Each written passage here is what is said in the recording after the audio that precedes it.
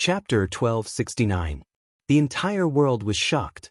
The entire continent of Arakostran fell into an unprecedented chaos. Even though the phenomenon of the star essence going berserk had calmed down and the apocalyptic scene had disappeared like a dream, leaving behind only a sense of shock, the people were still unable to get rid of the panic in their hearts. That was only natural. If it was just a phenomenon of the star essence going berserk, then at most it would become a hot topic in people's mouths. But the problem was, the phenomenon of the star essence going berserk also appeared on the human body and dragon body. It even caused people and dragons to fall into a weakened state and become fish on the chopping block without any power to fight back. Many people even thought that they were going to die, until the phenomenon of the star essence going berserk calmed down, and their strength returned to their bodies. They were completely unaware of it, and still stood there stupidly, looking at the sky for a long time without coming back to their senses. This can no longer be explained as a simple phenomenon, it must be treated as a deep threat to their lives. Moreover, this threat is aimed at the entire world. At this moment, whether it's the Knight's Kingdom of Lorea, the Kingdom of Sheplon, the Sepharos Empire, the Lovelock Chamber of Commerce and Industry, the Aspidar Sanctuary and other major powers on the continent, they all made the same decision. They must quickly find out the reason for the star essence going berserk. As a result, the entire world unavoidably began an unknown turmoil. What no one knew was, the center of the truth behind the star essence going berserk was the Lorea Knight's Kingdom known as the Dragon-Raising Kingdom, a weak and small kingdom by others. The Ansari Dragon Riding Academy. This is a special academy located in the Knight's Kingdom of Lorea. It's an academy that specializes in educating and guiding the young boys and girls who have signed a contract with dragons and become dragon nurturers. According to the rules of the Loramon Knight's Kingdom, all citizens of the Loramon Knight's Kingdom had to go through a ceremony called the Youngling Ceremony in the Holy Land, Abayan Forest, within a month after they turned 7 years old to look for the mother of dragons. Obtain the offspring of the dragon whelp. As long as it was in the Youngling ritual, children who are chosen by the dragon mother and have the aptitude to raise dragons will be placed in the dragon mother's body as the offspring of the dragon whelp. As long as a person has a dragon in his body, he will be called a dragon nurturer, a person who has the aptitude to raise dragons. There was a high chance that the ability to raise dragons would be passed down to the next generation. However, the chances of successfully placing a dragon whelp in his body was still only about 10%. As for the Ansari State Dragon Riding Academy, it was an academy that nurtured rare dragon nurturers. After the star essence went berserk and calmed down, the star essence returned to the human body once again. Inside the Ansari State Dragon Riding Academy, in the student union office, an extremely beautiful girl gradually recovered her body and slowly stood up from the ground where she had just fallen down with great difficulty. The young lady had long, fiery red hair that reached her waist. Her eyes were as beautiful as emeralds, and her slender and delicate body exuded a noble, princess-like aura. Her fiery figure didn't lose even the slightest bit of her charm even though she was wrapped in the academy uniform, making the heavens and earth lose their color. The gorgeous young lady flicked her brightly colored long hair. Her green eyes immediately looked at her own body, and she even tried to move it. When she didn't find anything strange, she murmured, "Has the star essence recovered?" The girl's name was Rebecca Randall. She was the student union president of the Ansari State Dragon Riding Academy. She was also the strongest person in the Ansari State Dragon Riding Academy. Not the strongest among the students, but the true strongest in the academy. Her strength even surpassed the teachers of the Ansari State Dragon Riding Academy. Rebecca was a noble existence that was both beautiful and powerful. This noble existence couldn't help but lose all ability to resist like a normal person. She laid limply on the ground and watched as the star essence vortex mysteriously gathered and exploded in the sky. She didn't even have the strength to approach the scene. Thinking of this, Rebecca clenched her fists and raised her head to look at the sky. Her beautiful face was filled with seriousness. What happened? Star essence was a special energy that existed in the body of a living being. Its importance even surpassed food. Because the dragon nurturers signed a contract with a dragon, they obtained the star essence path that allowed the star essence to circulate. It was also the star engraving. Through it, they could more or less see the existence of star essence. It was the same for Rebecca.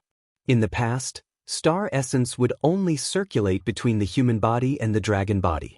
It also existed in the bodies of some living beings. However, it had never left the human body on its own and appeared in the air before going berserk. This phenomenon happened too quickly. It happened so quickly that Rebecca couldn't react in time. She was stunned by everything that happened before her eyes. At this moment, even though she was the student union president who was both beautiful and powerful, smart and witty, she still didn't know what to do. She stared blankly at the gradually dispersing star essence in the sky and didn't say anything for a long time. However, this reaction was quickly disrupted. At a certain moment, Rebecca, who was gazing at the sky, suddenly froze, a look of surprise flashing through her emerald eyes. That was because in Rebecca's field of vision, she could see a green starlight flickering within the dispersing star essence vortex. It was as if a green meteor was falling towards the ground. And the direction in which the green meteor fell was precisely the direction of the Ansari Kingdom's Dragon Riding Academy. No, to be more precise, it fell into a dense forest not far from the Ansari Dragon Academy. That's... Rebecca's eyes lit up.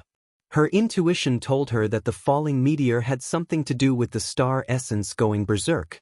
Staring at the green streak of light falling into the forest, Rebecca silently memorized its location. Soon after, she abruptly turned around and left the student council office without a second thought. The Fianna Forest was located in the Ansari Dragon Riding Academy. It was a forest to the north of the Ansari city. Due to the fact that the distance was close, the area was large enough, and the conditions were substantial enough, the students of the Ansari Dragon Riding Academy would often visit this place for their own actual combat training or for the school's routine activities. To the students of the Ansari Dragon Riding Academy, this was a forest that they could not be more familiar with.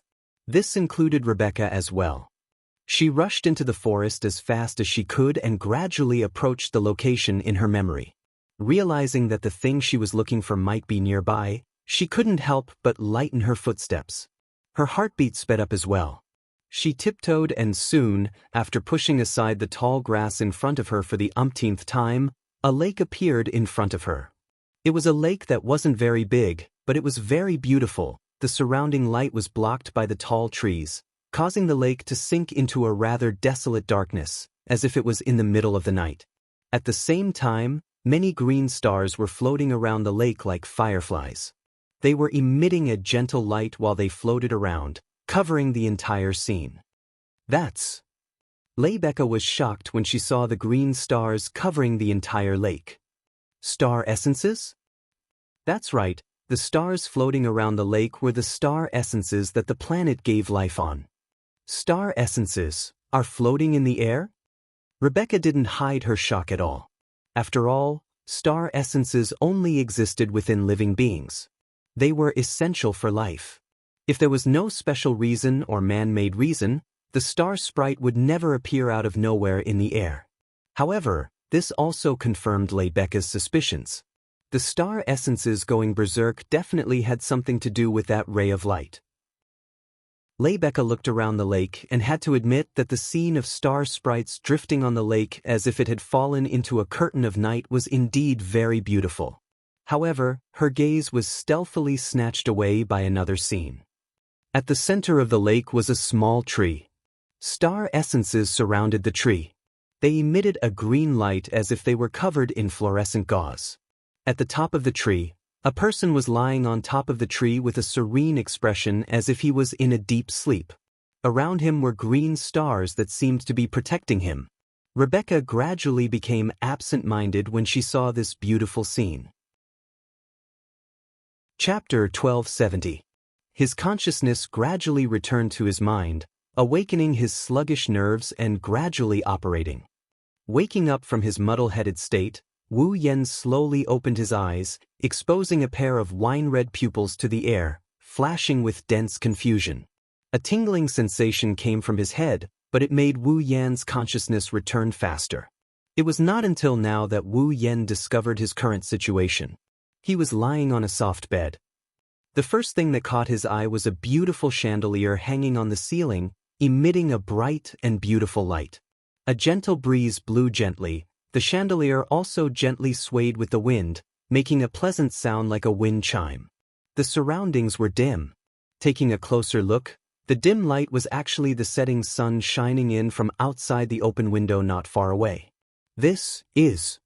Looking around, he held his head as he propped himself up from the bed. Closing his eyes, he started stimulating his brain that had entered a sluggish state due to deep sleep, trying to retrieve the memories from before he fell into a deep slumber. After recalling everything, Wu Yan suddenly opened his eyes. His face was completely covered in inexplicable confusion. But why did I have to enter Yukari's red jade mode as soon as I came to this world to avoid a disaster? Who do I have a grudge against? When he entered the world of star-carving Dragon Knight, Wu Yan did imagine that he would once again encounter a deceptive way of descending. Anyway, when he was in the magic catalog, he was directly assigned the identity of a rogue to descend, and when he entered the date battle world twice, he encountered the space quake and AST to kill him. Wu Yan didn't expect his descent to be in such a manner. He also didn't expect to encounter the most dangerous disaster in the history of this world. Is this star-carving Dragon Knight world a world more awesome than Dragon Ball? Inadvertently, Wu Yan thought so. It can't be helped, that kind of disaster, Wu Yan admitted to himself. If he didn't have Yukari's red jade mode to support him, with his current strength, even if he was not careless, he would definitely die in the first explosion. If it was because he was unlucky enough to encounter a rare disaster in this world, then it was still acceptable. But if it was man-made, the other party was at least a demigod. Only then could he create such a phenomenon. Encountering a demigod right after entering the dungeon world? Was he really that unlucky? He had no idea what was going on. Wu Yan could only ask the system for help. After getting an answer from the system, he finally knew what was going on. This was a world with humans and dragons as the main theme. The planets of this world viewed creatures with powerful magic as harmful, and the tendency to eliminate it. When he first arrived in this dungeon world, the calamity he encountered was only because he, who possessed super powerful magic, had suddenly arrived in this world and stimulated the self-cleansing tendency of the planet itself. As a result, the planet's star essence, which was essential for life but did not grant life with magic, went berserk as if a chemical reaction had occurred. This caused the individual with super powerful magic, which was Wu Yan himself, to suffer the disaster of the berserk star essence. In other words, this was a combination of inevitability and coincidence, an unexpected disaster similar to a natural disaster. It can be like this? After understanding the truth of the matter, Wu Yan didn't feel too good. Is it wrong to have powerful magic?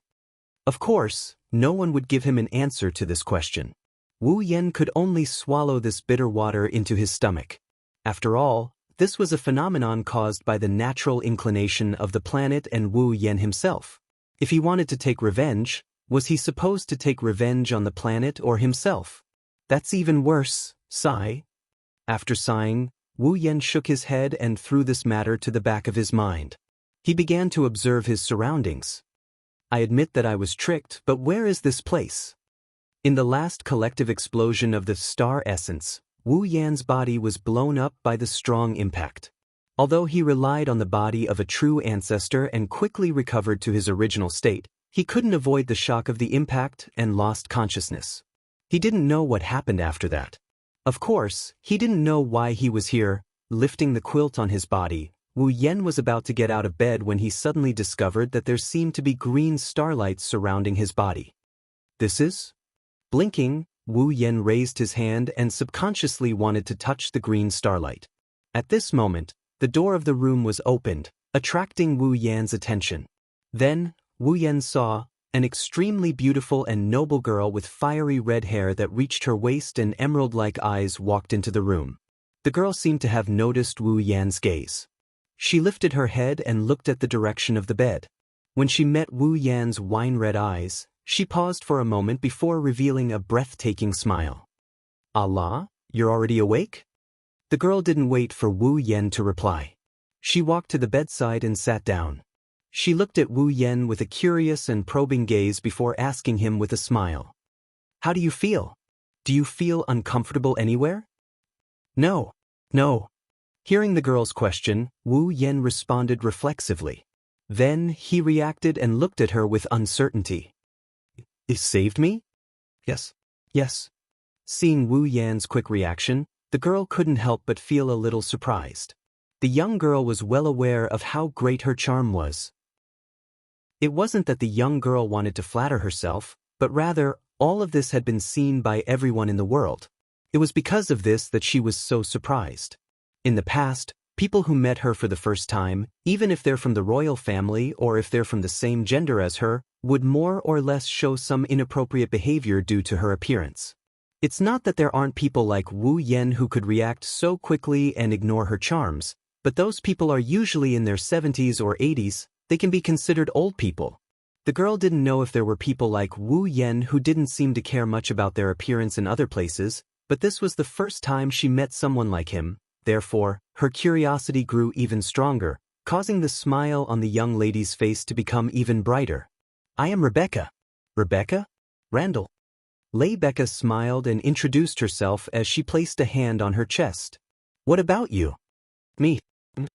Wu Yan couldn't help but scratch his cheeks. He was conflicted about whether he should announce his name. From Rebecca's name, it was obvious that the name of this world was very similar to the name of the Spalier world. Under such circumstances, his name seemed to be neither fish nor fowl. Moreover, if he announced his name, the girl would definitely ask him what happened, why he fainted, where he lived, why he fainted, and so on. However, Wu Yan, who wasn't a resident of this world, couldn't answer any of these questions. In the worst-case scenario, he might be treated as a suspicious person. That would be the worst-case scenario. After all, Wu Yan wasn't familiar with the star-engraved Dragon Knight. He hadn't even read the original work. His basic knowledge of this world was obtained from the system. He was unfamiliar with the people and the place and was in a worse state than when he first came to the Blood Frenzy world. Here, it was better to use Rebecca as a breakthrough point and slowly understand this world before deciding what to do. Of course, Wu Yan wouldn't be able to give her any information. Otherwise, it would be troublesome if he couldn't find anything. The only thing he could do now was to use his trump card. In a short span of a second, these thoughts flashed through Wu Yan's mind. In the next second, he put on a pained expression. He held his forehead and spoke with great difficulty. I don't know. You don't know? Rebecca didn't expect this answer. She couldn't help but be taken aback. She raised her eyebrows. How could you not know? This? You're asking me? But Wu Yan laughed bitterly. This time, it wasn't an act. It was a real bitter laugh. He laughed bitterly at the fact that he was in such a predicament. Then, do you remember what happened before you fainted? Do you know why you fainted? Or, where do you live? As Wu Yan expected, Rebecca asked these questions. Wu Yan's bitter smile deepened. He knocked his head and shook his head with a troubled expression. Is that so? Rebecca muttered to herself. Looks like you've lost your memories. Wu Yan cheered in his heart when he heard that. Memory loss, complete. Chapter 1271. On the other side, Rebecca had a vexed expression. When she saw Wu Yan surrounded by the star essence in the forest, Rebecca felt that the man in front of her had something to do with the star essence going berserk. Rebecca had originally thought that she would be able to obtain some information after Wu Yan woke up, perhaps even the truth behind why the star essence had gone berserk.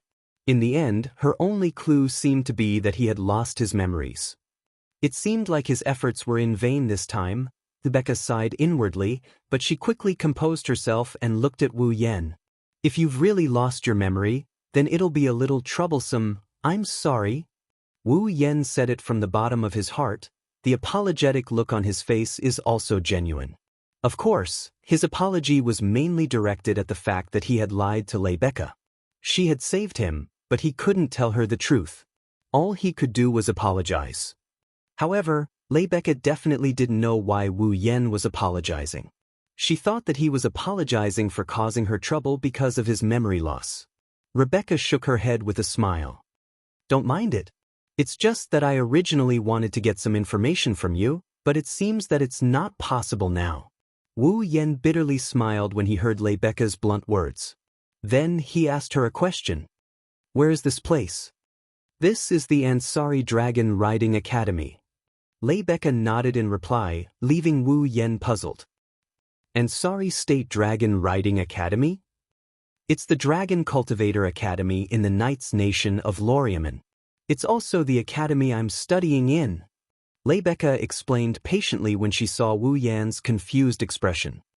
I found you who had fainted in the nearby forest and brought you back to the Ansari State Dragon Riding Academy.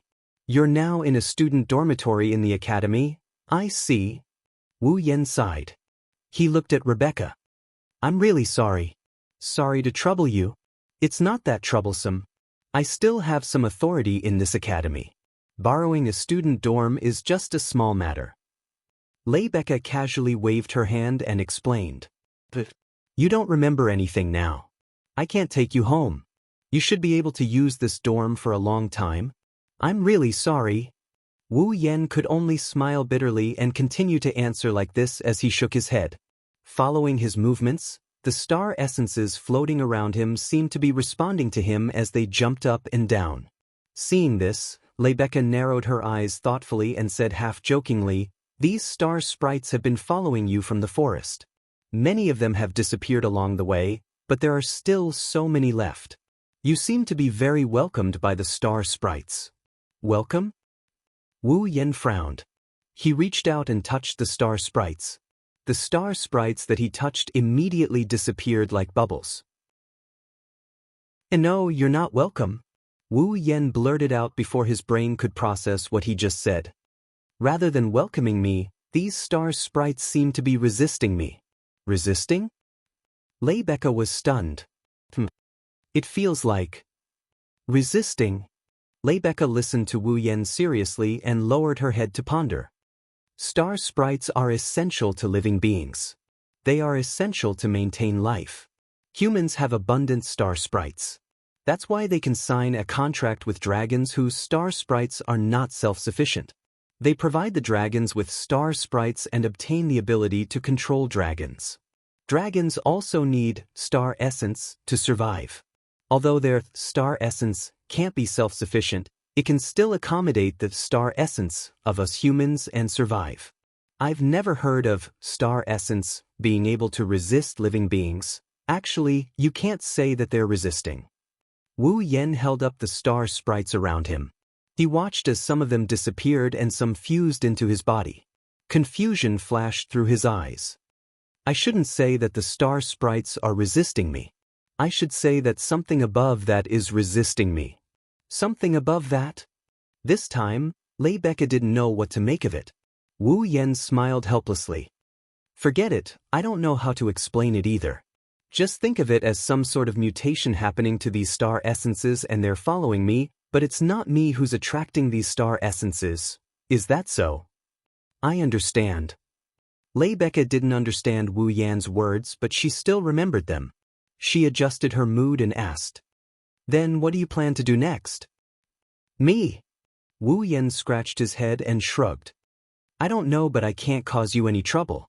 This is the academy, the dormitory. I'm not a student, so I can't stay here forever. I can't say that I can't stay here forever. Rebecca said confidently. If you're a dragon cultivator, I can use the convenience of my position to help you apply for admission. You don't look that old anyway. Rebecca sized up Wu Yan. But you don't seem to have a star carving on you. You're not a dragon cultivator, right? Wu Yan fell silent when he heard this. Wu Yan learned what a star carving was from the system. It was the symbol of a dragon cultivator. It was a contract carving that was left on one's body when one was chosen by the mother of dragons and placed in a young dragon. Through the star carving, dragons could replenish their star essence from the dragon cultivator. The dragon cultivator could also use the star carving to obtain all sorts of convenient abilities related to dragons. Now that he had the star carving, He had proven that he was a rare dragon cultivator. This is a world where the main theme is the interaction between humans and dragons. Therefore, if Wu Yan is a dragon breeder, it would be much easier for him to do a lot of things. At the very least, he can use the excuse of being a dragon breeder to get away with it when using some special abilities. It wasn't that Wu Yan didn't have dragons. They weren't real dragons, but 2 of the 5 familiars in his body, the white dragon Scorching Flame and the black dragon Lightning Trap, happened to be in the form of dragons. Although it would definitely be a little special compared to a real Western dragon, it would definitely work if the black and white dragons were used to bluff their way through. As for the star carving, his arm would be covered in red veins when he summoned familiars. It should work if he used that, right? Since he had nowhere else to go, he might as well use the Ansari Dragon Academy as a base instead of running around in this unfamiliar world. With Leibeka there, it should more or less solve some of his problems. Wu Yan grinned at Leibeka and he said in a bashful manner, I don't really understand, but if you're talking about dragons, I do have. You have dragons? Leibeka was stunned, her green eyes filled with questions. But you don't have a star carving, right? My star carving is a bit special.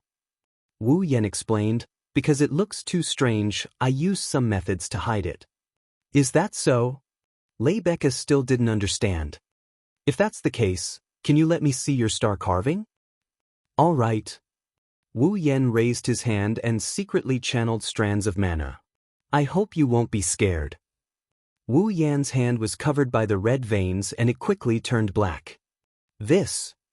Leibeka couldn't help but take a step back when she saw Wu Yan's sinister-looking black arm. She looked at Wu Yan in shock. This is your star carving? Yes. Wu Yan withdrew his mana and returned his hand to normal. Isn't this star carving a bit too strange? Even Leibeka couldn't help but give such an evaluation. Even the hand turns black. I've never even heard of a star carving like this, let alone seen one. That's why I hid it. Wu Yan looked helpless. Leibeka smiled bitterly. Forget it. Since you're a dragon cultivator, things will be easier. I'll arrange for your enrollment. Sorry to trouble you. No, I have something I need to look for clues from you. It's also beneficial for me to have you stay. Leibeka blinked mischievously. Then she seemed to have thought of something. She stood up, pondered for a moment and smiled. But since you plan to stay, it won't do if you don't have a name. Roland. Leibeka raised her head with an elegant expression on her face. From today onwards, you'll be called Roan. Chapter 1272. After that, Leibeka asked Wu Yan all sorts of questions in an attempt to make him remember something. For example, why would Wu Yan's star carving be in such a special form? What was the name of the fall he was riding? What level of dragon was it? Where was it currently placed? Something like that? The dragon breeders named the dragons that had been placed in their bodies by the mother of dragons during the infant ritual but had become independent after birth as fall. Every fall of the dragon nurturer had a name unique to them, and each of them had their own racial form as their first form. For example, the winged dragons that could fly in the sky, the water dragons that excelled in water, the earth dragons that excelled on land. And when the dragon nurturer fall matured from the form of a pterosaur, water dragon, or earth dragon and evolved into a holy dragon, its master would be known as a dragon knight and receive the title of dragon knight. They would also be able to obtain a silver pocket watch from the king of the kingdom of knights of Lorimon to prove their identity as a dragon knight. Thus, becoming a dragon knight was basically the goal of every dragon cultivator from the beginning. Above the dragon knight, there was an even higher level, the Holy Sky Dragon Knight. Speaking of the Holy Sky Dragon Knight, one had to mention a special type of magical equipment in this world, the Holy Knight Armor. It was something that the dragons that evolved into holy dragons used their own magical power to create for their master. It was an armor and weapon that possessed great power and power. The holy dragons used their magical power to create the Holy Knight Armor and offered it to their master. It represented that they were offering their entire being to their master. It was a symbol of complete obedience to their master. It was also a symbol of the holy dragons swearing loyalty to their master. And when his fall offered the holy knight armor he created to his master would receive the title of Saint Dragon Knight and become one of the noblest existences in Lorimon's knighthood. Even the most powerful knight order in Lorimon, the Holy Dragon Knights of Lorimon, only had about 10% of its members. They had the title of Holy Sky Dragon Knight. Thus, the title of Holy Sky Dragon Knight wasn't just a symbol of power, it was also a symbol of transcendence and status. In the knighthood of Lorimon, those who obtained the title of Saint Sky Dragon Knight had the same status as nobles. At this point, the title of Holy Sky Dragon Knight could be obtained, because he could use the magic attached to the Holy Knight's armor and the inherent magic equipment. He could fight even without riding a dragon. Other than the Saint Sky Dragon Knights, even the Dragon Knights had to ride a dragon to unleash their power. And Lebeka, he was a Saint Heavenly Dragon Knight. After learning this fact from Lebeka, Wu Yan was speechless. He had just arrived in this world and he had already encountered the greatest disaster in history. The first person he had met was the existence with the highest reputation in this world, looks to the Dragon Emperor to Lorimon the world. In the end, Lebeka answered many of Wu Yan's questions. She also wanted to ask Wu Yan some questions. Wu Yan didn't answer a single one of her questions. She couldn't help but feel helpless when she left. However, Lebeka seemed to have made up her mind. She wanted to find clues from Wu Yan about why the star essence went berserk. This made Wu Yan feel helpless as well. Forget it, let it be. Seeing Lebeka leave the dorm, Wu Yan laid on his bed with such negative thoughts. His eyes flashed with contemplation. From Lebeka's words, Wu Yan learned about the existence of the Holy Knight armor. It was a magic equipment that could transform a person into a transcendent being. It sounded similar to the display device used in individual battles, the CR unit. Indeed, whether it was the CR unit or the Holy Knight's armor, both of them allowed normal people to possess superhuman strength. However, the difference was that while the CR unit used technology to create magic, the Paladin armor allowed the wearer to carry magic to provide the inherent magic equipment and increase the wearer's strength. Thus, the wearer would be transformed. For Wu Yan, CR unit is as good as nothing. Up until now, he has never seen a CR unit that could boost a magician's power to Wu Yan's level. However, the Holy Knight armor was different.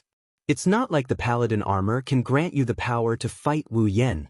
Instead, it meant that Wu Yan, who already had a large amount of mana, could be equipped with the Holy Knight armor created by the Holy Dragons. He would definitely be strengthened in all aspects. Unfortunately, Wu Yan wasn't a true dragon breeder. He didn't think that there was a dragon with enough mana to create a Holy Knight armor that could strengthen even himself. It was just empty talk. If Wu Yan didn't have a system. Wu Yan closed his eyes and spoke in his mind. Is there a piece of equipment similar to the Holy Knight armor that can increase my overall strength? Yes. The system answered straightforwardly.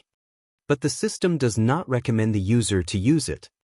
Wu Yan, who had been overjoyed by the system's answer, frowned as if a bucket of cold water had been poured over him. But, of course, there is an equipment like the Holy Knight's armor in the star-carving Dragon Knight world in the system, but the Holy Knight's armor in this world is also the most suitable equipment for its owner that the Holy Dragon created using magic power according to its owner's body. However, the same equipment in the system may not necessarily be suitable for the user.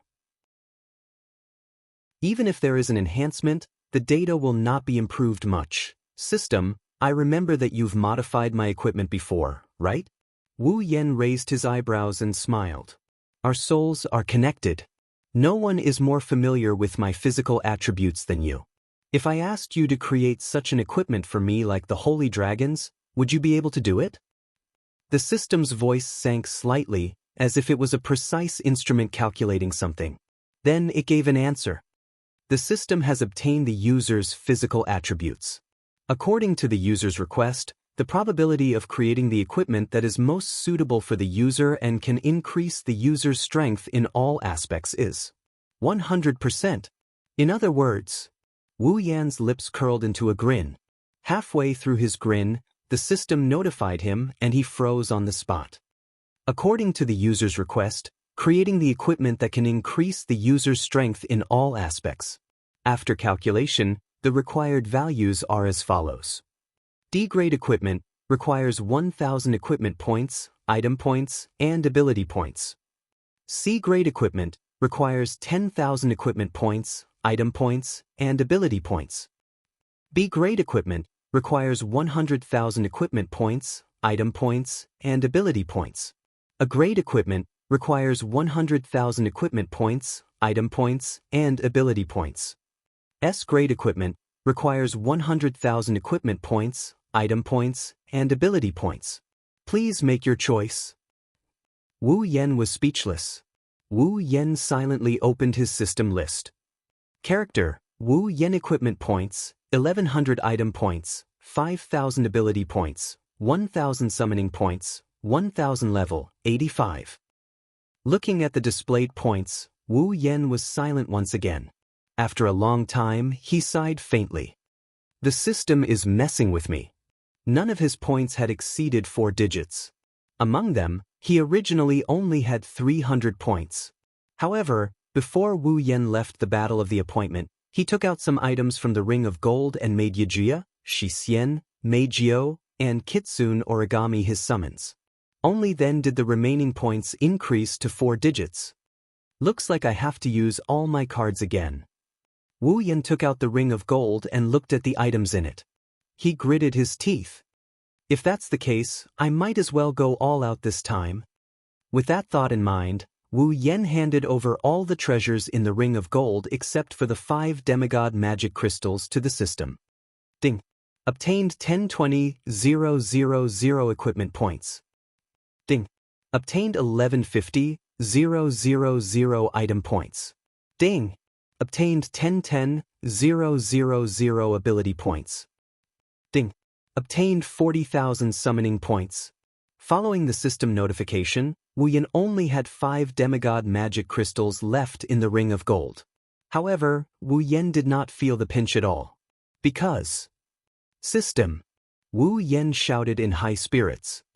Forge in A-grade equipment. Chapter 1273. The weather was clear and the sky was blue. The cloudless sky was as clear as jade. The sunlight was like water, but it was dazzling. It was still early in the morning. The thick chill brought by the dawn that had just left not long ago was still floating in the air, giving people the urge to turn around and crawl into their beds. However, today, the students in the Ansari State Dragon Riding Academy still woke up early and began to tidy themselves up in preparation for the upcoming opening ceremony. That's right. Today was the first day of the new semester of the Ansari Dragon Riding Academy.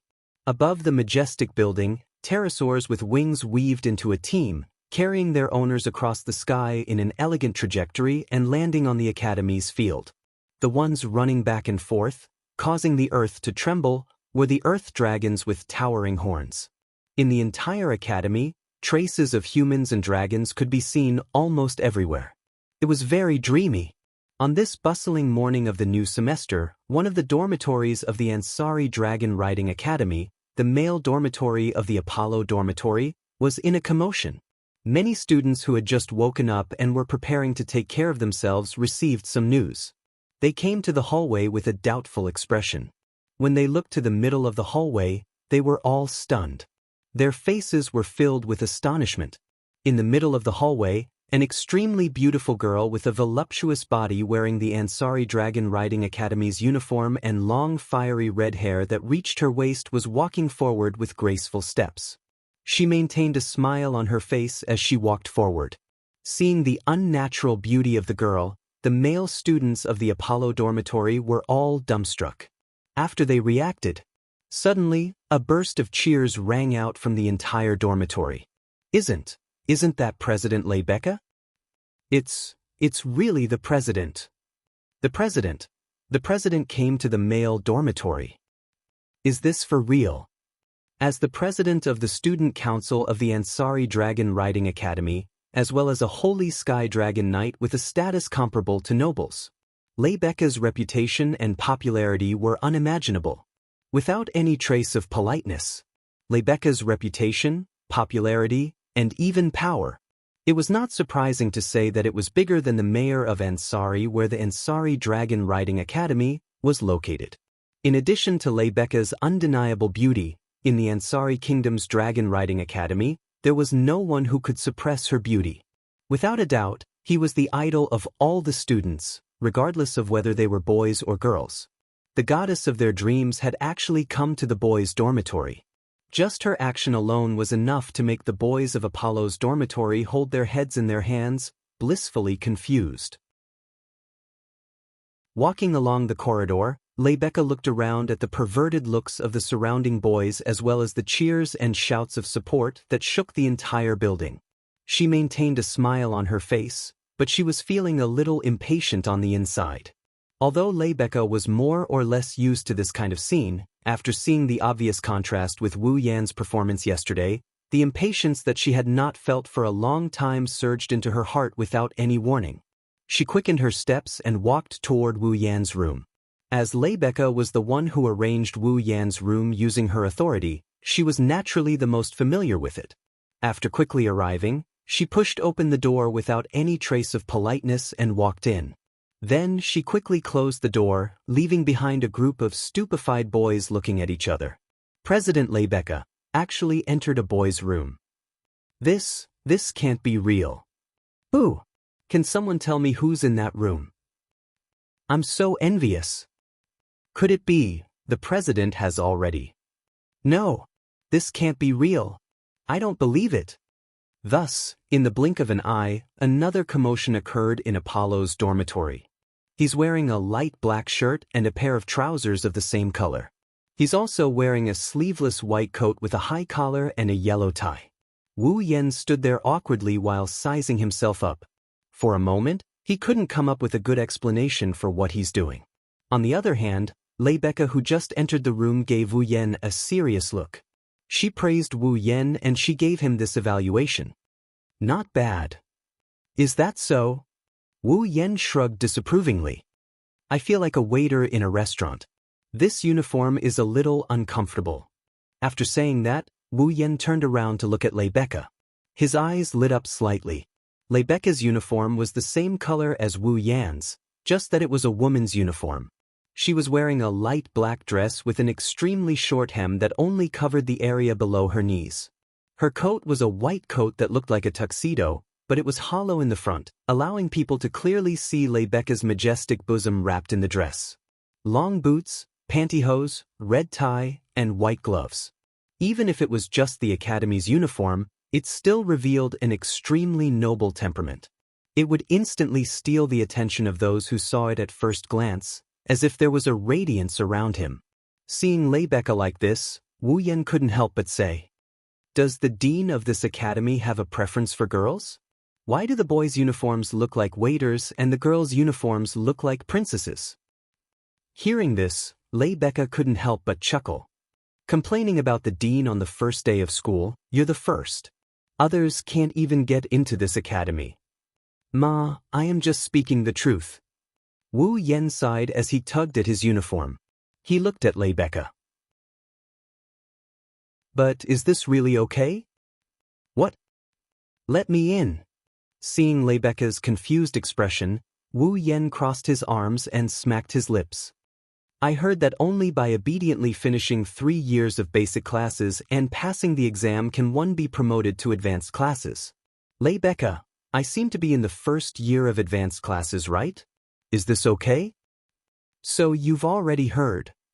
Becca suddenly understood. Her noble smile didn't diminish in the slightest. Indeed, when I went to explain to the academy yesterday, there was a strong objection. Strong objection?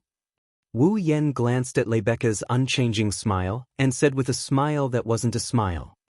Looking at you, I feel like we should be on good terms. Well, it was a good discussion. Becca winked mischievously. Because I told them that you are an excellent student who is at least at the level of Dragon Knight. Wu Yan was surprised. You're not joking, are you? Becca puffed out her chest. Do I look like I'm joking to you? You do. Very much so. You're joking. Wu Yan couldn't help but complain and sigh. If my fall isn't a divine dragon, then you'll be treated as a liar. That would be a huge mistake. Then tell me now. Rebecca walked up to Wu Yan and put her hands on her hips. She lowered her body and asked meaningfully, "Is your fall the holy dragon?" Wu Yan rolled his eyes in annoyance as he looked at the breathtaking face that was so close to him. He pressed a finger against Rebecca's forehead and pushed her away. "You want to know? You'll know in the future." How heartless. Rebecca grumbled when she saw Wu Yan pushing her away. She had a bright smile on her face. She's in a good mood. The two of them had only met yesterday, but they spoke as if they had been good friends for many years. There was no sense of unfamiliarity. Rebecca found it unbelievable. However, she had to admit that she could feel relaxed talking to Wu Yan. This feeling lifted her mood. However, when she glanced at the back of Wu Yan's right hand, the scene that entered her eyes made her tense and surprised. That's star engraving? On the back of Wu Yan's right hand, there's a mark carved into it. It was the size of a palm. There was a dragon head on the inside and a white engraving with a ring on the outside. You're talking about this?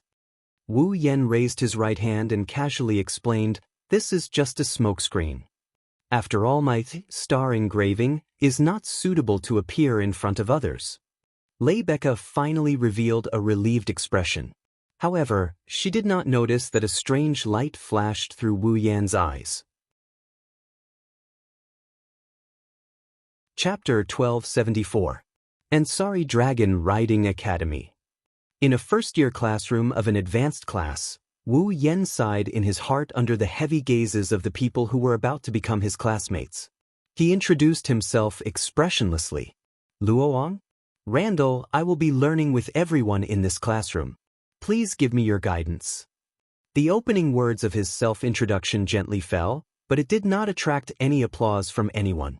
Instead, it caused the entire place to descend into an absurd heavy feeling.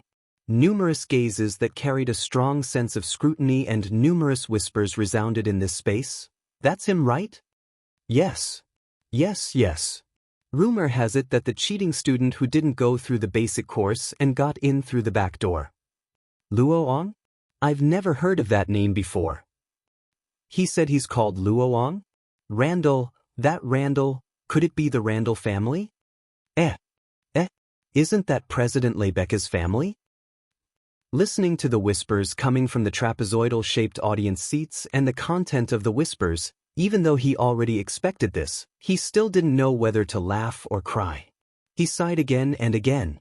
The Ansari Dragon Riding Academy was the dragon-raising academy of the Night Kingdom of Loriaman. It specialized in cultivating dragon cultivators. Its threshold was high, its reputation was great, and its status was something that even the capital of the Night Kingdom did not have. In order to study in such a prestigious academy, apart from being a dragon cultivator, one had to have a reasonable identity. Otherwise, who would know whether or not the newcomer had bad intentions? However, Wu Yan did not have any identity in this world. He had also lost his memory when he explained to Rebecca. Under such circumstances, Rebecca gave Wu Yan a reasonable identity. Exclusive to Rebecca? Randall's guard. Therefore, Wu Yan was not only given the name Luoang by Rebecca, but also the surname of Rebecca's family. It was as if he was taken in or married into the family. This wasn't a big deal. After all, there were many nobles in this world. It was not strange for a noble disciple to have a guard. It was not enough for Wu Yan to attract so much attention. Unfortunately, the person he was guarding was not someone else. It was the student council president who was very popular. In addition to the rumors of him getting in through the back door, Wu Yan became the most eye-catching existence on the first day of the new semester. Of course, this attention was more focused on the bad than the good. Thinking about this, Wu Yan could not help but reach out and touch the star carving on the back of his right hand. If it was not for this fake star carving, Wu Yan would be even more eye-catching. His explanation to Rebecca was that the star carving was just a smokescreen. However, it wasn't completely useless. Wu Yan had to think long and hard before engraving this seal on the star. Yes, it was a seal. It sealed all the power in Wu Yan's body. In other words, Wu Yan had no mana, no superpowers, he could not even open the gate of Babylon. These superpowers were all sealed into the star carving on Wu Yan's hand. It was not that Wu Yan wanted to pretend to be a pig to eat a tiger, but he realized that if he did not seal his power, the star essence that had been circling around him since he woke up would continue to follow him. The star essence that should only exist in the body of a living being, invisible to the naked eye, constantly circled around him. Was that not eye-catching enough? According to the system's explanation, this is a side effect of Wu Yan surviving the explosion of the star goblins. It didn't affect him in any way, but the aura he exuded made it easy for him to attract the star goblins, turning him into a star goblin's magnet, attracting the star goblins around him and causing them to move around him in a way that defies common sense. If Wu Yan sealed his powers and turned into a normal person, the star essence's aura would disappear and disappear by itself. Although star essences could not be seen with the naked eye, once the amount of star essences reached a certain level, dragon cultivators with star carvings could be seen with the naked eye. Lei Becca was a living example. Yesterday, the star essences went berserk. Today, there was a person surrounded by star essences that defied common sense. Anyone would think that there was something wrong with Wu Yan. Helpless, Wu Yan could only carve a seal to seal the power in his body. In any case, he was the one who set the seal. He could remove it whenever he wanted. It would not affect him. Moreover, even without mana or superpowers, Wu Yan still had the peerless skill of infinite martial refinement and the physical strength of the true ancestor body. The combination of the two would allow Wu Yan to reach level 70 rank 8. This had already surpassed the strength of ordinary dragons, and even the majority of holy dragons. Even Lei Becca was only at the 8th step after equipping the Holy Knight armor, and the holy dragon she rode was only slightly stronger than Lei Becca herself. With his current strength, Wu Yan could deal with many situations and save himself a lot of trouble. He could focus on his own dungeon missions. Everyone, please be quiet. Seeing that the whispers in the classroom were becoming more and more intense, the teacher hurriedly spoke out to stop them. The new semester has begun. Everyone who has finished the basic course will receive 3 years of advanced courses. I hope that everyone can help each other and improve together. One day, you will become an outstanding dragon knight. The sensei tilted his head and looked at Wu Yan. Student Loon, find an empty seat and sit down. Let's start the class. Wu Yan regained his senses and nodded. Just as he was about to walk up the stairs to his seat, he felt a sharp glare directed at him. His footsteps paused for a moment before he put his foot down without anyone noticing. As he walked to his seat, he vaguely looked at the source of the gaze. The next moment, Wu Yan met a pair of blue eyes and saw the person's full appearance. It was a beautiful girl whose looks were not inferior to Lei Becca's. Her slender golden hair shone with a dazzling brilliance under the beret. Her fair skin and her blue eyes that were like an eternally frozen glacier reflected a seductive luster, as if that was the only color left in the world. However, not only did the owner of those eyes have a cold expression, the gaze she looked at Wu Yan with was filled with all sorts of indescribable emotions. It seemed like contempt, indifference, indignation, anger. To be honest, Wu Yan could not remember how he offended her to attract such a gaze. Although there was no hostility in that gaze, it was definitely not friendly either. It was as if she did not agree with him. No, she did not agree with him. Lightly frowning, he retracted his gaze and moved to the last row of seats. He sat at the edge of the corner. Only then did the blonde girl retract her gaze and look away from him. This also confirmed his suspicions that the girl didn't really have a grudge against him. Then what did that sharp gaze mean? Wu Yan did not understand. Hello. At this moment, a male voice sounded from the side, waking Wu Yan from his thoughts. Turning his head to look beside him, he found out that his desk mate is a pretty boy with blonde hair. Blinking, Wu Yan looked around. When he made sure there was no one else around, he pointed at his nose and asked in confusion, "Are you talking to me?" "Other than you, there is no one else here." The handsome boy laughed heartily. My name is Raymond. Raymond? Cakerland. Oh. Wu Yen nodded at the boy who called himself Raymond with a slightly surprised expression. Roan. Randall. Hello. Raymond called Wu Yen by his name in this world. He lowered his voice and he asked Wu Yen in a sneaky manner. That Randall, is he really the same Randall that President Leibeka mentioned? Raymond's words sounded a bit strange, but Wu Yen understood what he meant. He couldn't help but bitterly smile. Yes, I am President Leibeka's bodyguard. President Leibeka's bodyguard? Raymond widened his eyes. Just when Wu Yen thought he was going to show a surprised expression, Raymond's face turned into a pig's face that ruined his image. To be President Leibeka's bodyguard, what an enviable fellow. Wu Yen thought Wu Yen was right. Chapter 1275. Ansari's Dragon Riding Academy didn't have a long teaching time. Although basic knowledge was equally important, and the teachers of Ansari's Dragon Riding Academy didn't look down on basic knowledge courses, people would still subconsciously focus on actual combat compared to the knowledge in books. After all, dragon cultivators didn't need to be knowledgeable. Every dragon cultivator wanted to become a dragon knight, or even a Saint Sky Dragon Knight with a high status, so that they could possess great power in the future. Every dragon cultivator studied in the Ansari Academy, hoping to become a dragon knight or even a Saint Sky Dragon Knight with a high status. By that time, even if they didn't want to, they would still have a good status and power, becoming one of the top existences in Loriaman's knighthood. Therefore, the new semester had just begun, so there wasn't much time to sit in the classroom and listen to the class. When the bell rang, the teacher left this sentence. The next class is about the training of dragon riding combat.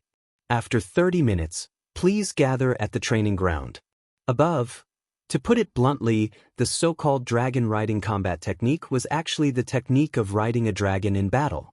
The wisdom of a dragon was actually not lower than that of a human. Or rather, the dragon could create all kinds of Saint Knight armors. Its wisdom was even higher than most people. However, dragons were too straightforward and didn't know how to turn. Therefore, when riding a dragon, it was usually the dragon cultivator who gave the order to fight, maximizing the dragon's combat power. For example, two dragons of equal strength, because of their different masters, could suppress the other dragon. It wasn't rare. Therefore, actual combat training similar to dragon riding combat had always been the most important in Ansari's Dragon Riding Academy. After the lesson in the classroom was over, the students began to tidy up their books. They gathered in groups of 2s and 3s, preparing to head to the changing room to change into their dragon riding attire. Then they would go to the training ground to practice dragon riding combat. Wu Yen was also quite interested in the battles between dragons in this world, so he also tidied up his books and casually threw them on the table, ready to ask someone for directions. Going to the training ground. But before Wu Yen stood up, a familiar voice called out to him. Roland. He saw Raymond, who had disappeared after class, dragging a young man with short brown hair towards him. He immediately pushed the young man in front of him and flicked his hair. Without giving Wu Yen a chance to react, he quickly introduced his companions to him. He's my friend. We used to go to the same basic class and dorm. Hello. The young man did not seem to be here voluntarily. There was an awkward expression on his face, but he still nodded at Wu Yen and introduced himself. My name is Yashur. Yashur? Hello. Wu Yen was about to nod his head when he saw his new desk mate introducing him to a new friend.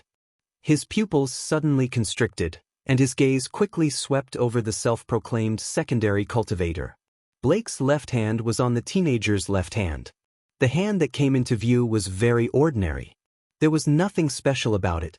If there was anything special about it, it would be that Wu Yen could faintly see that there seemed to be a bandage wrapped around the wrist. However, it was an ordinary hand, but Wu Yen sensed something unusual from it. No, to be more precise, it was the blood in his body that sensed something unusual. It was the blood of a true ancestor. It was slightly restless. It was just like when he first saw the ancient city of the fourth true ancestor and the black light that could turn people into monsters. the agitation that came from his bloodline and life form. However, compared to the ancient city and the strange black light that was also a true ancestor, this restlessness was undoubtedly a little smaller. On the other hand, Yashur frowned when he saw Wu Yen looking at his left hand without saying a word. Does this newcomer know about my star carving too? Yashur involuntarily covered his left hand with his right hand, covering it behind his back. Wu Yen narrowed his eyes when he saw this. Something's wrong. He looked at Yashur again with a smile. Hello, I'm Roland. Rendell. I know. Perhaps due to Wu Yan's actions, Yashur's reply wasn't friendly. You introduced yourself on the podium earlier. As soon as he said that, the entire place fell into an awkward silence. Ha! Raymond jumped out like a clown, trying to change the topic to Wu Yen. Speaking of which, it's strange. It's the beginning of the new semester. Why do you have to introduce yourself on the podium? The teacher said the class has already been filled. Since I joined later, it's best for me to introduce myself on the podium. Wu Yen explained. Besides, since I didn't attend the basic classes, I'm not familiar with the new advanced classes. It's good for me to introduce myself. That's true. Raymond nodded and looked at Wu Yen curiously. Speaking of which, how did you get in without attending the basic classes? I don't believe it's possible to get in through the back door. There must be a reason for the academy to agree. Yashio also looked at Wu Yen. It seems like he has the same question as Wu Yen. Well, how should I put this? Wu Yen scratched his cheeks. He didn't know how to explain this to her. Roland. While Wu Yen was at his wit's end, a familiar voice came from the door. Compared to Raymond, this voice was much sweeter. Everyone looked towards the source of the sound. Leibecca walked into the classroom with her fiery red hair. She stood close to the door and she smiled sweetly at Wu Yen. Looking at that breathtakingly beautiful smile, everyone in the classroom, regardless of whether it was a boy or a girl, was attracted by that overwhelming sense of presence, and there was complete silence. Leibecca. Wu Yen looked at her in surprise. Roland. Leibecca waved her hand. Come out, I have something to say to you. Instantly, all the students in the classroom looked at Wu Yen. Their eyes were filled with all sorts of emotions. Among them, the most common one is envy. Wu Yen bitterly smiled as he stood up. He told Raymond and Yashur about it. Sorry, I have to leave for a moment. Yashur, Raymond, and the rest of the class were stunned. Wu Yen ran to the door and grabbed Leibecca's hand. He ignored her shocked expression and slipped out of the room. He held President Leibecca's hand. All of the students present maintained a dull expression on their faces, as if they were broken puppets. Their mouths opened and closed, unable to react. Among them, Raymond even knelt on the ground in a dispirited posture, groaning out loud. Newbies. I hate them the most. Leibecca, you're making me wonder if you're doing this on purpose. Wu Yen let go of Leibecca's hand when they arrived at a deserted corridor. He crossed his arms and looked at her in annoyance. It's not like you don't know how popular you are. Why did you come to the classroom to call me? Do you want me to be drowned by a bunch of dragon cultivators?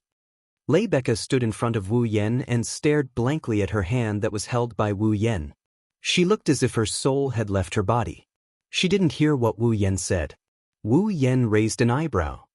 Say, Leibecca, did you hear what I said?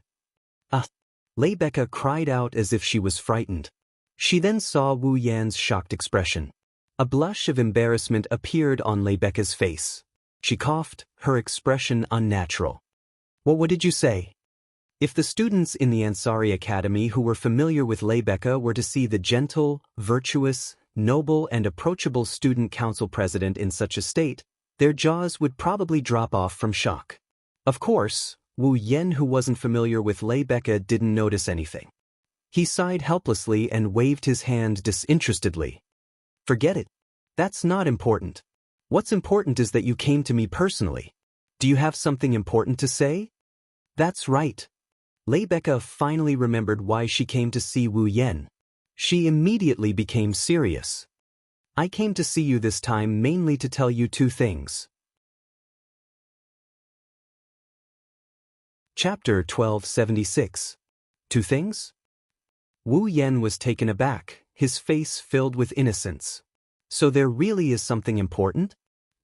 Upon hearing this, Rebecca's serious expression collapsed and she also became annoyed. Do you think I'm making fun of you? Ah. Wu Yan chuckled and he mumbled to himself. Am I wrong? You. Rebecca was annoyed at first but she soon smiled naturally. However, Wu Yan felt a sense of danger from that smile. Am I that kind of person in your heart? Seeing Rebecca's smile that contained a dangerous aura, Wu Yan couldn't help but turn his head away. He inwardly muttered, black-bellied. All right, I won't joke with you anymore. Let's get down to business. Rebecca smiled bitterly and followed Wu Yan's example. She crossed her arms in front of her chest. However, when she did this, it only served to accentuate her huge boobs. Wu Yan almost lost his composure when he saw this. On the other hand, Rebecca, who didn't realize how seductive her actions were, made such a shocking declaration. First, I plan to let you join the student council. Wu Yan was almost thrown off his feet by this sudden decision. He had a surprised look on his face. No way. Why not? Compared to Wu Yan's stunned expression, Rebecca looked very calm. Rebecca looked very natural. Since I'm the president of the student council, then you, my bodyguard, will have to join the council as well. Wu Yan shrugged helplessly. He almost forgot about this. Well, I don't mind. As long as you're not afraid of being affected. Rumors of Wu Yan getting in through the back door had spread throughout the academy. It made Wu Yan the focus of the entire Ansari Dragon Riding Academy. Under such circumstances, a student who got in through the back door could still be accepted into the student council. There would be a lot of controversy. It might even affect the image of the student council in the academy and Rebecca's image.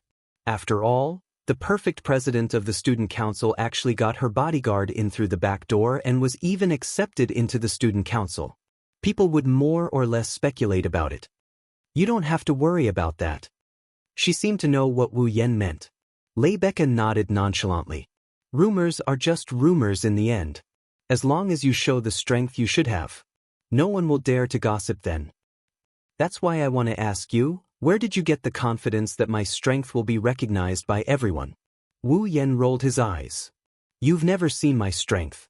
You've never even seen my fault before.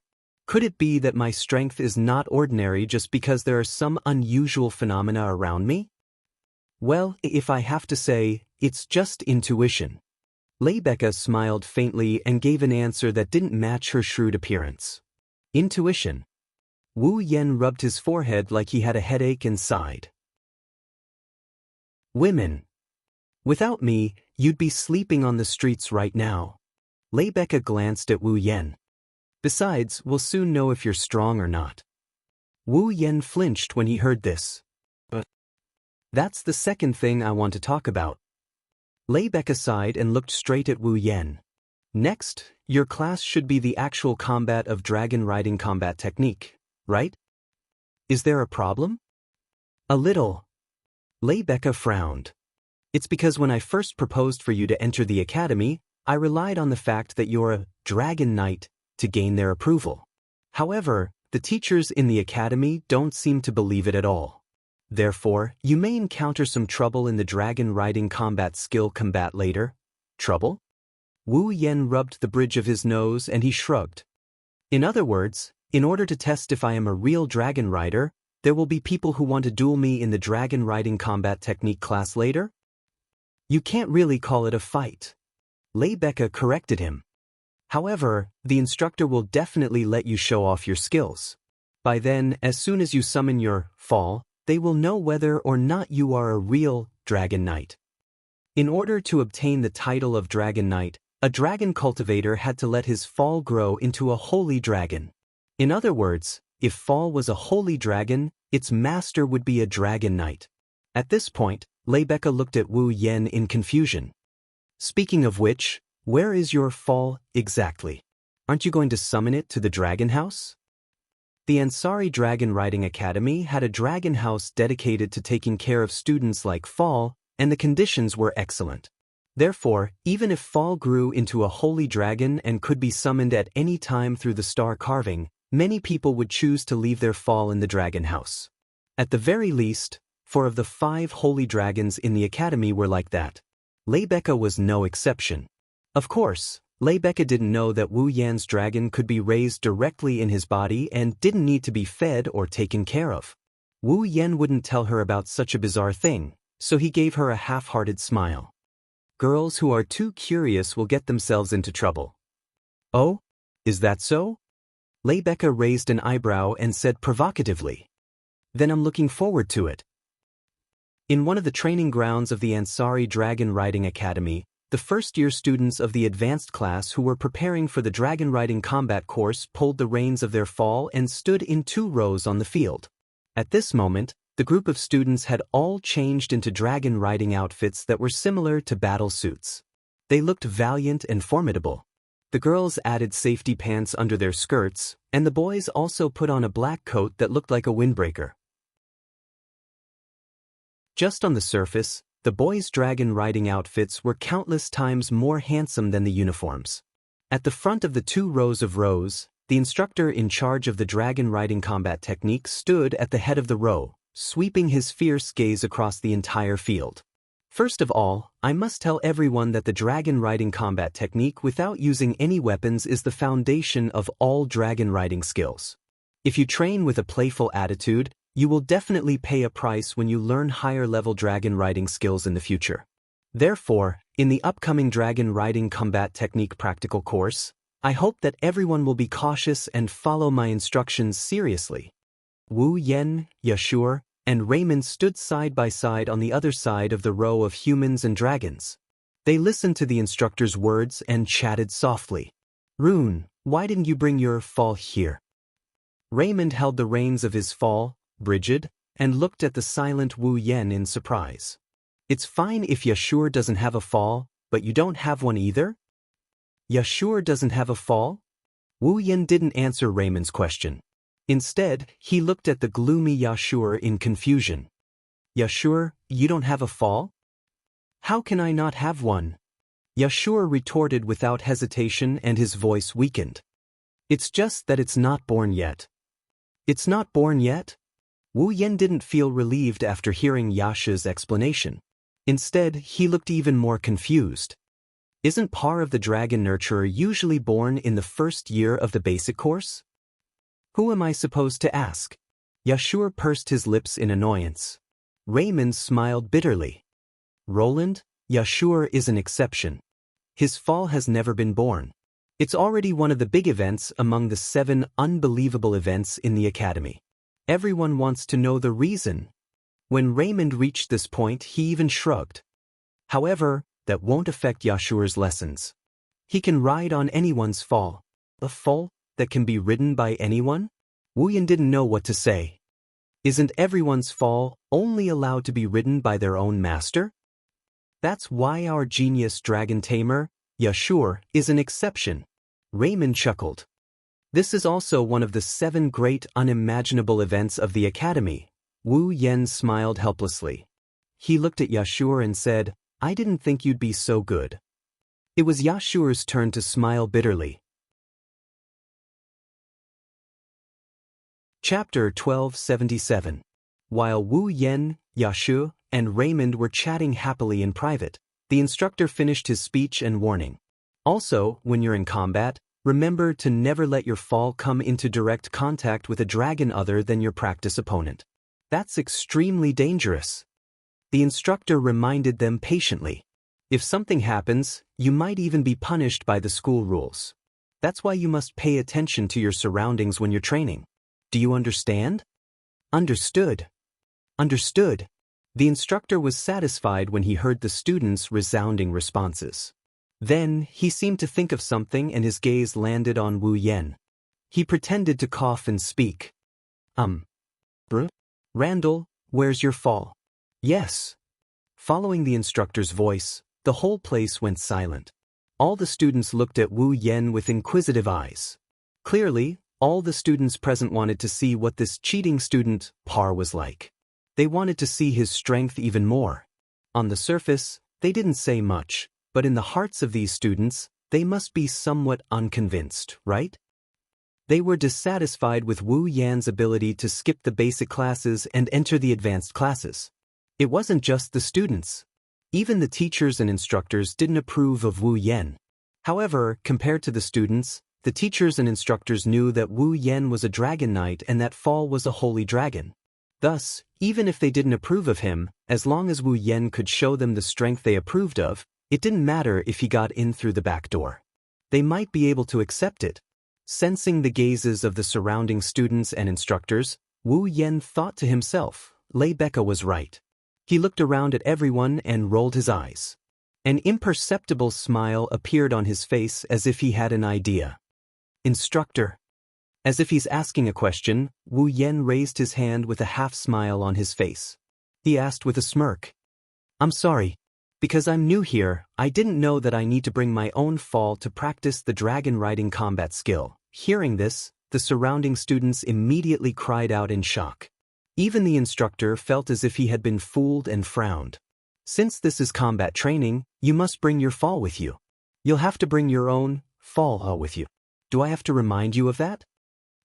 The rest of the students also looked at Wu Yan with contempt. Among them, the blonde girl who used to look at Wu Yan with a cold expression, her blue eyes are filled with a chill that can pierce one's nerves. Is that so? However, Wu Yan ignored all of this. He asked curiously, then why can Yashu not bring his fall? In an instant, the entire place was silent. Roan. Raymond looked at Wu Yan in shock. Perhaps he felt like Wu Yan was poking at Yashu's sore spot. Yashu clenched his fists. He felt bad. However, no matter how unwilling he was, he couldn't deny his fall. The fact that she was still sleeping in his body. According to the rule of the knighthood of Loriman, children who had reached the age of 7 had to go to a Bayan forest for the youngling ritual after a month. Yashu was the same. Ever since he was chosen as a dragon breeder when he was 7, the dragon breeder in Yashu's body hadn't changed at all. It was an eternal pain in Yashu's heart. After all, to the students of Ansari Dragon Riding Academy, awakening the infant that was lodging in their bodies was the most basic duty of a dragon cultivator. It was normal. A dragon breeder's dragon breeder would be born in the first year of the basic course. They would then have their own fall. Yashu was the only exception. He was still in his dragon breeder state. To put it bluntly, Yashu didn't even have the right to have his fall. He was just a dragon breeder who hadn't even been born yet. If it had been anyone else, they might have already repeated a year because of this incident and not be able to advance to the advanced class. However, Yaksu had the title of Genius Dragon Tamer and could ride other people's fall. That was how he passed the combat test and advanced to the advanced class. Everyone in Ansari Academy knew about this. Therefore, everyone knew why Yashu didn't have his fall. They also knew that even without his fall, Yashu could still rely on the fall he borrowed from others for combat training. Naturally, no one would say anything about it. But Wu Yan. Roan? Randall, you might not know, but Yashu is a dragon breeder. Blake is an exception. The instructor thought Wu Yan didn't know about Yashu's situation, so he explained. His fall hasn't been born yet, but he can ride other people's dragons for combat. That's why the academy allowed him to borrow other people's fall. That is to say, Wu Yan interrupted the instructor with a, "I've been waiting for you for a long time" expression. As long as he can ride other people's fall and fight in combat, he doesn't have to bring his own fall, right? The instructor was at a loss for words. He waved his hand half-heartedly. It's a little troublesome to explain, but it's fine if you want to understand it that way. That's good. Wu Yan looked at Raymond with a calm expression. Then, he said something that shocked everyone in the arena. You're right. You're right. You're right. Hey Raymond, can you lend me your fall for a moment? The air froze. The clear words reverberated in everyone's ears like an echo, causing everyone to look at each other in dismay, including the instructor and the blonde girl. Raymond and Yashu, on the other hand, were completely dumbfounded. Loang. Raymond was at a loss. He forced a smile. You're kidding, right? What? Wu Yan raised an eyebrow. You don't want to? It's not that I don't want to. Raymond stuttered. His brain must have short-circuited. But you know what? Everyone's fall is only allowed to be ridden by their own master. If you ride other people's dragons, Dragon 1 will go crazy and it won't be a joke. Listening to Raymond's stuttering and cautious words, Wu Yen rolled his eyes. But Yashu is an exception, isn't he? How do you know I can't? You. Raymond immediately understood Wu Yen. Randall. The instructor reacted and began to voice his dissatisfaction. Even if you're a freshman, you should at least know how dangerous it is to ride other people's dragons. What if something happens? Wu Yen didn't answer. Instead, he looked at Raymond and asked one last question. Well, let me borrow it for a while. Raymond hesitated. It was obvious that he didn't believe Wu Yen could do it. Even Brigid bared its fangs at Wu Yen and roared angrily. Roar! Although it was only an earth dragon, it was still a dragon. Brigid's roar turned into a small gust of wind that blew at Wu Yen. His dragon robe and hair fluttered wildly in the wind. Seeing this scene, almost everyone at the scene rejoiced in his misfortune, and some even laughed mockingly. Enduring Brigid's roar with an expressionless face, Roan's wine-red eyes shifted to Brigid. He stared into the dragon's eyes, a trace of golden light flashing in his eyes. Shut up! A cold shout echoed without warning. The expressions on everyone's faces froze. They felt that it was ridiculous. A man yelling at a dragon. Wasn't that ridiculous? Just when everyone thought that Brigid was going to get angry and Raymond was about to calm him down, a shocking scene occurred. Awoo! Brigid, who was roaring majestically just now, looked like a puppy that saw a stick. It let out a whimper filled with fear. Its 4 limbs trembled as it closed its mouth. It even fell to the ground. Its dragon eyes were filled with fear. Impossible! Raymond was the first to cry out in disbelief when he saw his fall do something that even he had never seen before. Yashur also had a look of disbelief on his face. The boys and girls who were looking at Wu Yen with disdain were also stunned. They looked at Brigid, who was bowing down, and gradually lost their minds. Chapter 1278. Dragons are prideful by nature. This is a fact that every dragon cultivator and even ordinary people know. To put it bluntly, if it wasn't for the fact that dragons can't replenish their star essence and are facing extinction, humans wouldn't be able to get involved with the powerful dragons at all. And now, a human was yelling at a dragon, and the dragon was actually lying on the ground like a puppy, as if it was prostrating itself on the ground in a subservient posture. If this scene is reported to the higher-ups of the academy, it will probably be recorded in the history books and be treated as a legend. After all, even if the masters of dragons want their dragons to bow down like this, no one knows if there are any examples, but at the very least, they've never seen it before. Therefore, the first-year students of the advanced course class can only look at this scene dumbfoundedly, unable to react for a while. The blonde girl stared at Wu Yen standing in front of Brigid. Her cold blue eyes trembled, not knowing what to think. Of course, Wu Yen, as the person involved, doesn't know what others are thinking, neither does Brigid. To the others, Wu Yen just yelled at Brigid. However, Brigid could feel the pressure coming from Wu Yan's yell. Brigid's blood started trembling and it felt like its heart was being crushed by Wu Yan's yell.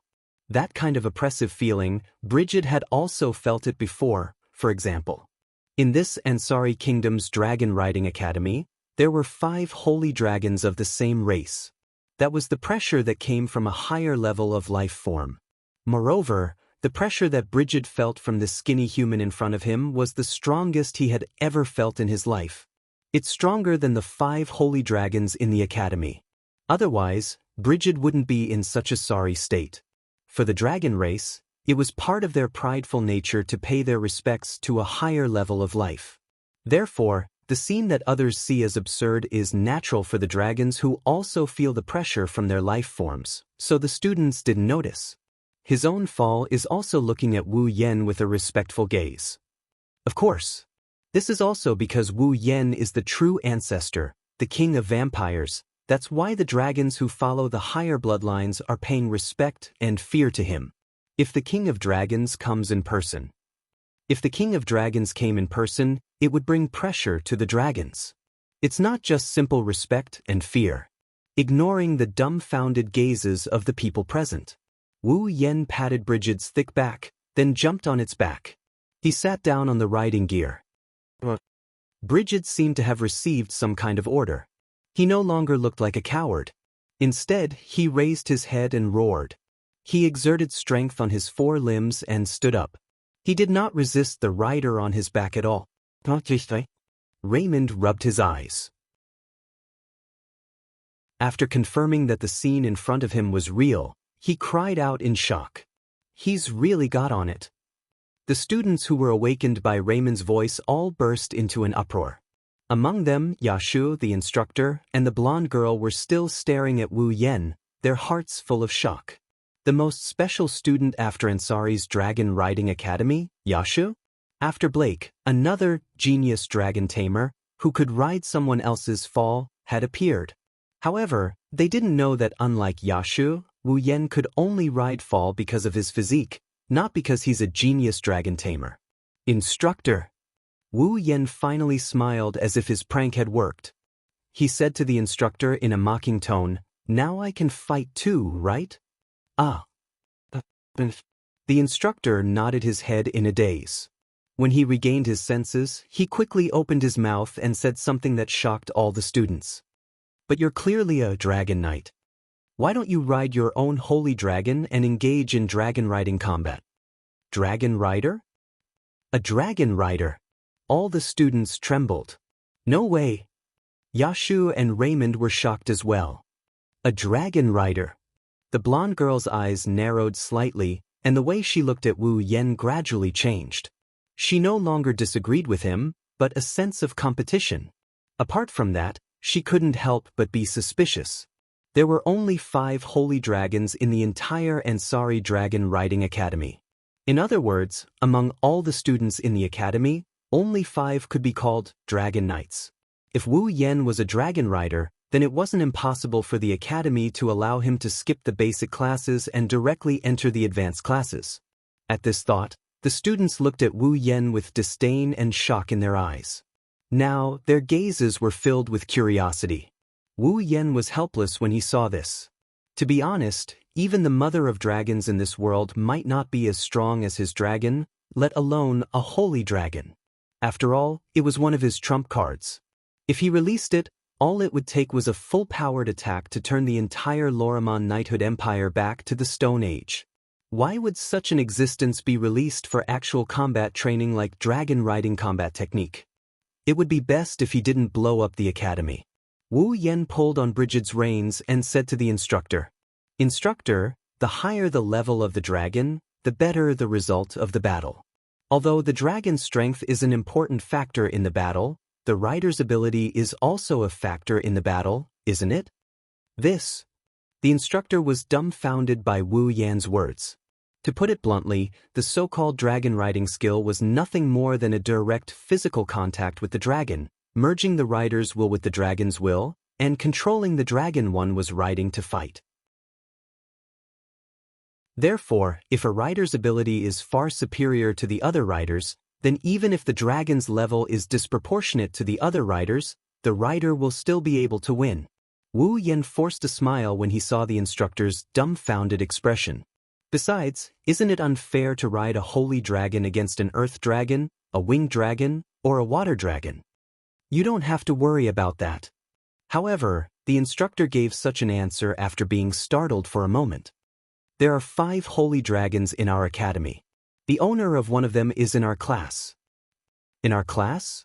This time, it was Wu Yan's turn to be stunned. Sylvia? Her Highness, Princess of Loriman. The instructor tilted his body slightly and called out to the students. Following a cold response, a young girl holding the reins stepped forward and looked at Wu Yan. Seeing this young girl, Wu Yan was stunned again. His eyes flashed with astonishment. It was all because of this so-called Sylvia, who had walked forward.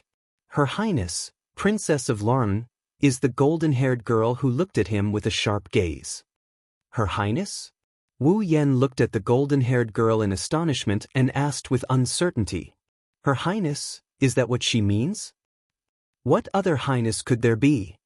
Yashio couldn't help but ridicule. Raymond also softly explained the situation to Yashio. She's the fourth daughter of the current Night King of Laurea Knighthood. She's also the fourth princess of Laurea Knighthood, Sylvia. Princess of Lorm. Hearing this, Wu Yan was speechless. He didn't think that he would be able to meet the princess of this kingdom while attending school.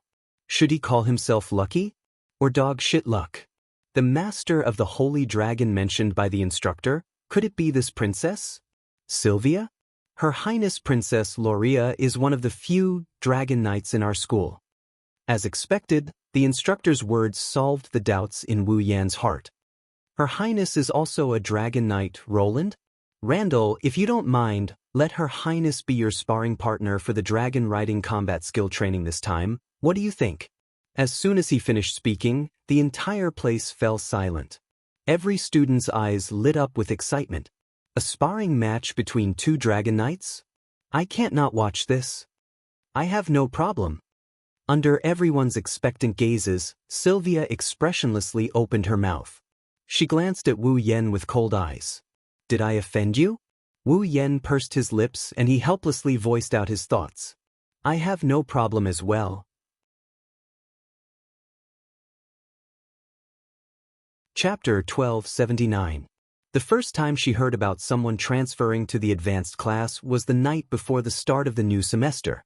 That night, Sylvia learned about the matter from her maid who was in charge of taking care of her, and she was very surprised. Of course, Sylvia was not surprised that someone had transferred to the advanced class. Instead, she was surprised that her maid would mention such a trivial matter. After all, Sylvia was a princess. Although her maid was only a maid, she was still a princess maid. Why would she pay attention to the transfer of a student and even tell her about it? However, after some questioning, Sylvia finally understood why her maid would tell her about such a matter. It was because the person who was about to transfer to the advanced class was not a student with good grades in the academy, but a person who had jumped to the advanced class without going through the basic class. Entering the advanced class without going through the basic class? Wasn't that going through the back door? Therefore, on that night, Sylvia's impression of this unknown new student dropped to the lowest point. Other than having a special identity as the fourth princess of the Night Kingdom of Lorem, Sylvia's meticulous, straightforward, and tough style was also one of the reasons why she was famous in the Ansari Dragon Riding Academy. In order to obtain results that matched her status and behave in a manner that matched her status, Sylvia's training in the academy was extremely strict. Thanks to her hard work, Sylvia had successfully grown her fall, Lancelot, into a holy dragon while she was still learning the basics. Such results were not bad at all.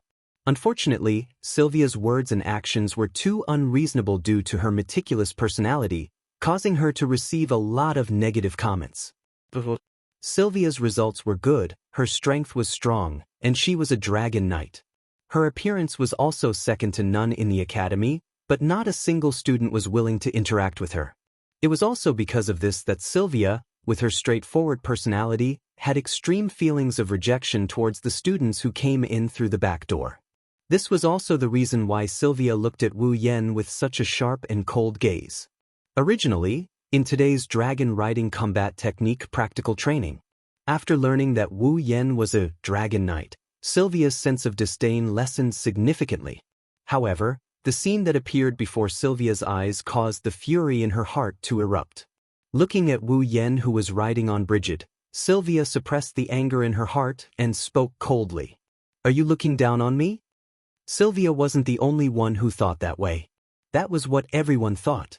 Knowing that his opponent was a dragon knight riding a holy dragon, he actually used an earth dragon that had yet to evolve to meet him. If this wasn't disdain, what else could it be? Listening to Sylvia's cold words and the whispers of the students around him, Wu Yan couldn't help but feel bitter inside. Should he release the black dragon or the white dragon for actual combat training? The power of a familiar was no laughing matter, not to mention the familiars of a primogenitor. Even the slightest ripple could wipe out the entire academy. How could Wu Yen do that? But he couldn't just tell her that. My dragon is too strong, I'll pass. That would make him a laughingstock. It had to be said that sometimes, being too strong was also a sin. Not knowing whether to laugh or cry, Wu Yen shrugged. It's not necessarily the higher the level of the dragon, the more powerful the rider is. Didn't I just say that? Is that so? Not only did Sylvia not feel relieved, her expression became even colder. You're saying that with your abilities, you can defeat me riding a holy dragon even if you're riding an earth dragon, right? Wu Yen couldn't help but smile bitterly. I also have my own reasons and difficulties, if you must think of it this way. If that's the case, I can't help it. Sylvia was silent for a moment before she looked up. The coldness on her face disappeared, replaced by an expressionless one. I understand. With that said, Sylvia flipped over and jumped onto her fall. Lancelot immediately opened his eyes and soared into the sky. Roar, with a dragon's roar, the holy dragon Lancelot, covered in white fur and as large as an elephant, looked down at Wu Yen with disdain. It was like a tiger staring at its prey. On his body, a clear flow of mana fluctuated in the air and rose up. Dua! At the side, Raymond let out an exaggerated shout among the students who had completely fallen into the crowd of onlookers. It seems that the Blue Ice Princess has been infuriated. My Brigid, don't let anything happen to you. Riding an earth dragon and fighting a holy dragon. Yashur stared at Wu Yen and muttered, "Can he really win?" Under the watchful eyes of all the students, Sylvia looked down at Wu Yen with the bearing of a king. Her cold voice reverberated in the air. "Don't think I'll go easy on you." With that, Sylvia swung her reins and her expression turned serious. Lancelot. Lancelot's eyes flashed fiercely. He leaped into the air and opened his mouth. A blue magic formation that was 1/3 the size of his body rippled out and aimed downwards like a cannon. The next moment, countless beams of light pierced through the air and rained down on Wu Yen like meteors falling from the sky. They enveloped the top of his head and rained down on him without giving him a chance to explain himself. Sylvia didn't go easy on him. "Careful!"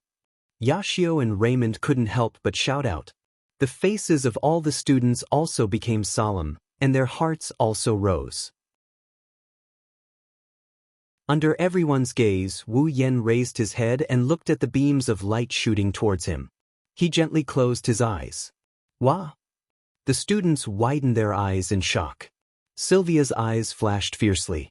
While the crowd was in an uproar because of Wu Yan's actions, Wu Yen connected his consciousness to Brigid's.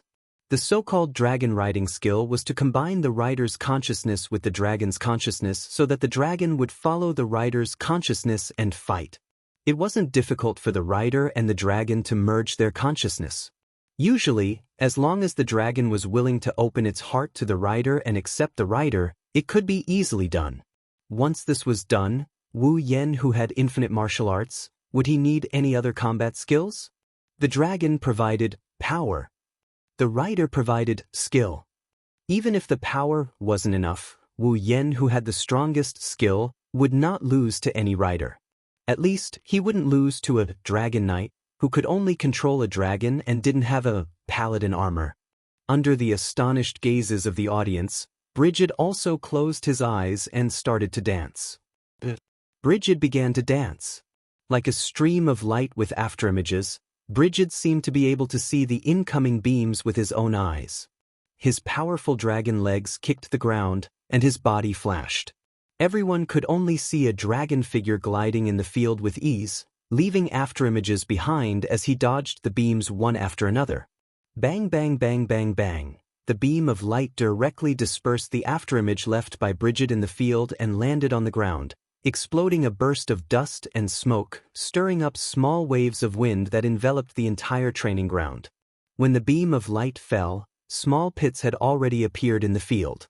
As for Brigid, he flashed once again and appeared in the center of the field, undamaged. What? Sylvia's pupils shrunk to the size of a needle. Heavens! The students outside the training field murmured in a daze. What kind of dragon riding skill is that? Yashur's face was filled with disbelief. My Brigid, can still fight like that? Raymond was also stunned. While everyone was stunned by Brigid's miraculous dodging technique, Wu Yan opened his eyes and met Sylvia's gaze. The corner of his lips curled up. Dong! Brigid stomped on the ground and shot into the sky.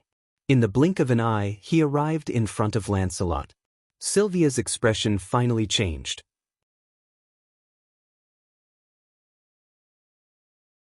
Chapter 1280.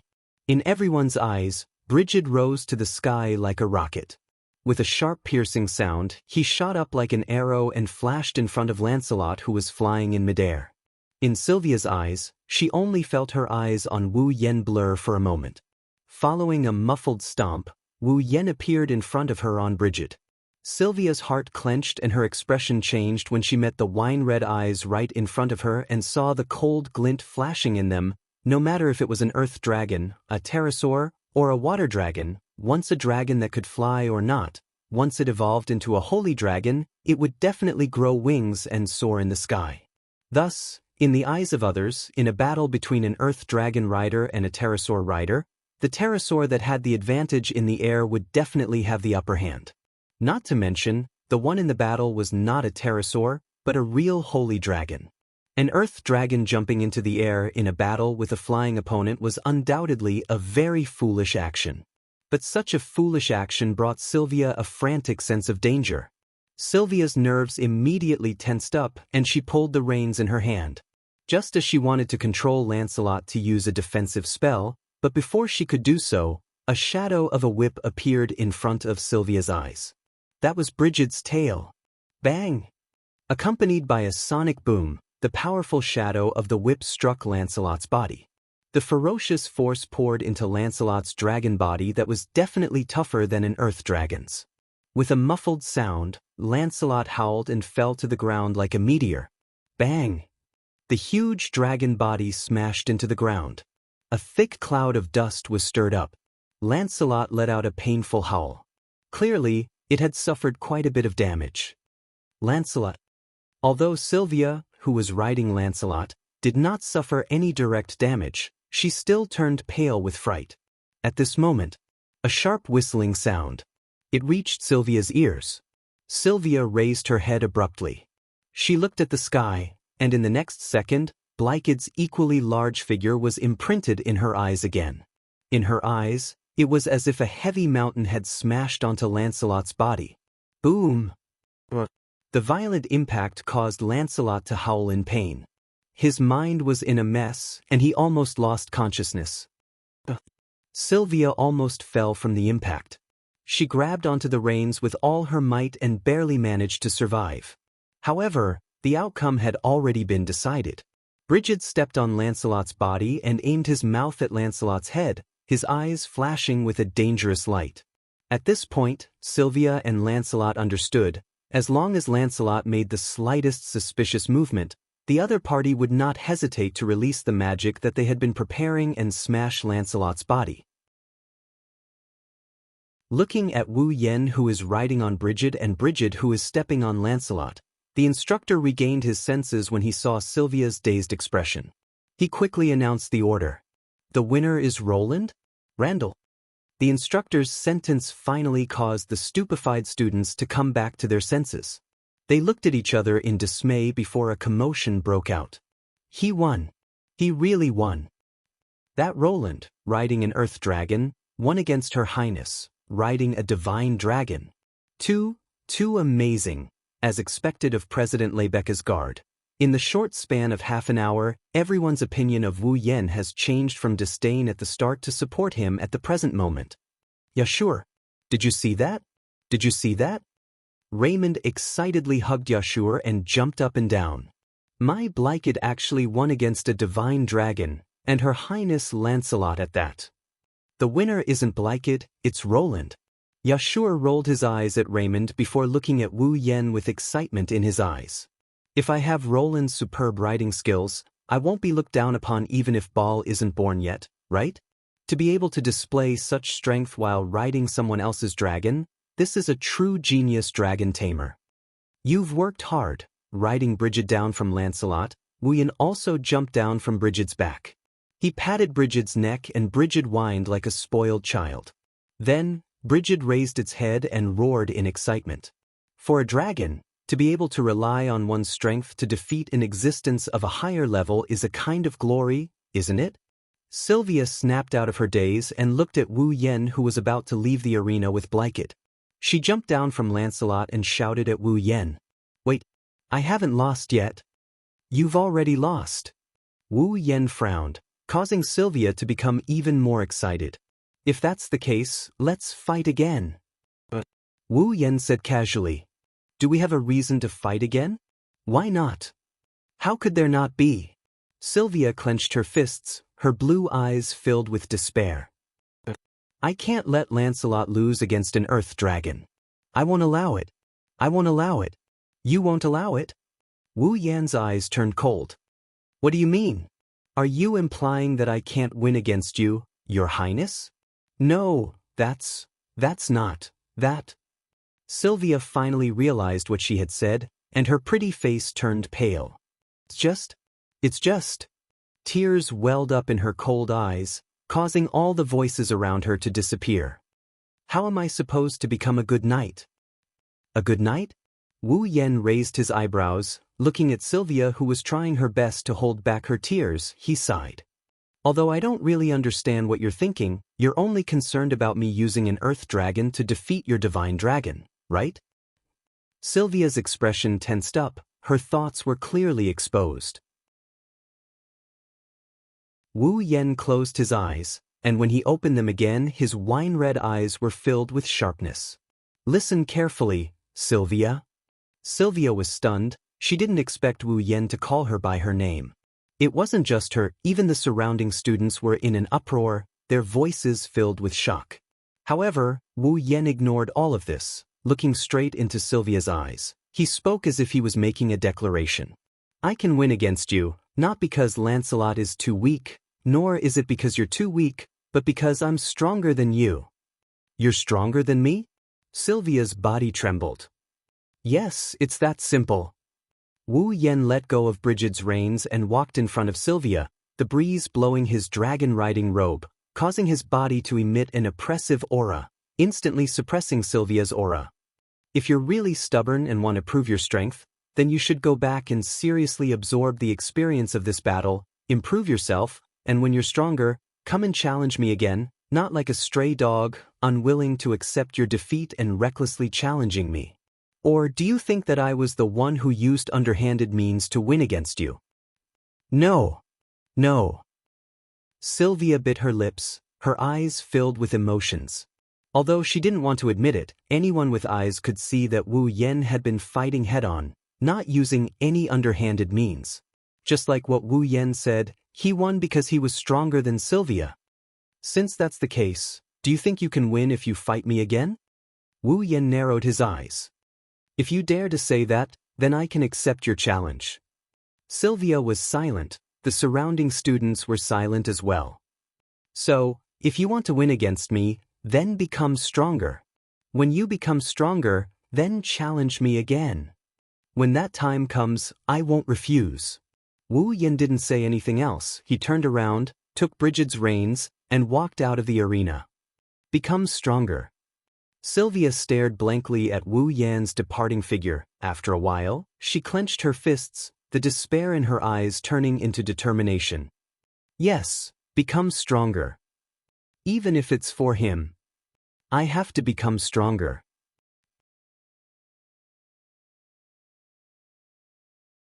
Chapter 1281. The Student Council President, Lebecca? Randall's guard, Rune? Randall, the cheating student who entered the academy through the back door, was not only a dragon knight, but he also used his excellent dragon riding skills to defeat a dragon knight who rode a holy dragon in actual combat training. The fourth princess of the Night Kingdom of Lorimon, Sylvia Randall, was also a dragon knight. Loria's knighthood. In less than half a day, such a rumor had swept through the entire Ansari State Dragon Riding Academy. Why was it that when the students heard such a rumor, their first reaction was to half believe it? That was only natural. Who was Sylvia? Not only was she the fourth princess of Loria's knighthood, but she was also a true dragon knight. Her grades were always first in the year, and no student of the same grade could surpass her.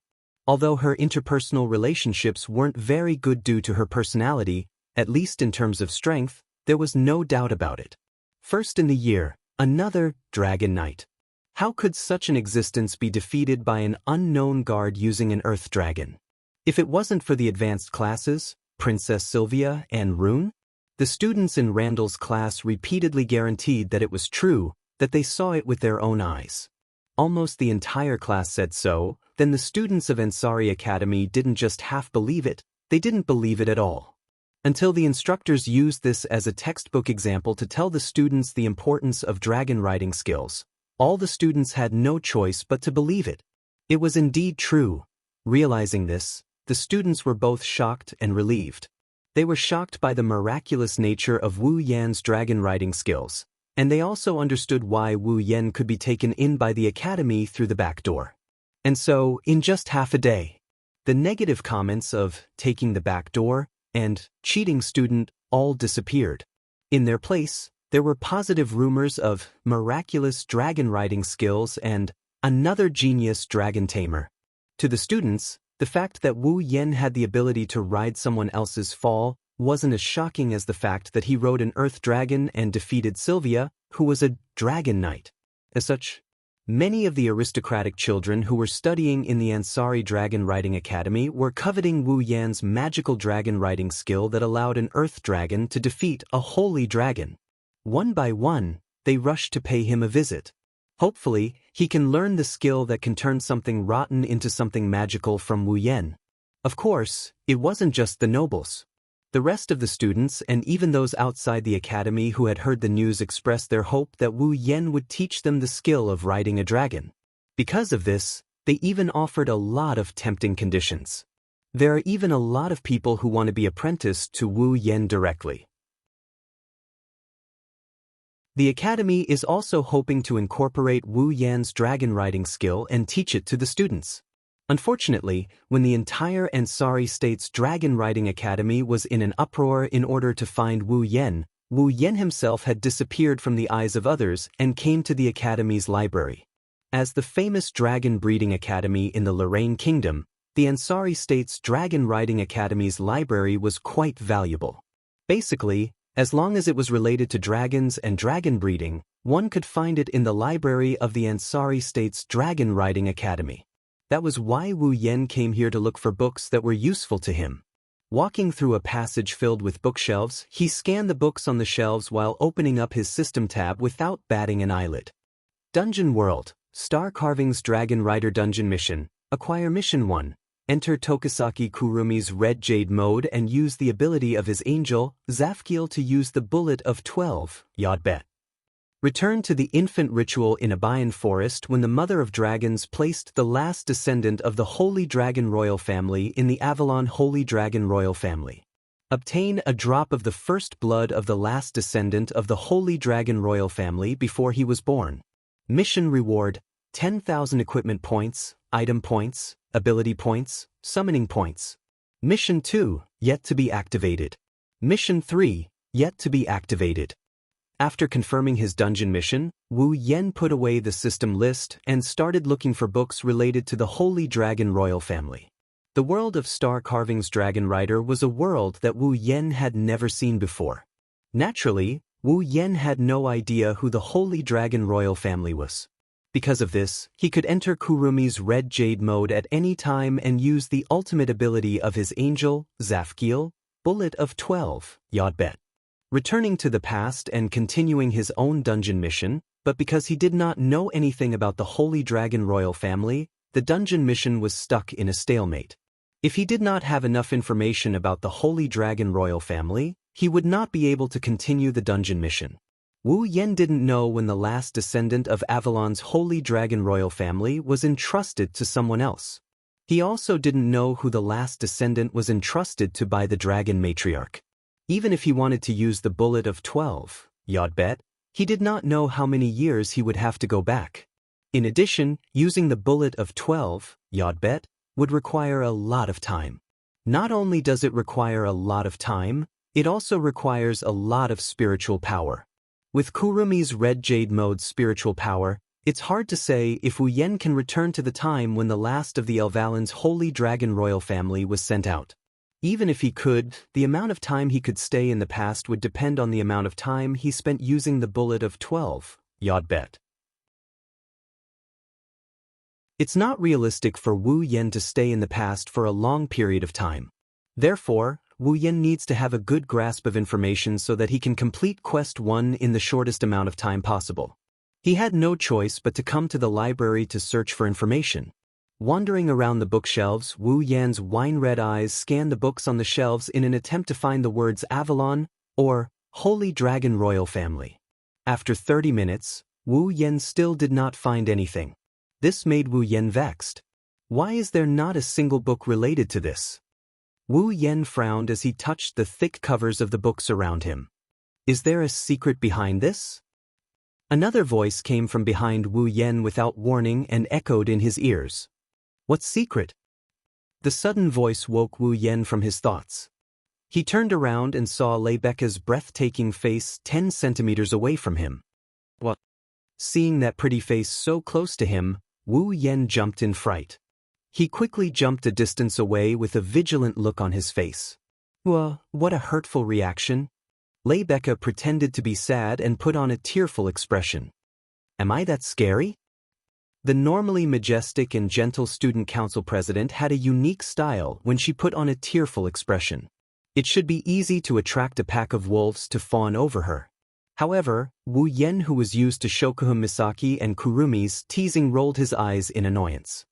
Lebecca, you are doing this on purpose? How could I?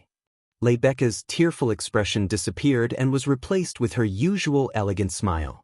The speed at which she changed her expression was astonishing. Instead, I would like to ask, why did the second famous genius dragon tamer of the academy come to the library? Wu Yan raised an eyebrow and smiled. Then, why would the famous Empress True Red appear here? Of course it's to find you. Lebecca narrowed her emerald eyes.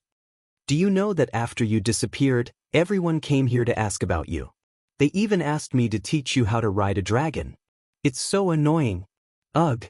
Wu Yan was speechless. Did you come here to take refuge? How could that be? Lebecca refuted without thinking. Although those people are annoying, it's not hard to brush them off. I came here to ask if you want to participate in the Ares Temple Dragon ritual.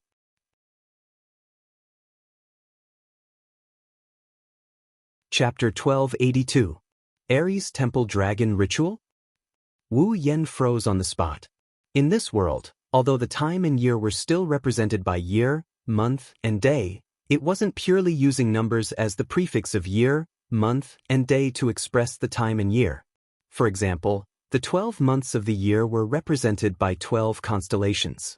The Ares Temple, for example, was the month of this world. It was also known as the Ares Temple Month, the 4th month of the year. As for the Ares Temple Dragon Sacrifice, as the name suggested, it was an annual event held during the month of the Ares Temple. At the same time, it was also the spring activity of the Ansari Dragon Academy. During the Ares Dragon Rite, the students of the Ansari Dragon Academy would each ride their own fall and compete in a race similar to a marathon. Whoever could ride their own dragon first according to the route set by the Academy and reach the finish line first would be the winner of the Ares Dragon Rite and would be rewarded handsomely. Of course, the so-called handsomely rewarded was just the result being recorded in the record. It would be used as a reference for the students when they graduated. Therefore, even though Wu Yan learned about the Ares Temple Dragon ritual from Yashur and Raymond, he didn't give it much thought and tossed it to the back of his mind. After all, he didn't know if he could stay in this world until he graduated or if he could stay in the academy until he graduated. That was still an unknown quantity. If Lebecca didn't mention it, Wu Yan might have forgotten about it. In other words, scratching his face, Wu Yan looked at Lebecca with uncertainty. You want me to participate in that sports meet? The Ares Temple Dragon Rite isn't just a sports meet. It's a fine tradition of the Ansari Dragon Riding Academy. The results of the competition will be recorded in the official records. Lebecca corrected him and sighed. Even so, it's not wrong to describe it as a sports meet. Since you have nothing to do for now and the matter of joining the student council is still being arranged, why don't you participate in the dragon ritual? Is that so? Wu Yan looked a little disinterested.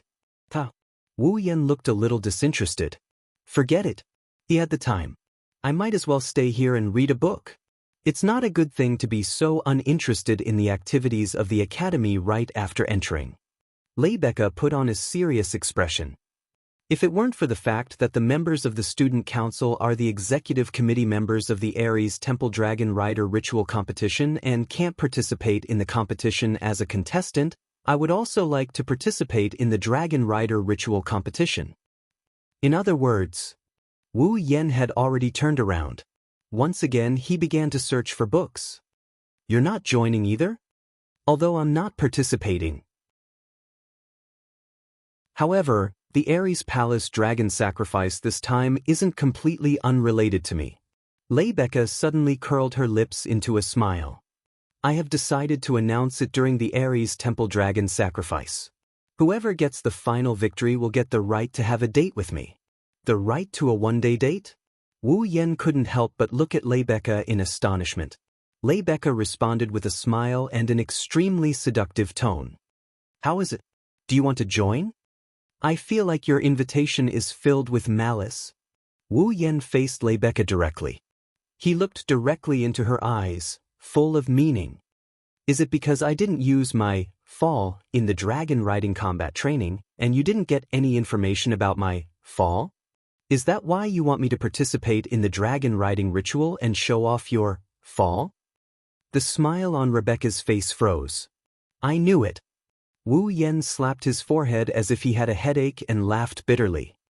Although I know most girls are curious, isn't your curiosity a bit too strong? Oh? Is that so? Leibeka recovered her smile and closed her eyes. She crossed her arms in front of her chest. When she opened her eyes again, they were filled with a strange light. I can't help it. There are too many mysteries surrounding you. If I ask you personally, you'll definitely use the excuse of memory loss to brush me off. I can only find out myself. Excuse? Wu Yan froze. When he saw the seriousness hidden under her perfect smile, he smiled helplessly. I see. I can't hide it from you, huh? No, you just didn't want to hide it. Leibeka shook her head and looked at Wu Yan. If you really wanted to hide something, you wouldn't have acted so conspicuously. Well, let's just treat it that way. Wu Yan shrugged. Leibeka clearly didn't want to stop the topic. She stared at Wu Yan. So you admit that you didn't lose your memory? Yes, I admit it. It's like you said, I didn't want to hide it. I just thought it would be more convenient. Wu Yan didn't hide anything. So, if you want to ask me something, you'll have to think about it carefully. There are some things I don't want to reveal. How direct? Leibeka turned her head away. Then, she turned back with a smile on her face. Since that's the case, you'll have to endure my excessive curiosity. I don't have a problem with that. Wu Yan chuckled when he saw the provocative smile on Leibeka's face.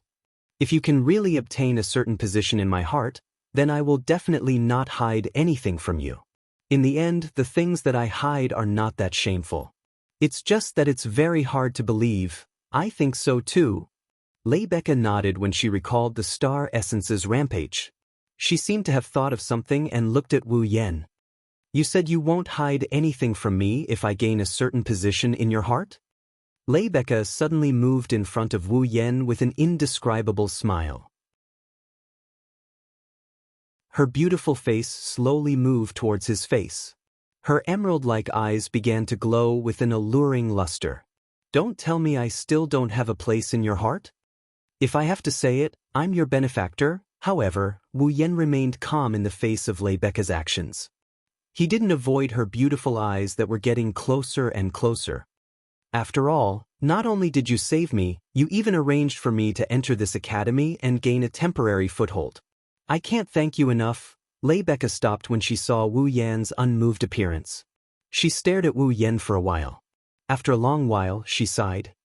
You're making me doubt my own charm. I'm also starting to doubt if you're treating me as an innocent little boy. Wu Yan rolled his eyes at her. He turned around and continued searching for books on the shelves. Don't tell me you think you can gain a certain position in my heart by giving me some benefits? That's not what I was thinking. I just think your reaction is boring. Rebecca shrugged. And then? Are you going to participate in the Aries Dragon Festival? I'm not really interested, but it's not like I don't want to participate. Wu Yen replied without turning his head. It's just that my fall isn't suitable for that kind of occasion. If you can lend me your fall, I don't mind participating. What did you say? Rebecca was stunned. She looked at Wu Yen in shock. You want to borrow my fall? Such a big reaction? Wu Yen glanced at her. Is there a problem? There's a huge problem. Rebecca frowned. Do you know who my fall is? Well, I've more or less heard of it. Wu Yen pursed his lips and smiled. The strongest holy dragon in the academy. Then do you think my fall is as easy to ride as that earth dragon? Rebecca's expression turned serious when she saw Wu Yen smiling instead of backing down. My fall's temper isn't as good as those little dragons. It won't let you ride it as you please. Even if I'm present, it'll be dangerous if something goes wrong. Of course it'll be dangerous. After all, the opponent is a dragon. But how do you know if you don't try? Wu Yen waved his hand. It just depends on whether you're willing to lend it to me. Rebecca's frown deepened when she saw Wu Yen's nonchalant attitude. She shook her head. Looks like you won't give up. Fine, I'll let you try.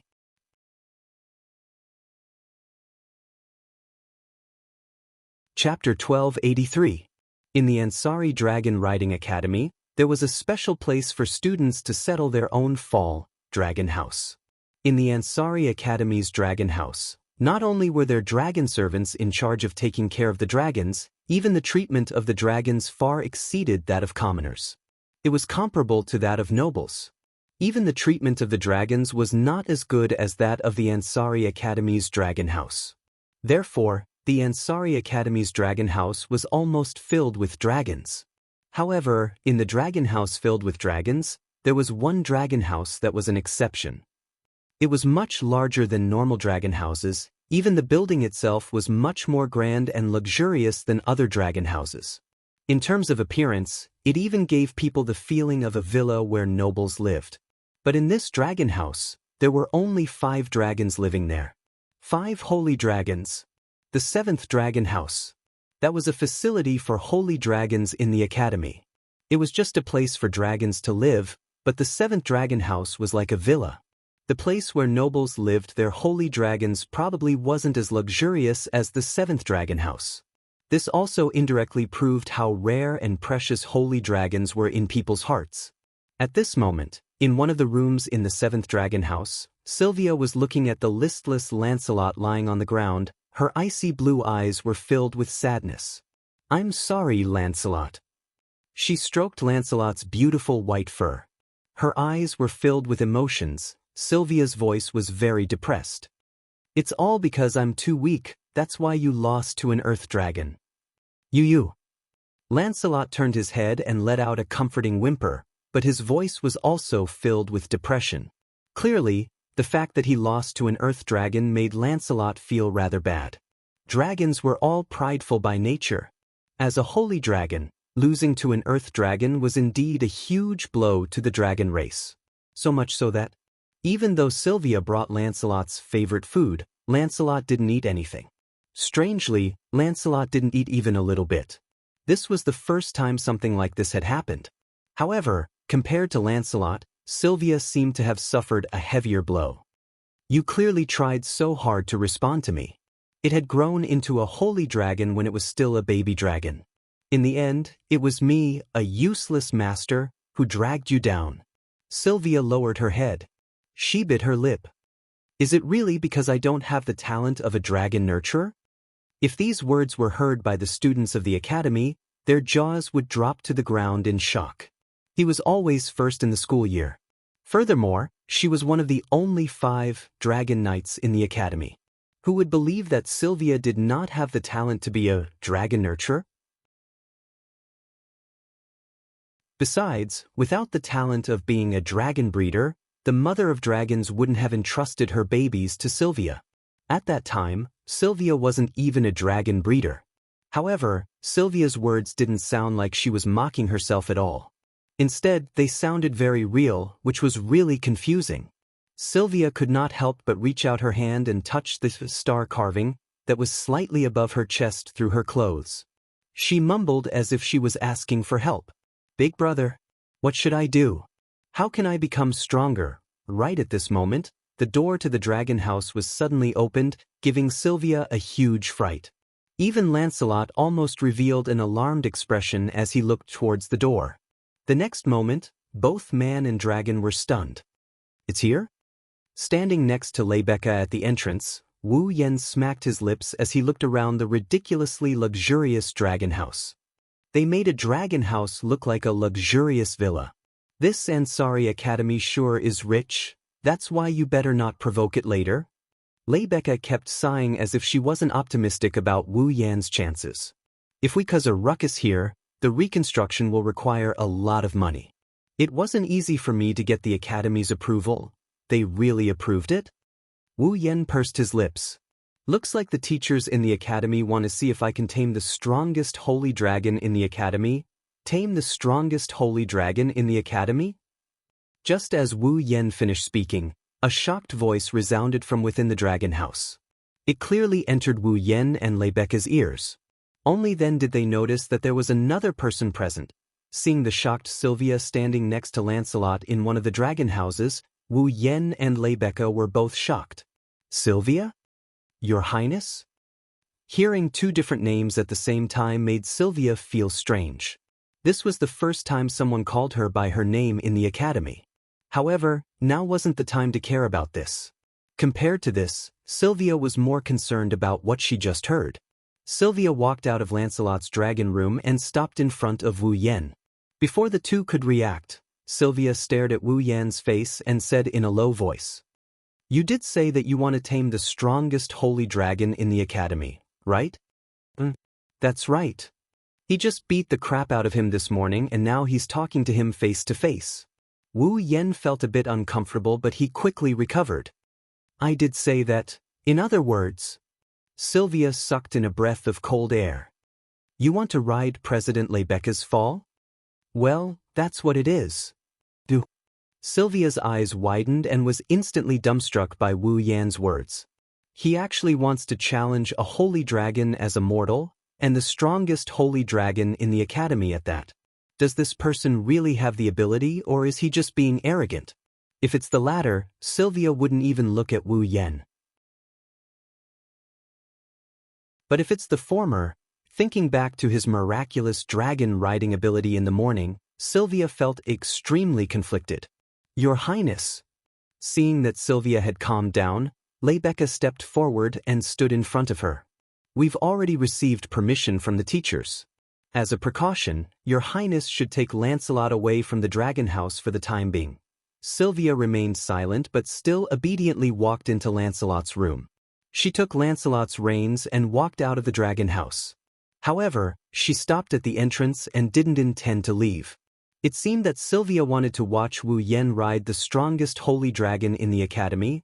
Lebecca only looked at Wu Yen after Sylvia walked out of the dragon house. "Then be careful. I'll use star carving to comfort fall. If necessary, I'll make you give up." Lebecca's expression was extremely serious.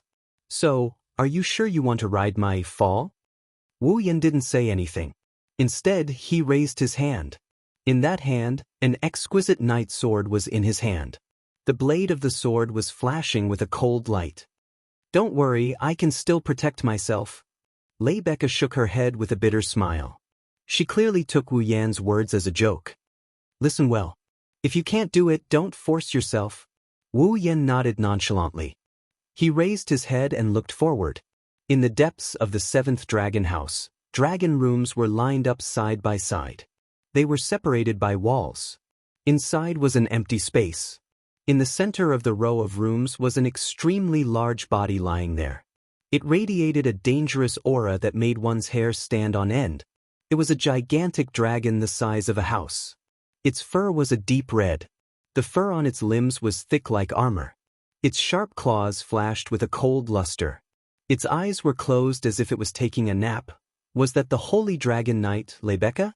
Randall's Fall, the Academy's strongest holy dragon, Gyuvlin. As if it was only natural, Gyuvlin, who was much larger than an adult holy dragon, occupied the center of the 7th dragon house. It was as if he was showing off his position as the Academy's strongest dragon.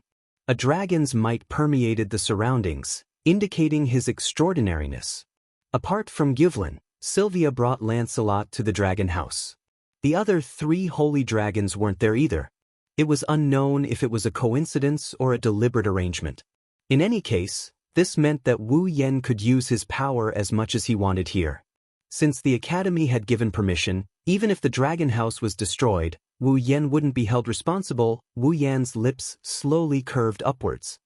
He looked at the dragon sitting across from him and tightened his grip on his sword. His heart surged. The next moment he charged forward.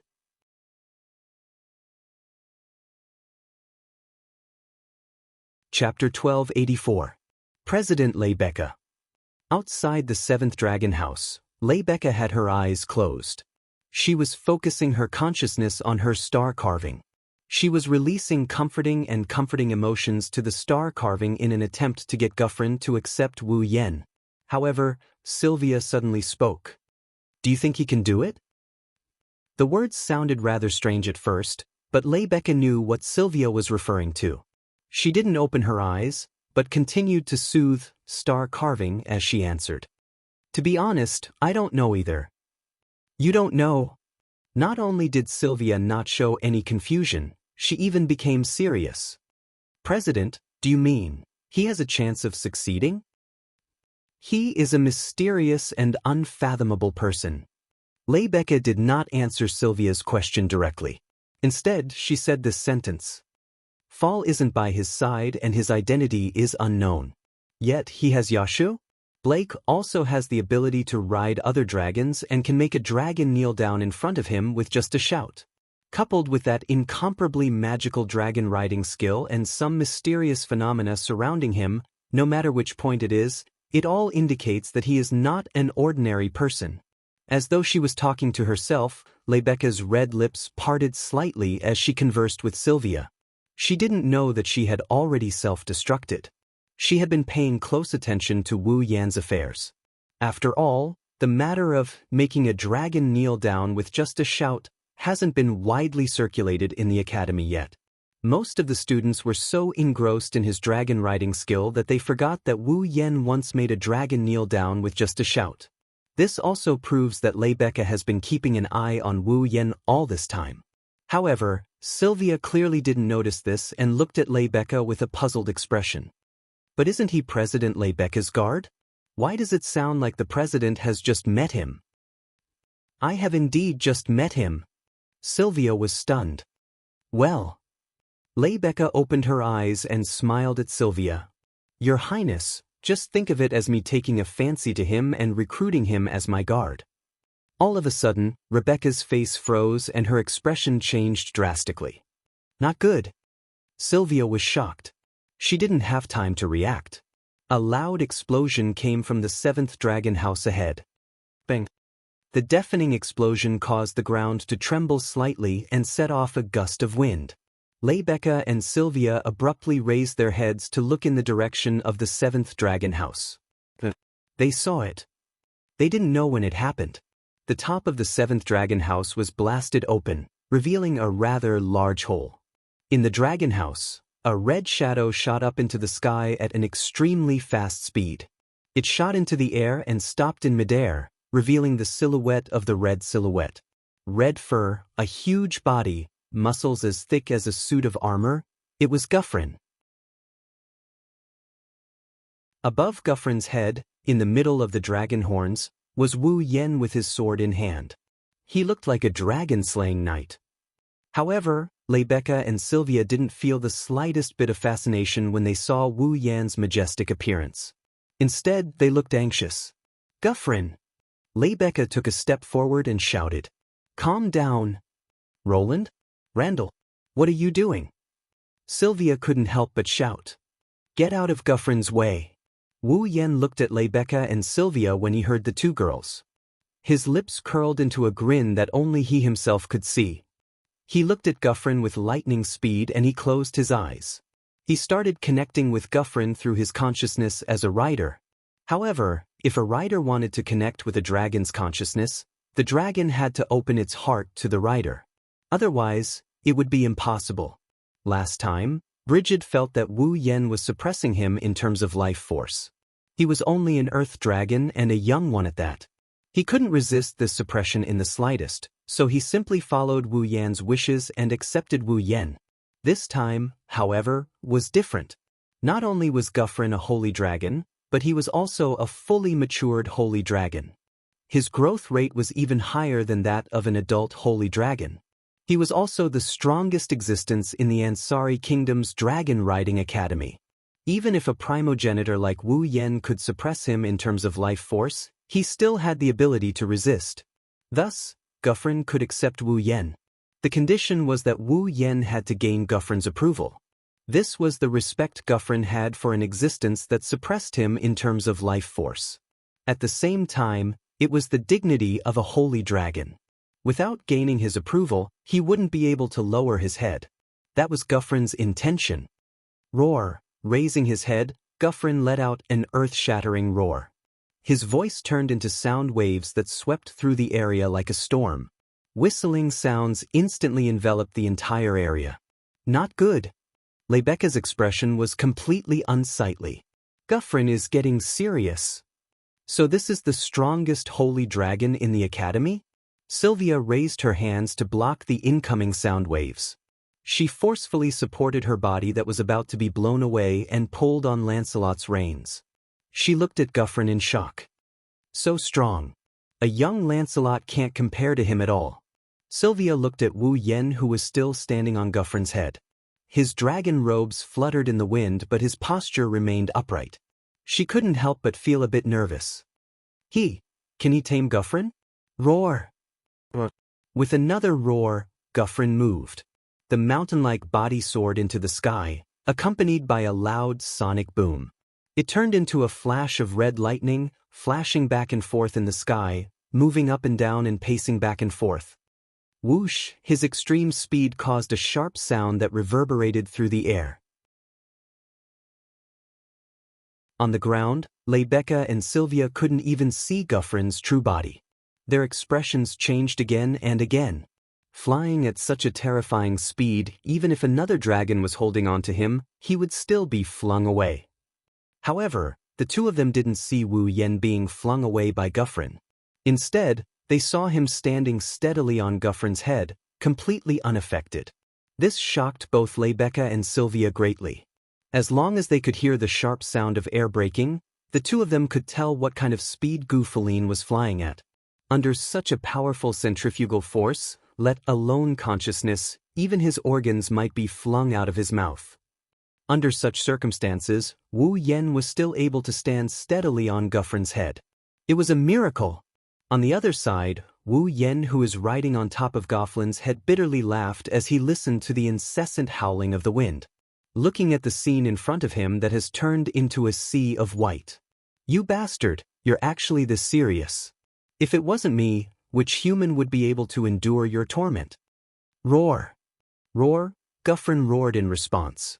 His roar carried a faint ripple of mana. Clearly, it was using its own magic power to strengthen its speed. Wu Yen could even feel a powerful repulsive force from Guffrin's body. He couldn't help but tighten his grip on Guffrin's horn. Even breathing became difficult. Guffrin could only roar, but Wu Yen understood what it meant. He would definitely not show any mercy. This meant that Guffrin was already going all out. When Guffrin went all out, he was already at the 8th rank.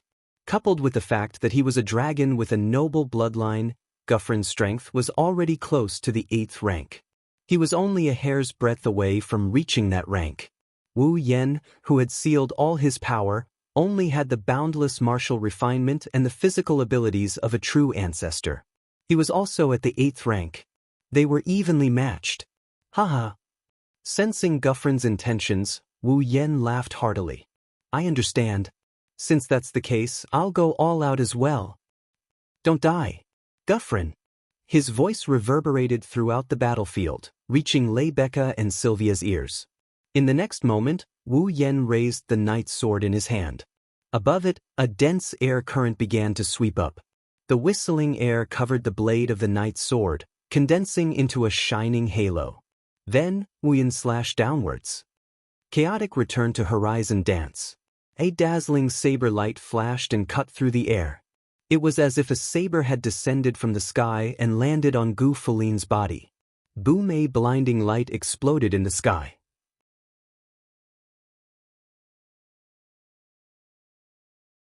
Chapter 1285. Boom! The dazzling saber light slowly bloomed as if it had cut the entire sky into two halves. The space seemed to have been cut in half. The dazzling light carried the aurora-like saber halo and expanded in this part of the world. It then gradually reverberated, stirring up a gust of wind that swept in all directions. What? What is that? It's a lie, right? Lebecca and Sylvia's expressions constantly changed as they witnessed this scene. In the end, they were stunned as waves of shock surged through their hearts. However, they were quickly drowned out by the fierce winds. They raised their hands in front of themselves and closed their eyes to block the dazzling blade light in the sky. It wasn't until about a minute later that the wind and waves weakened, and the strong light gradually dimmed. The two beautiful girls on the scene opened their eyes and looked up. Then, a huge body fell from the sky at the same time, smashing heavily on the ground. Bang! With a muffled thump, a gust of wind that was much weaker than before was stirred up. The falling figure was instantly hidden, and only when the dust settled did Lebecca and Sylvia finally see the true identity of the falling figure. It was Gyvlin, who had been soaring through the sky like a god. However, at this very moment, Gu Fulin no longer had his previous awe-inspiring posture. He was like a heavily injured ferocious beast, lying on the ground with traces of pain in his eyes. On his back, there was a hideous wound that stretched from his shoulder to his ribs. Blood seeped out of it. His scales and fur were already in tatters. Gyvlin! Lebecca paled in fright and hurriedly ran towards Gyvlin. Sylvia also reacted and quickly followed after her while holding onto Lancelot's reins. Just as the two girls were about to jump in front of Gu Fulin, a voice stopped them. "Alright, don't be so nervous." Most of the damage was absorbed by Gyvlin's scales, fur, and the magic barrier around him. The wound on Gyvlin's body is very shallow and will only hurt a little. It's just a superficial wound. Lebecca and Sylvia abruptly stopped in their tracks when they heard this. Only then did they stop. The two girls saw Wu Yan standing on Guffrin's neck. He's patting Guffrin's mane with a bitter smile on his face. "Looks like I was a little too serious." Roar! Gyvlin also roared, but it didn't have the same momentum as before. It was a cry of agreement. Although it sounded weak, it didn't seem to be in much pain. It was clearly fine. Lebecca sighed in relief when she heard Wu Yan's words and Gyvlin's cry. She ran to Gyvlin's side and imitated Wu Yan, stroking his hair. "That's great. Looks like he's fine." Lebecca then asked Wu Yan with a frightened expression as she thought of something. "Oh, what was that just now?" "Just now?" "It's the saber light that struck Guffrin down." Sylvia, who had caught up to them, added in a hurry. Her face was also full of shock. "That was your attack, right? You're not a sacred sky dragon knight, are you?" Lebecca looked at Wu Yan with a solemn expression. It was clear that Lebecca had the same thought. That was to be expected.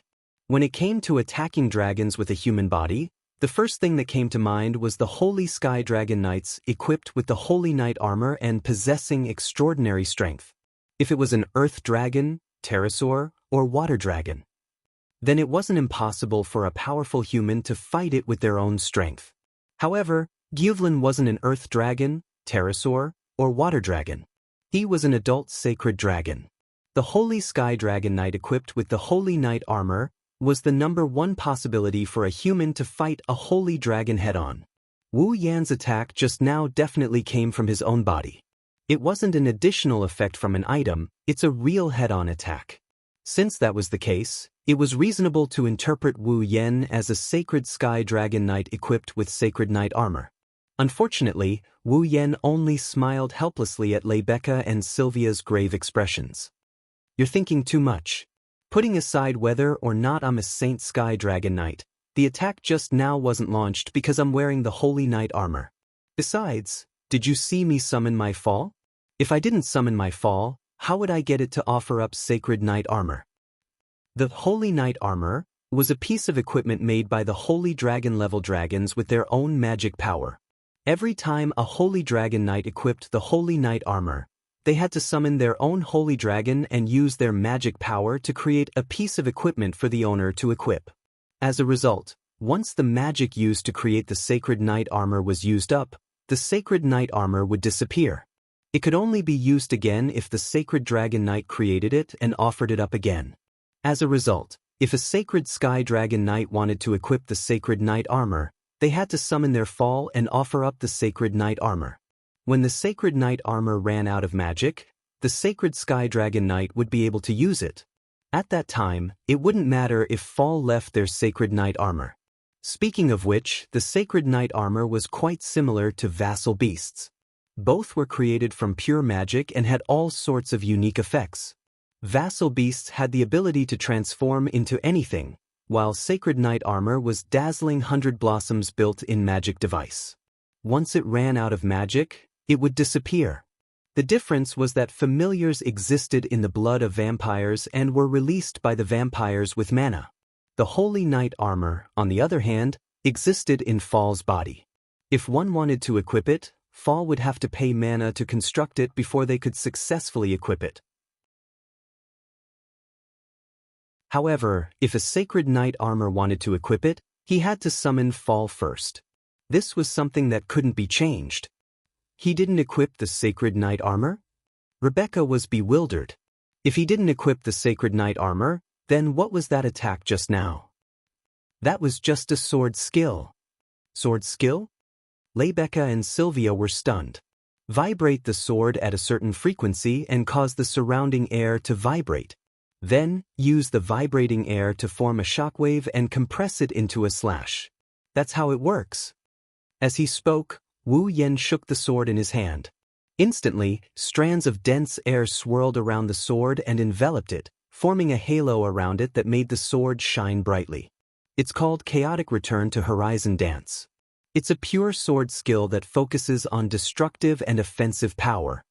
Wu Yan looked at the stunned Lebecca and Sylvia and laughed. If you want to learn, I can teach you too. Lebecca and Sylvia immediately looked at each other, and then Lebecca laughed bitterly. After the miraculous dragon ride skill, you showed off such a terrifying sword skill. Are you even human? So strong. Sylvia's face was filled with shock. Can I still win against him? Ma, let's put that aside for now. Wu Yan felt like he overdid it when he saw the two girls' expressions. He rubbed his nose and patted Goflin's neck as if he was trying to change the topic. Let me tell you some good news. Guffrin has acknowledged me. I can ride Guffrin from now on. Lebecca and Sylvia recalled that Wu Yan came here to tame Guffrin. Acknowledged? Lebecca looked at her in shock. Really? Wu, you. Gufflin whimpered. It rubbed its head against Wu Yan's body in a very obedient manner, proving Wu Yan's words to be true. He really did tame it. Sylvia's expression was complicated. Well, I've finally achieved my goal. Wu Yan looked at Lebecca, Sylvia, Guffrin, and Lancelot with a smile. Thank you for accompanying me. How about this? I'll cook a meal for everyone. Lebecca and Sylvia were stunned again.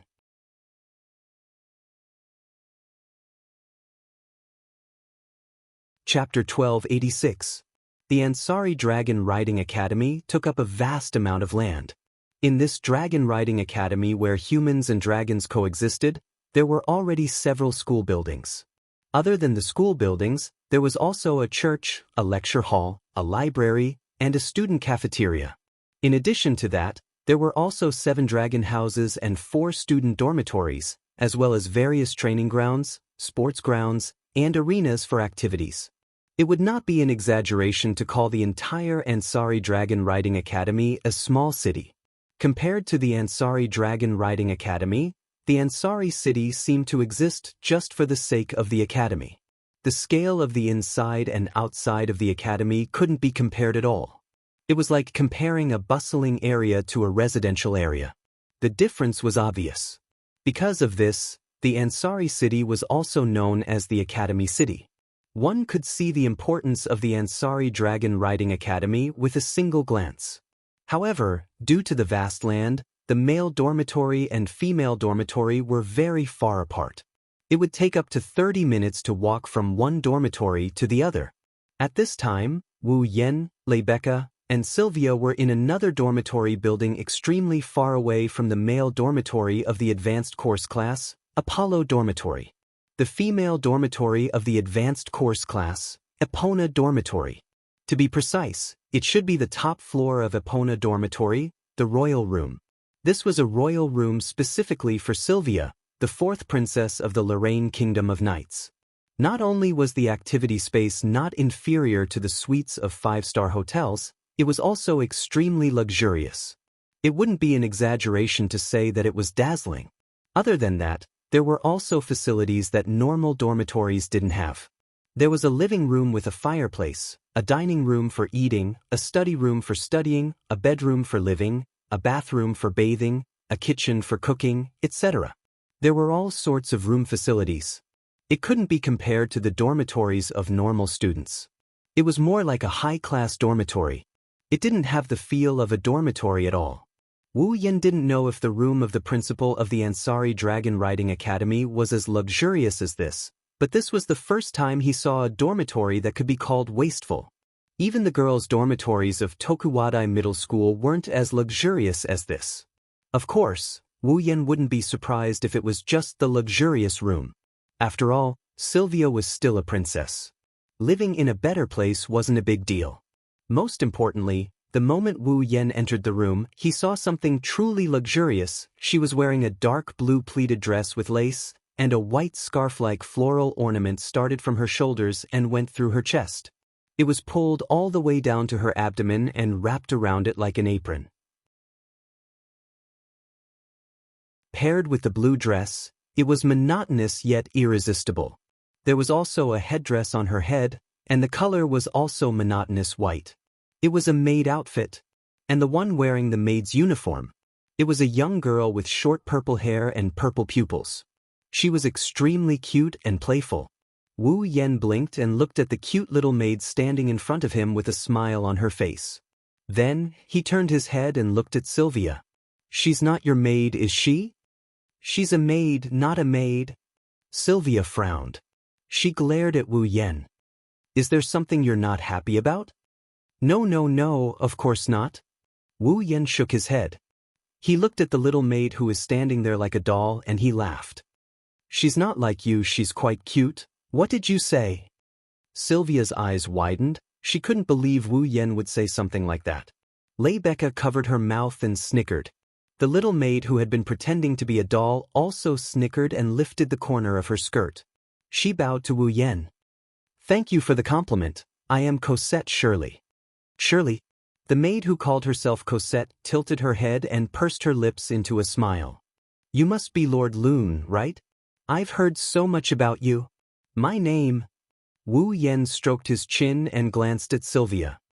"Don't tell me you got this name because I defeated your mistress and she badmouthed me in front of you?" "I'm not that despicable." Sylvia was furious.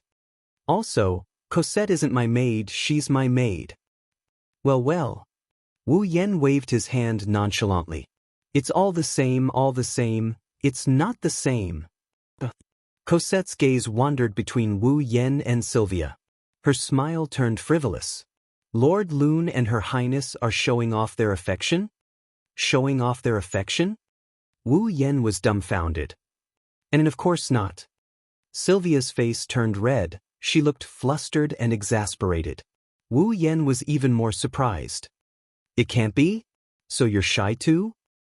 This time, not only did Sylvia's face turn red, even her ears turned red.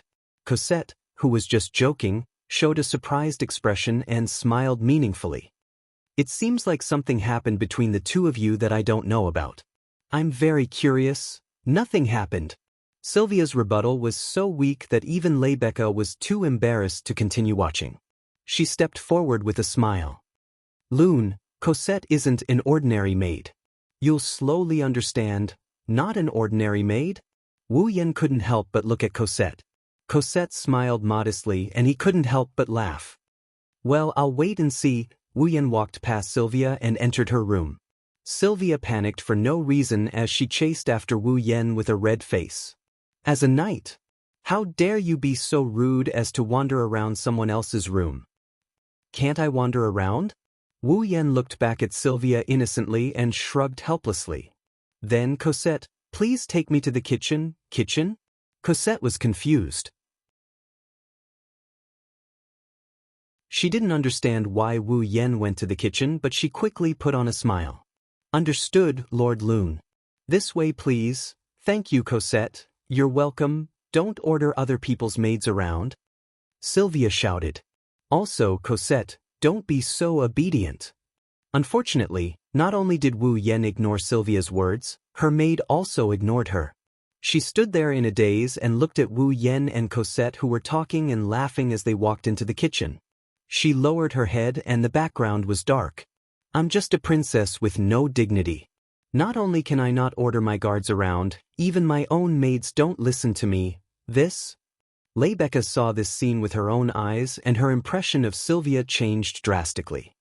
I didn't expect Princess Sylvia to be so innocent. She doesn't even know that she's being bullied. That's right, Wu Yan and Cosette have been bullying Sylvia since the start of the fight. In the kitchen, Wu Yan glanced at the luxurious scene and his heart twitched. Should I say, as expected of the princess's kitchen? Lord Loon, do you really want to use the kitchen? Cosette looked at Wu Yan in disbelief. I thought you only wanted to bully Her Highness. I didn't expect Sylvia to have such a side to her, so I played around a little. Wu Yan smiled awkwardly at Cosette's incredulous expression. In any case, lend me the kitchen for a while. Do you want to cook? Cosette smiled kindly. If that's the case, let me do it. Well, it's a thank you gift, so I can't let you do it. Wu Yan said without turning his head. He walked into the kitchen and picked up a kitchen knife. He skillfully twirled it around the handle. Don't look at me like this. I haven't met anyone who can match me in cooking yet. That's so? Cosette maintained a smile on his face, but his eyes were filled with distrust. Wu Yan shrugged when he saw this. Anyway, just wait and see. Wu Yan's lips curled up. Cosette suddenly had a feeling when she saw that smile. The boy in front of her seemed different from the ones she met before.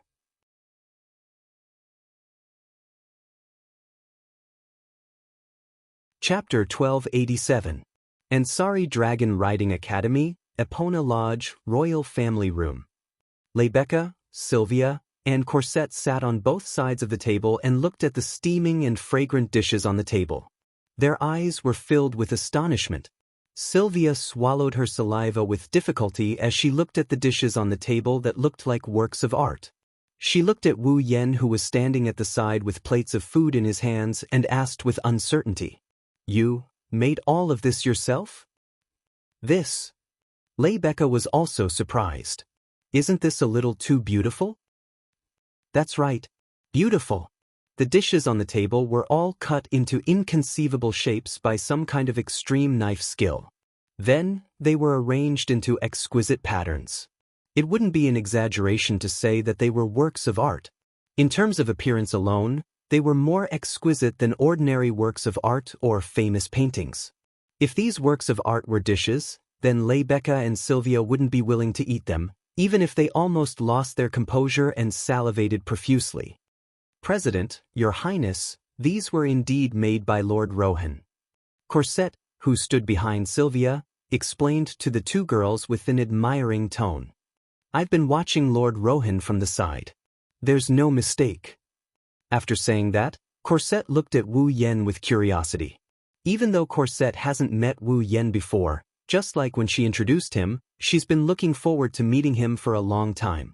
In fact, it was Cosette who told Sylvia that Wu Yan entered the advanced course through the back door. She originally thought that Wu Yan was just a special person. However, Corset's impression of Wu Yan had changed from special to special now. The mysterious dragon riding skill. The unknown dragon rider. The genius dragon tamer. In the short span of a day, this student who only received a negative evaluation had suddenly changed. He had countless halos on him. Now, he even made a dish that even Corset praised. Just the surface alone made her admit that she was inferior. Of course, these weren't the most important things for Corset. These were the characteristics mentioned above. Apart from being able to make good dishes, none of them could deepen her impression of Wu Yan. The most important thing was this special boy. He directly called her master by her name. Cosette, who was familiar with Sylvia, naturally knew that this was the first time Sylvia had met someone who directly called her by her name since she came to the academy. Furthermore, it seemed that Sylvia had removed her cold mask and revealed her true personality. Corset couldn't help but take note of this. Corset, who knew that Sylvia never had any friends, felt that this boy who suddenly barged into the academy might change Sylvia's life. Who knows? Wu Yan, who didn't know that Corset was thinking so deeply, placed the last dish on the table with a disapproving expression. He clapped his hands and walked into the kitchen while speaking. No matter how beautiful the dishes are, they are all for eating. Don't be shy, eat as much as you want. I'll go make Guffrin and Lancelot's portions first. After saying that, Wu Yan disappeared from the scene. Lebecca and Sylvia looked at each other and picked up their knives and forks in tacit understanding. They picked up a piece of meat and put it into their mouths. In the next moment, they felt an electrifying pleasure in their mouths, causing the two girls to widen their eyes and be stunned on the spot. President? Your Highness? Corset faintly felt that something was wrong when she saw the two girls doing something that was completely different from before. It didn't fit their image. Pardon my rudeness. Cosette picked up the cutlery and forked the meat that Lebecca and Sylvia had just eaten. After taking a small bite, Cosette finally understood why his master and the perfect president of the student council was in such a state. So delicious. Corset blurted out from the bottom of her heart without even thinking about it. She recalled the arrogant declaration that Wu Yan made in the kitchen and now believed it. In this world, there shouldn't be anyone who could compare to him in terms of cooking. As a maid of the princess, Wu Yan's cooking is the most delicious dish she has ever tasted. She has tasted a lot of delicacies since she was a child. She can also make excellent dishes herself. Wu Yan's cooking is the most delicious dish she has ever tasted. When they came back to their senses, the three girls exchanged glances. Then, Lebecca and Sylvia began to eat silently. Their movements were still graceful, but their speed was unbelievably fast.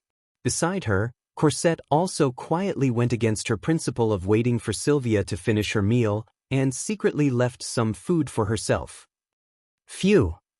Even with their graceful movements, Lebecca and Sylvia couldn't hide the contorted expressions on their faces.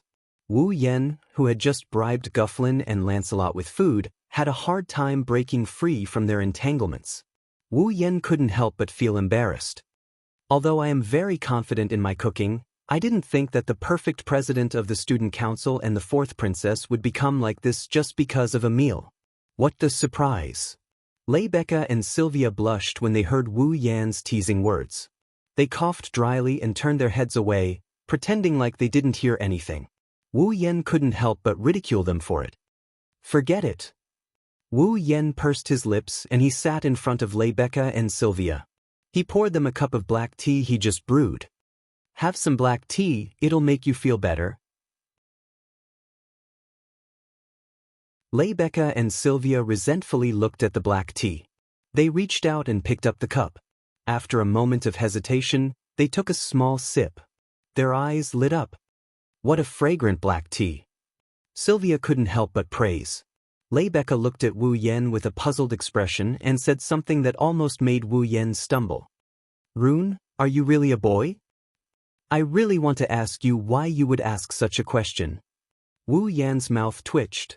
How can you tell that I'm not a boy? Can a boy really make such delicious food and black tea? Lebecca gave a reason that seemed reasonable but was actually quite unreasonable. If you're a girl dressed as a boy, please don't hide it anymore. We won't look down on you. If we have time, we can go shopping and take a bath together. Wu Yan wanted to retort, but when he heard the words, take a bath together, his expression wavered and he almost admitted that he was a girl dressed as a boy. However, to prove that he was a man, he endured the pain and forced a smile. It's best if you don't question my gender. Otherwise, I'll definitely do something irrational to prove my body. Sylvia's face flushed red once more when she heard those words. Then she put on a stern face and snorted threateningly. If I had guards by my side right now, you would have been sent to prison for being rude to the princess. That's scary. Wu Yan pursed his lips and tapped the messy tableware in front of him. I spent so much effort to make so many dishes. I didn't think there would be people in this world who would turn their backs on me. I'm so pitiful. Who's turning their backs on me? Sylvia couldn't take it anymore. Kindness must be repaid. This is the family rule of the royal house of Lorman.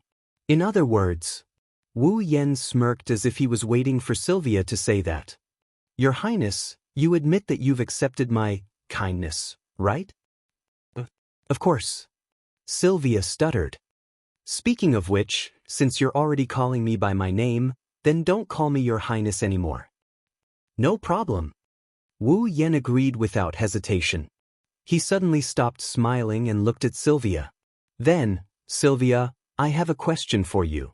Do you know what the Avalon Holy Dragon royal family is?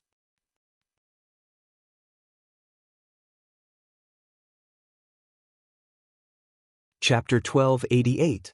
Avalon's Divine Dragon Royal Family?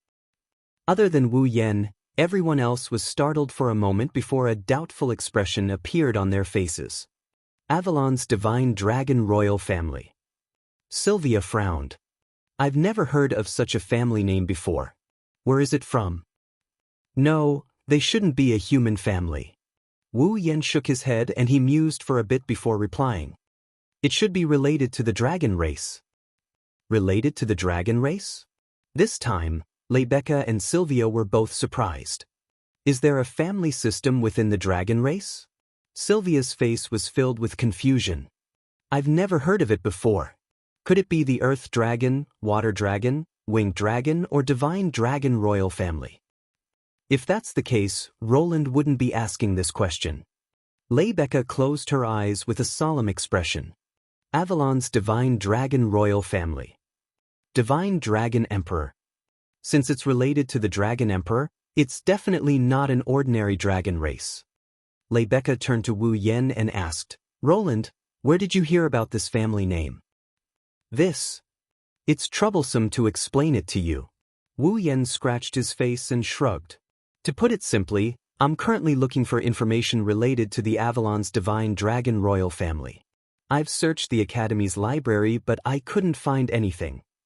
Although the Academy's library contains many books related to the Dragon Clan and the Dragon Cultivators, the truly confidential parts will not be open to the public. Rebecca crossed her arms and shook her head. Furthermore, if it's something that can be found in the Academy's library, Princess Sylvia and I would definitely know about it. Therefore, I can be sure that the Academy's library doesn't have any records of this. Then, does the Loriaman's royal family and the Randall family have any records of this? Wu Yan stared at the two girls in front of him. The Randall family is a noble family with a fief. They should have some secrets that aren't on the surface, right? As for the Loriaman's royal family, I'm sorry. Although I don't know if the Loria monarch family has any records of this, the Randall family doesn't have any. Rebecca said calmly. If I don't know about it, then even if I go to the Randall family to ask, no one in the family will know about it. When she said this, her tone was firm. As a Saint Dragon Knight, Rebecca was equivalent to a nobleman without a title. Although the Randall family was a famous family, there weren't many Holy Sky Dragon Knights in the history of the family. Thus, it was easy to imagine Rebecca's status in the family. Naturally, she had access to all the secrets of the Randall family. Therefore, Rebecca could say with absolute certainty that this was the case. As long as she didn't know, then no one in the Randall family would know. As for me, I don't have much confidence either. Sylvia, on the other hand, was a little uncertain. Her attitude was a little hesitant. Since it's a secret, there aren't many people in King Loriamin's family who have the right to read it. After all, it's related to the country. Even if I'm the princess, reading these state secrets is against the law, in other words. Even if King Loriamin's family has records of the Avalon Saint Dragon royal family, not many people know about it. Wu Yen frowned deeply and rhythmically tapped the table. This is a little troublesome. Lei Becca looked up and stared at Wu Yen for a while before asking, "Is it important to you to know about the Avalon Saint Dragon royal family?" "Important. Is it important?" Wu Yen nodded after a brief moment of silence. "That's right. It's very important." "Is that so?" Lei Becca stared at Wu Yan's wine-red eyes. After a while, she smiled and looked up. "I understand. As the student council president of the Ansari Dragon Academy, I have quite a bit of power and authority. I will help you find information about the Avalon Saint Dragon royal family and keep an eye out for you." Hearing this, Wu Yan's eyes lit up and looked at Lei Becca gratefully. "Thanks, Lei Becca. Well, it's a small matter. No matter what you do, you must give it your all. This is King Loriamin's family rule." Sylvia became serious. "Since I owe you one, I will do my best to find information about the Avalon Saint Dragon royal family." Cosette. Before Wu Yen could react, Sylvia turned around and looked at Cosette behind her. "Sorry to trouble you." "Yes." Cosette lifted the corner of her skirt and bowed slightly, revealing a witty and shrewd smile. "As long as it's within my ability, I will give it my all." "That's good." Sylvia's serious expression relaxed a lot. Lei Becca also gave Cosette a reassuring look. Wu Yen was slightly surprised and looked at Cosette. "Didn't I just say? Cosette is not an ordinary maid." Seeing Wu Yen staring at Cosette, Lei Becca shook her head with a smile. "Cosette belongs to the Shirley family. They have been known for their combat skills and espionage skills since ancient times. They have served the Loriamin's king family for generations and are specialized in assisting the Wang family. They are the indispensable left and right hands of the Wang family." Lei Becca glanced at Cosette and explained in amazement. "Cosette is one of the few elites in the Shirley family. It is not an exaggeration to say that she is the most outstanding member of the Shirley family. With her help, this matter will most likely succeed." That's strong." Wu Yen smiled wryly as he stared blankly at the adorable Cosette who had a harmless smile on her face. "So that's how it is. A wise man doesn't show his true colors. You're the real boss. I've made a fool of myself." Cosette held her cheeks with both hands and fidgeted as if she was shy. However, there was a sly smile hidden in her eyes. Wu Yen, who saw this scene, clearly felt a chill in his heart. This cute maid is definitely not as naive and romantic as she looks. She might even be more two-faced than Lei Becca. Just as this thought rose in Wu Yan's heart, Cosette looked at Wu Yen with a smile and muttered to herself, "Why do I feel like Lord Rune is thinking of something rude?" You're thinking too much." Wu Yan's heart clenched as he put on a fake smile. I'm just thinking about the Ares dragon ritual tomorrow. I'm not thinking of anything rude." "Ares dragon ritual?" Lei Becca blinked her eyes. "Right, now that you can control Guffrin, you should be participating in the Ares dragon ritual, right?" Controlling Guffrin to participate in the Ares dragon ritual? Before Wu Yen could react, Sylvia was startled. She turned to Wu Yen in shock. "You want to control Guffrin to participate in the Ares dragon ritual?" Wu Yen raised an eyebrow at Sylvia's shocked expression. "Judging from your reaction, are you also participating in the Ares dragon ritual tomorrow?" "Also means that you admit to it?" Sylvia's mind was starting to wander. "Guffrin is my opponent." Oh, you're wavering," Wu Yen said with a half-smile. "Sylvia, are you afraid of losing to me?" Who's afraid of losing to you?" Sylvia raised an eyebrow. You have to give it your all no matter what the competition is. That's the Loriman Wang family's motto. This is interesting. Wu Yan's eyes lit up as he looked at Sylvia with a meaningful look. Since that's the case, do you dare to make a bet with me? Bet? Sylvia was stunned. If I win tomorrow's Aries Dragon ritual, you have to agree to one of my conditions. At this moment, Wu Yan's expression is like a big bad wolf looking at a cute little bunny jumping into its mouth. Sylvia shuddered and instantly became alert. What if I win? If you win, I'll teach you the dragon riding technique and the chaotic return to horizon dance that defeated you. How about it? Sylvia's expression changed instantly. If she could learn that mystical dragon riding technique and the sword technique that could even injure the strongest holy dragon in the academy, her strength would increase by leaps and bounds. This was a huge temptation for Sylvia. Sylvia clenched her teeth. Alright, it's a deal then. Wu Yan grinned. His grin is deceitful.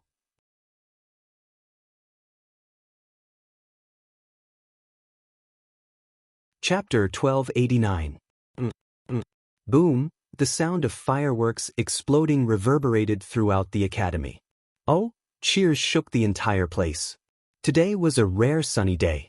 In terms of organizing the competition, it was undoubtedly a very suitable day. Early in the morning, many students wearing dragon riding uniforms had gathered on the sports field of the Ansari State Dragon Riding Academy. They held the reins in their hands and lined up neatly on the field with their dragons. Oh, on both sides of the sports field, there were fences that looked like spectator seats. The fences were filled with students who did not intend to participate in the Aries Dragon ritual and only wanted to watch the fun. Waves of cheers were heard, causing the surrounding air to vibrate slightly. One could imagine just how high the mood of the students was at this moment. The Aries Palace's Dragon Rider ritual was a spring celebration. Although many students did not intend to participate, their enthusiasm for the Dragon Rider ritual was even higher than those who intended to participate. Amidst the endless cheers, the students who were holding fall lined up neatly and looked forward. Over there was a temporarily built high platform that served as the main venue for the announcement of the Aries Palace's dragon sacrifice. Instructors stood on both sides of the stage. They were in charge of supervising the entire tournament. They maintained the basic rules of the tournament and didn't allow anyone to cause trouble. Backstage, Wu Yan, Sylvia, and Leibecca stood there in their dragon riding uniforms.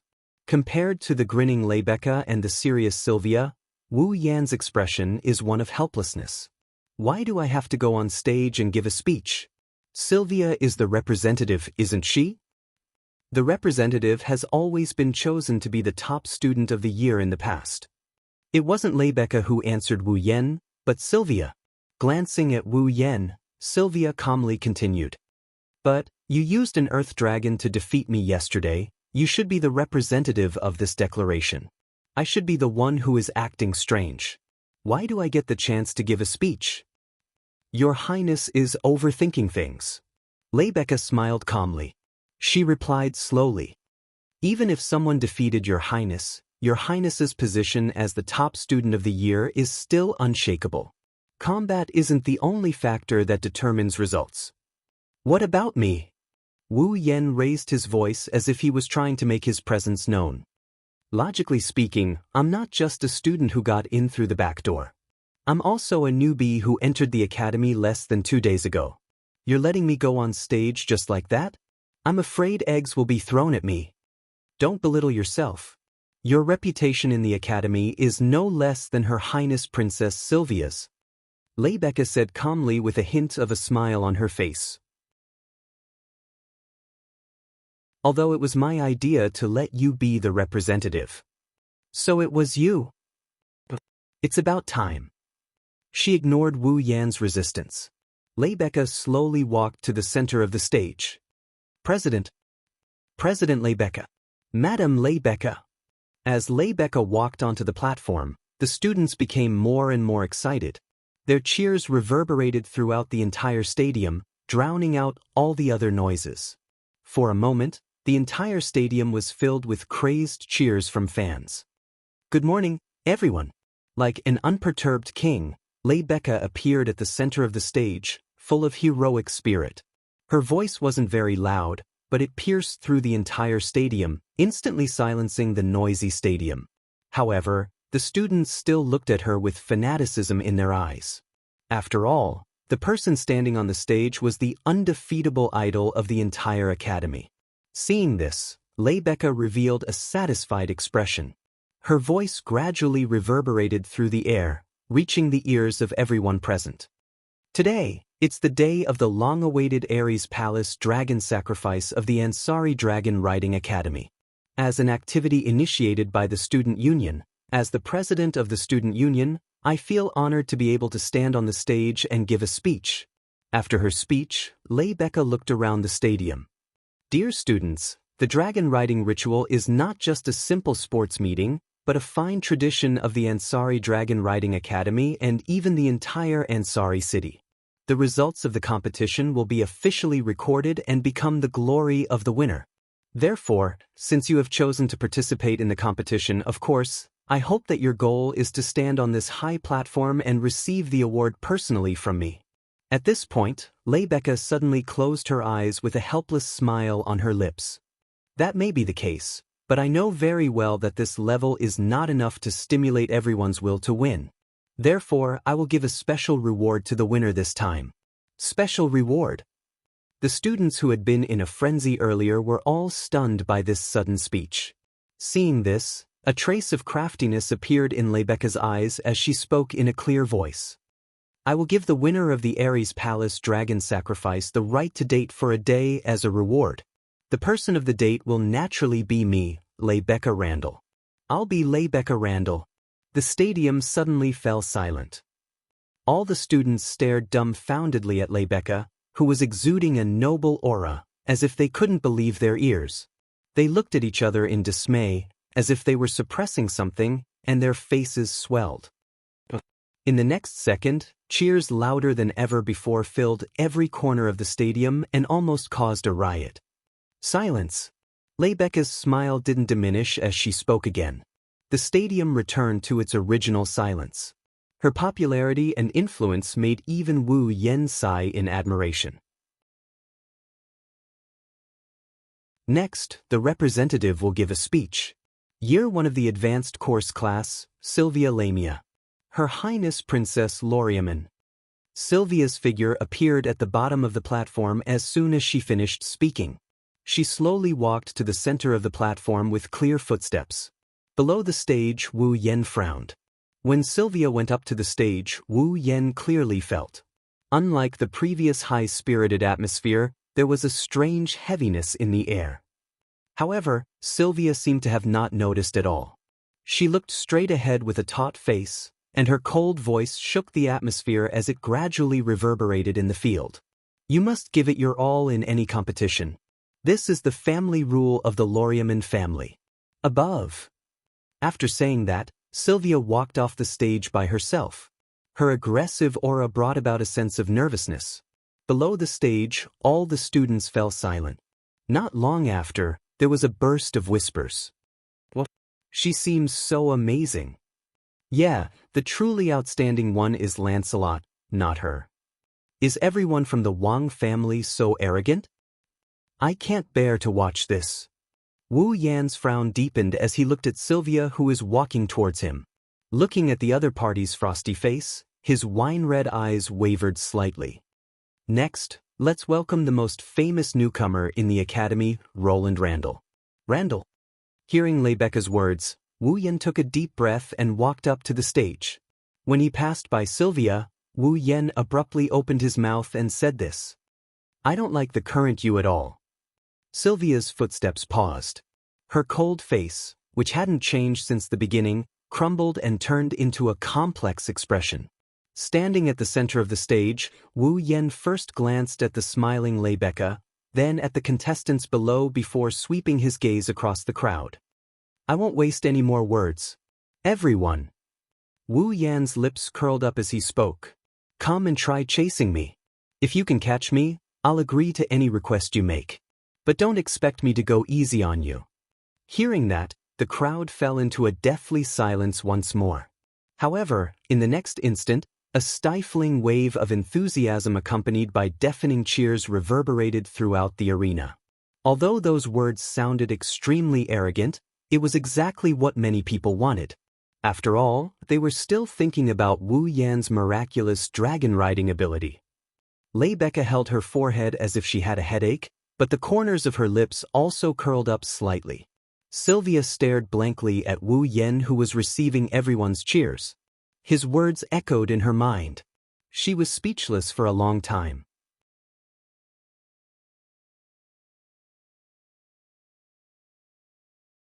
Chapter 1290. The order of the contestants for the Ares Draconic Rite had its own rules as well. In the Ares Temple Dragon Rite, there was no such thing as a fair starting line. The starting line of the contestants was based on the results of their training sessions, and the starting line was very orderly, divided into front and back. In the past, the starting line for the Ares Draconic Rite was set so that the contestant with the best results and fastest speed would be at the front, and so on. The lower the results, the slower the contestant would be at the back of the starting line. However, this year's Draconic Rite was different. The contestants at the very front weren't the ones with the best results, but the ones with the worst results. This was Rebecca's suggestion. The reason was simple: it was more exciting this way. Therefore, according to the new rules of this year's Ares Dragon Sacrificial Competition, Sylvia, who had won the first place in the mock competition, obediently lined up at the back of all the contestants on her holy dragon Lancelot. Aside from Sylvia, Wu Yan was also at the very back of the line. This is to be expected. After all, Wu Yan has only been in school for 2 days and he hasn't participated in any mock competitions, so he doesn't have any results to speak of. However, due to the fact that he once performed a miraculous teleportation dragon riding skill during the dragon riding combat training, the students in the academy unanimously agreed that his speed isn't any lower than Sylvia's. Thus, Rebecca arranged for him to be at the very back of the line. Of course, there was another reason as well. No way, right? Outside the arena, inside the arena, everyone present, regardless of whether they were teachers or students, was staring at a huge figure in the last row of the contestants. They looked at the figure riding on top of that huge figure, and their faces were filled with shock. A fur as alluring as fresh blood. His chest and limbs were as thick as armor. His wings were completely disproportionate to his body, supporting his enormous body that seemed to be able to blot out the sun. He stood above all the dragons present, emitting a chilling sense of oppression. The strongest holy dragon in the academy, Gufflin. This was a holy dragon that everyone in the Ansari Academy and even the entire Ansari city didn't know about. It was quite famous. After all, it was the one who made Rebecca Randall famous. The most fundamental reason why the name Rebecca Randall became so famous. However, this was the Academy's strongest holy dragon. However, the one riding on it was not the most powerful person in the Academy who was full of heroic spirit, but the new student who had become a hot topic after entering the Academy for less than 2 days. Randall. The entire place was silent.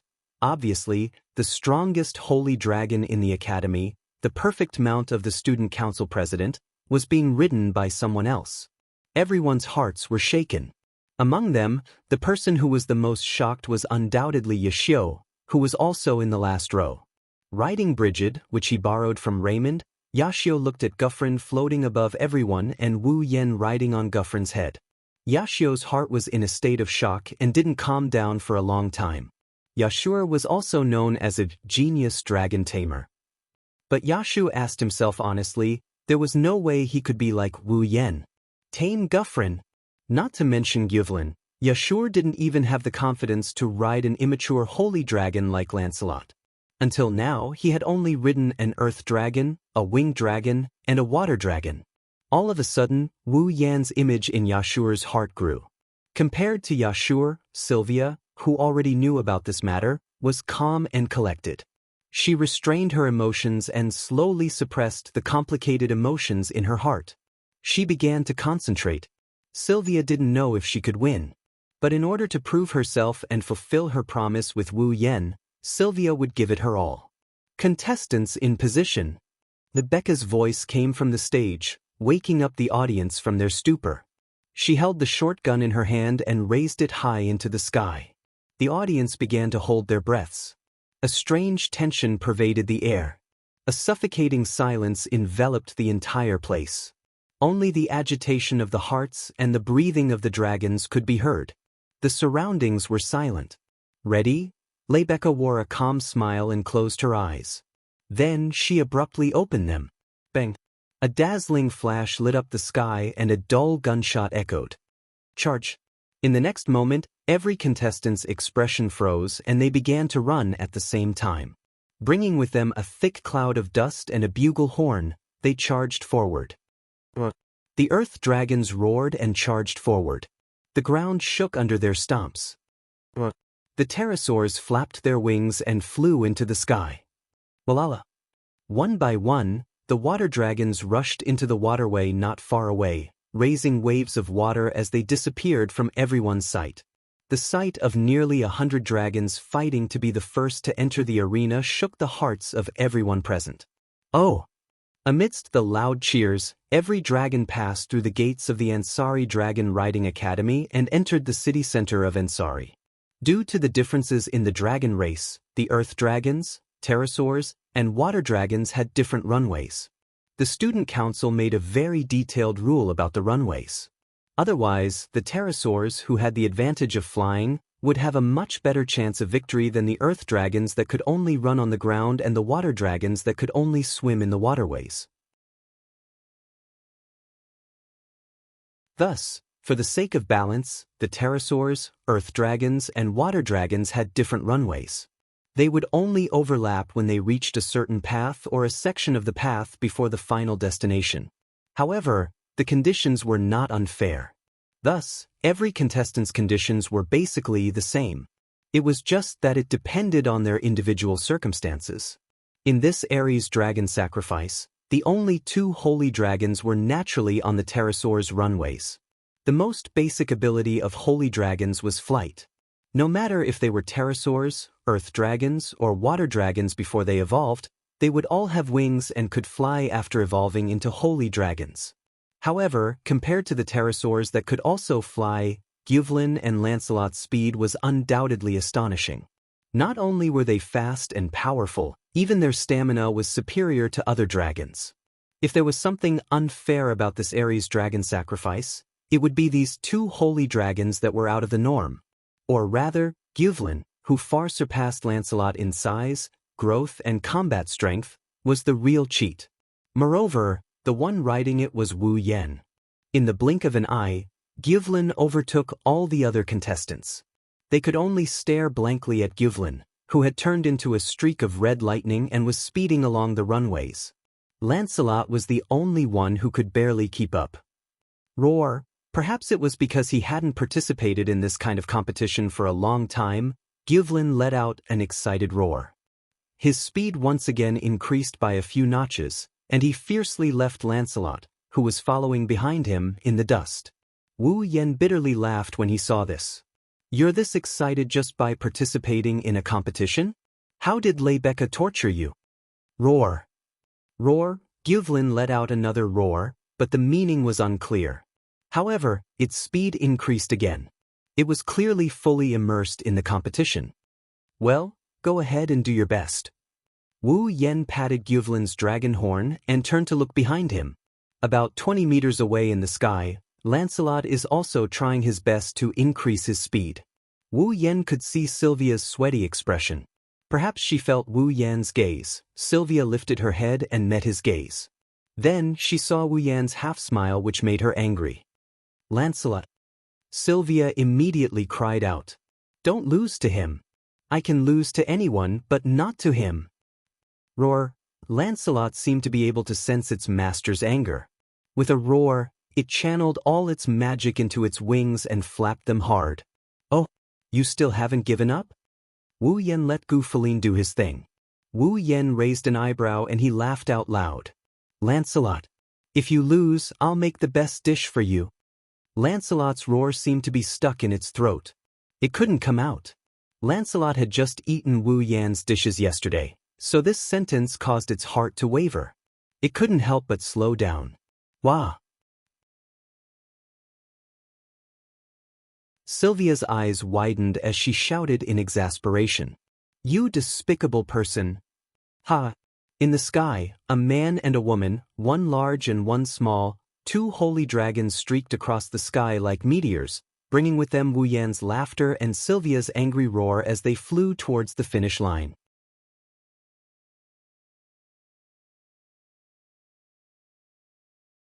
Chapter 1291. Ansari Dragon Riding Academy, Sports Field. On the high platform, Leibeka revealed a breathtakingly beautiful smile, her heroic voice reverberating through the entire arena.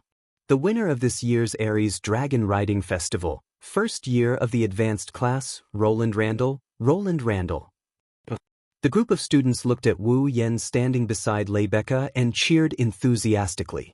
Of course, there were also many voices of envy and jealousy mixed in. After all, the winner of this year's Aries Dragon Riding Festival would be able to get a date with the student council president Leibeka. How could the male students who viewed Leibeka as their goddess and the female students who looked up to her not be envious and jealous? Thus, the cheers that resounded throughout the field had a hint of jealousy that everyone could clearly sense. In the beginning, there was even a hint of powerlessness that made people smile bitterly. Sigh. Under everyone's intense gaze, Wu Yan faintly sighed. Just how many times had he encountered such a situation? Wu Yan had already lost count and didn't have the energy to count. After all, being glared at a few times wouldn't cause him to lose a piece of flesh. On the other hand, a gaze filled with resentment from below the stage made Wu Yan's lips curl into a smile. He glanced down and saw Sylvia clenching her fists and gnashing her teeth as she looked at him. Despicable fellow, shameless fellow. Sylvia's domineering appearance was completely different from before. She didn't have a cold expression on her face. Instead, she was like a resentful woman holding Lancelot's reins as she kept nagging. Since you used such a method, don't think I'll be satisfied. Ugh. On the side, Lancelot couldn't help but let out an aggrieved whimper. His dragon eyes were filled with pity. Although at the beginning, Lancelot did indeed slow down due to Wu Yan's enticing words, it only slowed down for a short few seconds. Later on, Lancelot got rid of all distracting thoughts and focused on flying. But in the end, Lancelot still couldn't defeat the strongest in the academy, Holy Dragon Gufflin. He was defeated without any suspense. However, Sylvia seemed to think that Lancelot had been tempted by Wu Yan's feeding attack, which led to his defeat. That's why the Grand Princess Blue Ice, the fourth princess of the Night Kingdom of Lorraine, is acting like a resentful wife. Regarding this, not only did Wu Yan not avoid the edge of the spear, he did the exact opposite. A provocative smile appeared on her face as she looked down at Sylvia, her mouth twitching a few times. He didn't say anything, but Sylvia read his lips. Don't forget our promise. Sylvia was instantly enraged, but there was nothing she could do. She could only glare hatefully at Wu Yan, who was smiling proudly on the high platform. She closed her eyes and turned her head away. Out of sight, out of mind. You're angry just like that? Wu Yan sighed as if he expected better from him. What a child. You're the only one who dares to treat Her Highness Princess Sylvia like that in the entire Raymond knighthood. Leibeka rolled her eyes and said in annoyance, if Her Highness Princess Sylvia really wants to cause trouble for you, you're in big trouble. I can't see the trouble, I can only see the benefits. Wu Yan muttered as he stroked his chin. Even though I've already thought of what I'll get Sylvia to do for me, it's a bit of a loss. Should I think of something else? Something else. Leibeka blinked and revealed a meaningful expression. Sylvia isn't the only one who can benefit from winning the competition. Wu Yan was stunned. When he saw Leibeka's meaningful expression, he remembered that as the winner, he could go on a date with her. Wu Yan's lips twitched at the thought. Leibeka put on a seductive look in front of everyone. She whispered into Wu Yan's ear and she blew at him. Could it be, you're not happy about going on a date with me? I'm just having a headache. Wu Yen suppressed his heartbeat and coughed as he felt the ticklish sensation in his ear. He looked away awkwardly. I'm not familiar with Ansari City at all. I don't know where to take you on a date. You don't have to worry about that. Rebecca's eyes revealed a hint of a smile. I like to take the initiative, so let me guide you. Initiative? Which aspect? This time, Wu Yen was no longer trying to suppress his heartbeat. Instead, his imagination was running wild. At this moment, Rebecca. Below the high platform, an instructor panted heavily as he ran over while shouting with an anxious expression on his face. There's one more participant who hasn't returned. There's one more participant who hasn't returned? Wu Yen, Rebecca, and even Sylvia were stunned. Rebecca frowned. What's the meaning of this? It's been an hour since the end of the competition, but there's still one participant who hasn't returned. The instructor panted and said, in the forest, a security officer found the contestant's earth dragon, but the rider was not there. It's very likely that an accident happened. Rebecca's expression changed slightly as she spoke. Form a rescue team and head to the forest immediately. Sir. He was clearly an instructor, but at this moment he was following the orders of his student, Rebecca. It was very strange. I'll go too. Rebecca turned her gaze to the instructor. What's the name of the missing rider? It's the problematic student who rode someone else's fall in the competition. His name is Yashur Blake. It's Yashur Blake. It's him. Rebecca and Sylvia were shocked. Yashur? Wu Yan's expression froze before darkening. Yashur had only been in the academy for 2 days, but he was the only person in Wu Yan's class other than Sylvia and Raymond. He could be considered half a friend. Wu Yan was also concerned about Yashur's belongings. He didn't want anything to happen to Yashur. Rebecca. Wu Yan turned around to look at Rebecca. Let me join the rescue team as well. All right. Rebecca hesitated for a moment before nodding in agreement. Come with me on Guffrin and we'll search the forest. I'll go too. Sylvia stood up and glanced at Wu Yan with a solemn expression. It's the duty of the royal family to help citizens in trouble. It's also the teachings of the royal family. President Rebecca, please let me join. I understand. Seeing Sylvia's solemn expression, Rebecca found it hard to refuse. Then, Your Highness, please ride Lancelot. We'll split up and search the forest. Sylvia nodded solemnly. Above Fianna Forest. Kneeling on one knee above Gufflin's head, Wu Yan and Rebecca held the dragon horn in one hand and his hair in the other. Gufflin used a magic formation as a foothold for them to stand on as they soared above the forest. Sylvia rode Lancelot to the other side of the forest while Wu Yan and Rebecca searched the other side of the forest. They searched the entire Fianna Forest with the other rescue teams. How is it? Rebecca didn't shy away from Wu Yan. She asked Wu Yan, did you find anything? No. Wu Yan shook his head. He tried to divert his attention away from Rebecca's soft body and the sweet scent wafting into his nose. I didn't find anything. This is troublesome. Rebecca frowned. Yashur? Blake, did something happen to him? I don't know. I don't know. Wu Yan smiled bitterly. Even if something happened, we have to find him. If he's alive, we have to see him. If he's dead, we have to see his corpse. That's true. Rebecca smiled bitterly as well. Gufflin. Wu Yan lowered his head and he shouted at Gufflin. Did you find anything? Roar. Wu Yan just wanted to give it a try.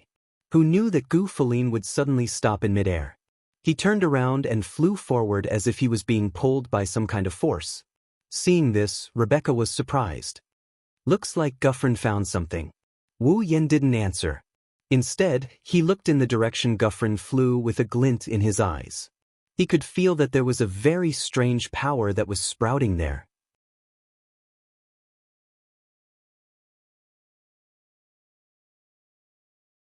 Chapter 1292. In the sky, a red streak of light shot over from the distant horizon and appeared above a canyon. Leibeka stood on the magic formation above Guffrin's head and slowly opened her eyes. She couldn't help but close them due to Guffrin's extreme speed. There was still a trace of lingering fear on her face. There was no helping it. Guffrin didn't listen to Leibeka's orders at all and flew over at his fastest speed. He didn't care about his master at all. If it wasn't for Wu Yen grabbing her shoulder, she would have been flung away long ago. Guffrin. Leibeka took a deep breath and forced herself to calm down. Her eyes flickered with uncertainty. Why didn't you listen to my orders? Don't blame Guffrin. Wu Yen swept his gaze over the canyon below. There seems to be something under this canyon. Guffrin must have sensed it. That's why he's acting so strangely. Under the canyon? Leibeka was taken aback. She lowered her head and looked at the valley below. This is the outskirts of Fianna Forest? Who knows? Well, who knows? Wu Yen shrugged and narrowed his wine-red eyes. However, I am a bit concerned about the thing inside. Me too. Leibeka nodded solemnly. This is the first time Guffrin didn't listen to my orders. There must be something else under the canyon. Finished. Leibeka turned her gaze to Wu Yen. When their eyes met, Wu Yen immediately nodded. Let's go down and take a look. Leibeka hesitated for a moment. She seemed a bit apprehensive about going alone. However, in the end, she couldn't bear to return empty-handed. She clenched her teeth and agreed. Guffrin. Roar. Guffrin let out a small dragon's roar. He flapped his wings and descended into the canyon below. The canyon wasn't very wide, and with Guffrin's huge body, it could barely fit inside. He was barely able to squeeze in. Under Rebecca's careful instructions, Madame Guvelin slowly descended along the cliff in the middle of the canyon, almost touching the sharp rocks on his body. His body was wrapped in a layer of mana, so his movements were extremely slow. Fortunately, the deeper they went into the canyon, the more space there was, the larger the space inside. In the end, the space here was enough for Gu Feline to land with ease. Leibeka hurriedly had Guffrin speed up. It continued to descend. Just as Wu Yen, Leibeka, and Guvelin were about to reach the ground, a sweet female voice that they had never heard before rang out from the bottom of the canyon. The voice turned into an echo that clearly reached their ears. I am your owner. As this voice rang out, the entire canyon fell into a deathly silence. Not long after, a voice filled with astonishment rang out. Huh! Hearing the astonished voice, Wu Yen and Leibeka's eyes lit up. It's Yashio. Wu Yen affirmed. This is Yashure's voice. Is it really Yashur? Blake's voice. Leibeka perked up and patted Guvelin's dragon horn. Guvelin, go down. You. However, Guvelin disobeyed Leibeka's order again. His huge body seemed to be frozen in the air. He only let out a slightly fearful roar before falling silent. Guvelin. Leibeka's face was filled with confusion when Guvelin disobeyed her order again. Wu Yen bitterly smiled and patted her shoulder. There must be something below that forced Guvelin to disobey your order. Don't mind it too much, I understand. Rebecca retracted her dazed expression and regained her composure. But how are we going to go down? Hug me. This time, it was Leibeka's turn to be astonished. In exchange, Wu Yen looked annoyed. Are you going to hug me or not? You're not going to hug me and go down by yourself? Leibeka panicked slightly when she heard that. She extended her hands out of reflex and hugged the body that was inches away from her. Only when she felt the scorching heat from his body did Leibeka realize what she had done. Her face actually blushed, which was a rare sight for her.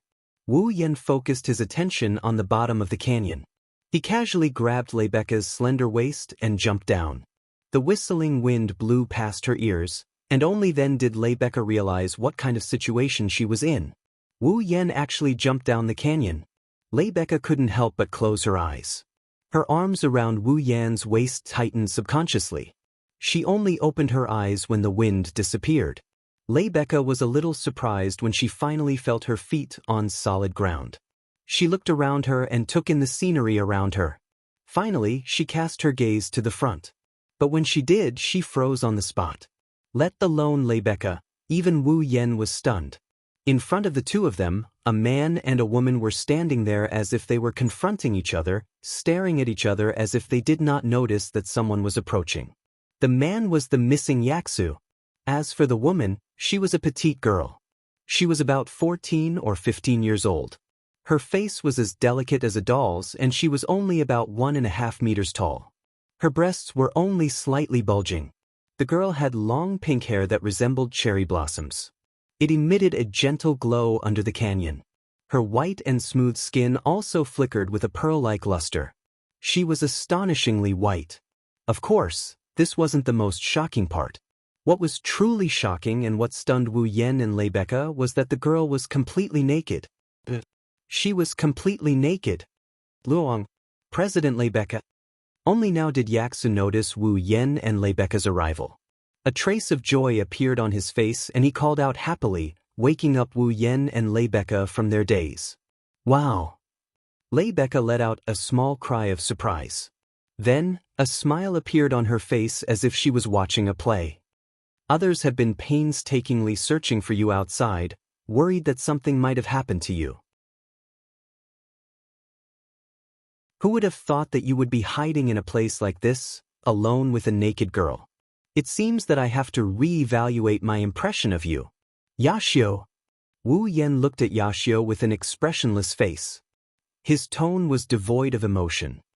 I'm sorry to disturb you. With that, Wu Yen grabbed Rebecca's hand, turned around, and pretended to leave. This made Yaksu pale with fright. Wait. This is a misunderstanding. This is a misunderstanding. She's my fall. She was just born. Fall? Wu Yen suddenly stopped. Rebecca frowned and looked at Yaksu with distrust. She pointed at the girl. You're saying that she's your fall? Yes. Yes. Yaksu nodded. I know it's hard to believe, but it's true. She just came out of my body and became independent. There's no mistake about it. Hey, what do you mean by born from your body? Wu Yen and Rebecca didn't react to Yaksu's words. The girl glared at Yaksu and she yelled at him in a very shrewd manner. I'm just borrowing your body. Don't get carried away. After being yelled at by the girl, Yashu's neck shrunk and he muttered, What's wrong with being a little proud? What did you say? The girl's gaze turned fierce and she tilted her head slightly. When the girl raised her head, Wu Yen and Rebecca saw 2 round protrusions on the sides of the girl's head. The protrusions gave off a soft glow like ivory. That's... Rebecca's face was filled with shock. The horns of a young dragon? Isn't it? Isn't it? Everyone says she's a dragon. Seeing that Rebecca finally understood him, Yaksu beamed with joy. He glanced at the girl and hurriedly looked away, blushing. In any case, President Rebecca, please let her put on some clothes first. Huh? Why do I have to put on clothes? Unfortunately, not only did the girl not appreciate his kindness, she even puffed out her chest without concealing anything. Clothes are just something created by humans to hide their ugly nature. The honorable dragon race doesn't need that kind of thing. I don't care if you need them or not. Just let me put them on. Rebecca smiled as she watched Yaksu and the girl confront each other again. She felt a headache coming on. Wu Yen, who didn't say anything, stared at the girl who was punching and kicking Yaksu and frowned.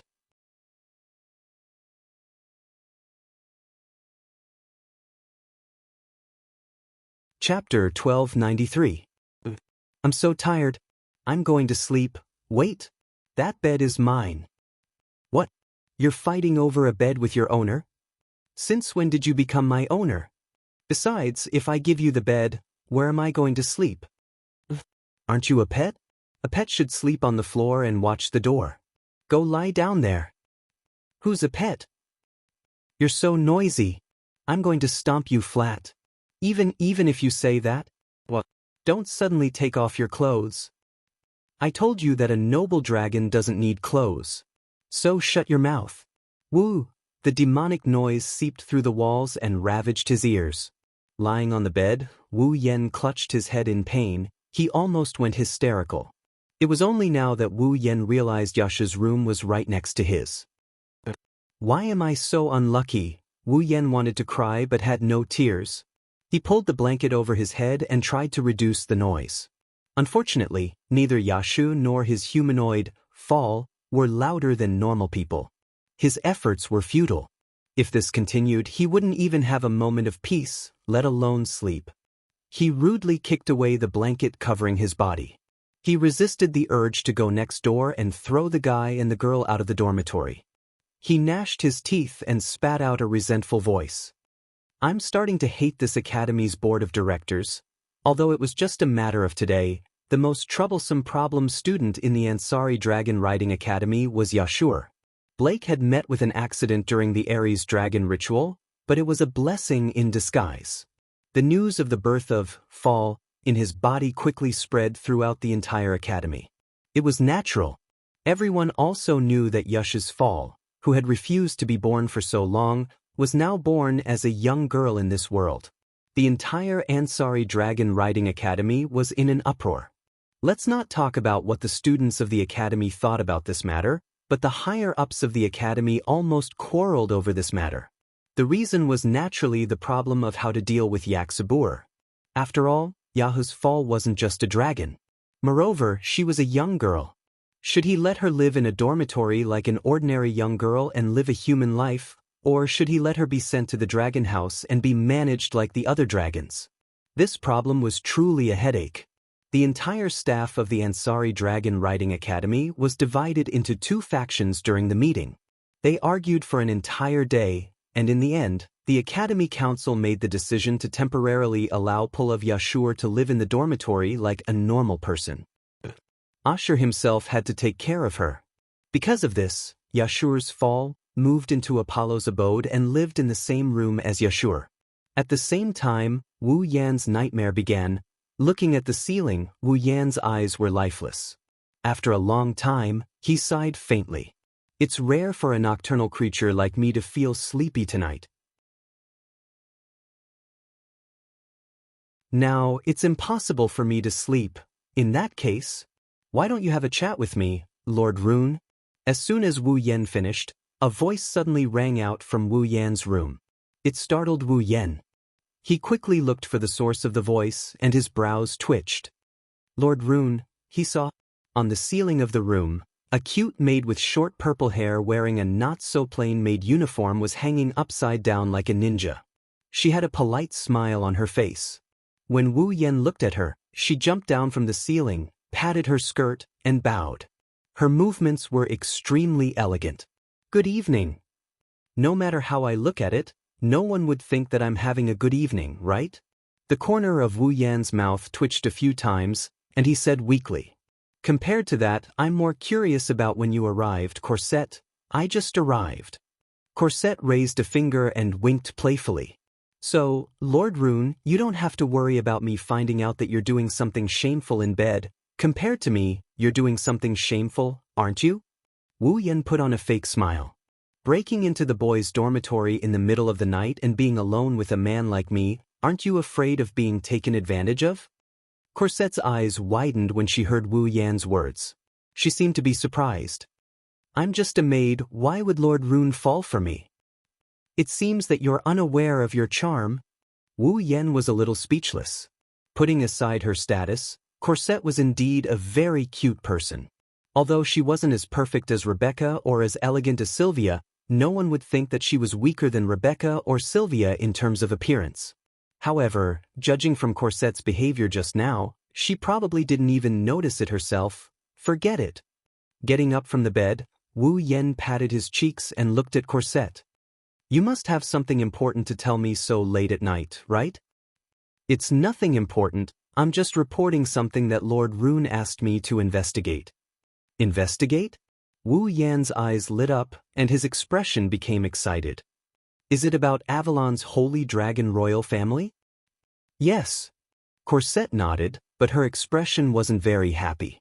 Even her smile was gone. Unfortunately, Lord Rune, there isn't much progress on the matter you requested. There aren't even many words related to it.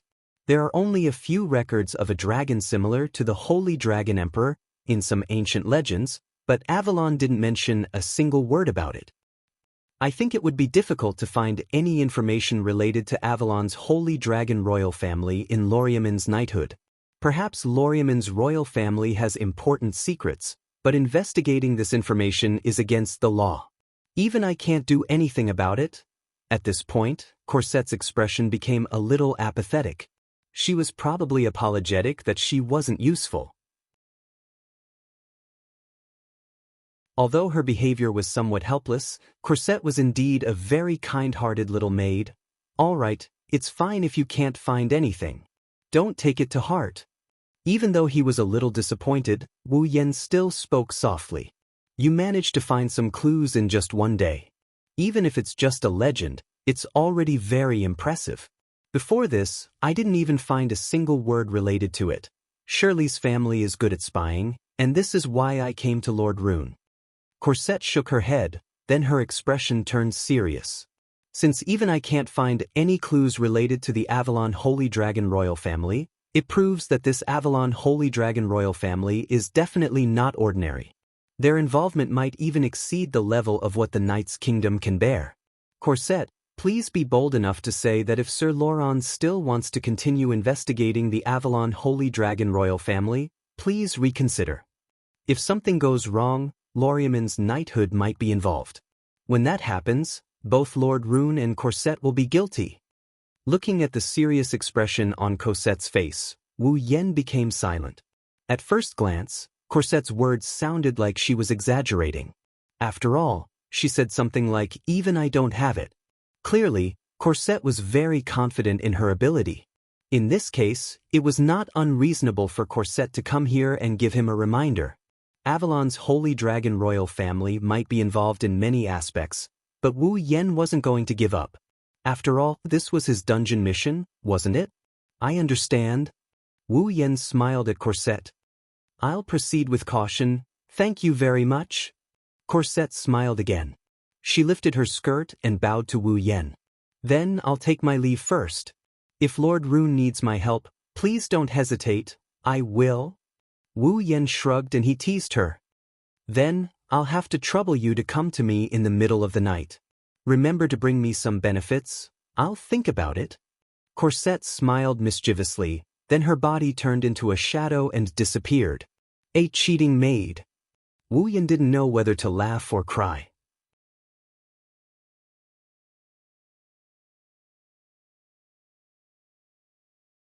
Chapter 1294. In the following days, Wu Yan began to live a leisurely and busy life. The end of the Ares Dragon sacrificial rite caused the academy life of the Ansari State Dragon Riding Academy to start moving forward. Under such circumstances, Wu Yan began to live the same life as every other student in the academy. Every day, he would go to the classroom to attend theoretical classes related to dragon breeding or participate in actual combat exercises with a group of students. He would learn all kinds of dragon riding skills and enrich his experience and knowledge of riding dragons. He lived a very peaceful life. With perfect memory, Wu Yan would be able to get full marks in every theory class he attended. With endless martial training, Wu Yan's dragon riding skills were unmatched in the entire academy. With these two aspects added together, Wu Yan's grades gradually climbed up and he quickly became the first in the school year.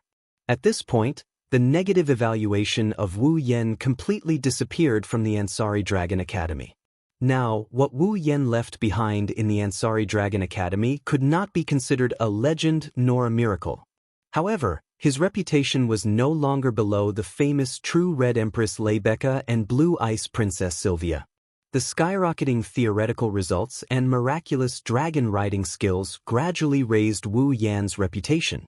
In the Ansari Dragon Academy, he was basically the same as Leibeka and Sylvia, no one didn't mention him. Furthermore, he was far superior to the genius dragon tamer, Yashu, who was known as the problematic student. Above Blake. Now, even the people in the Ansari city had more or less heard of Wu Yan's deeds. Now, in the Ansari Dragon Riding Academy, if someone were to ask who the strongest person in the academy was, there would definitely be someone who would answer Leibeka. If someone were to ask who the person with the highest status in the academy was, it would definitely be Sylvia. But if someone were to ask who the most talented person in the academy was, it would definitely be the genius dragon tamer Yashu. It would be Wu Yan. Wu Yan also got a nickname in the Ansari University's Dragon Riding Academy. He was known as the rider of the god race. It meant that the talent of the rider was no longer in the category of humans, but a performance that could only be possessed by a true god. Of course, it would be an exaggeration to say that he was comparable to a god. However, to be able to rise from a cheating student to the top of the school year in less than a month. He even had such a miraculous dragon riding skill. Even the Academy's strongest holy dragon Guflin had been tamed by him. These feats shocked the students more than just a little bit. Naturally, even the evaluation of the students was upgraded exaggeratedly. But it was undeniable. Wu Yan had indeed received everyone's approval and no longer had any negative comments. What was worth mentioning was that under Wu Yan's stimulation, Sylvia had also been frantically learning and improving her dragon riding skills.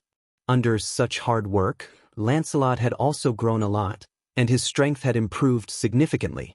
As for Wu Yan, while he was doing his duty as a student, he was observing Yak from a close distance. This Yak was referring to Yahu's fall, who maintained her human form.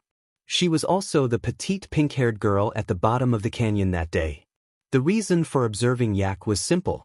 Because Wu Yan suspected that this dragon girl who defied common sense and maintained her human form was very likely related to the holy dragon imperial family of Avalon that he was looking for.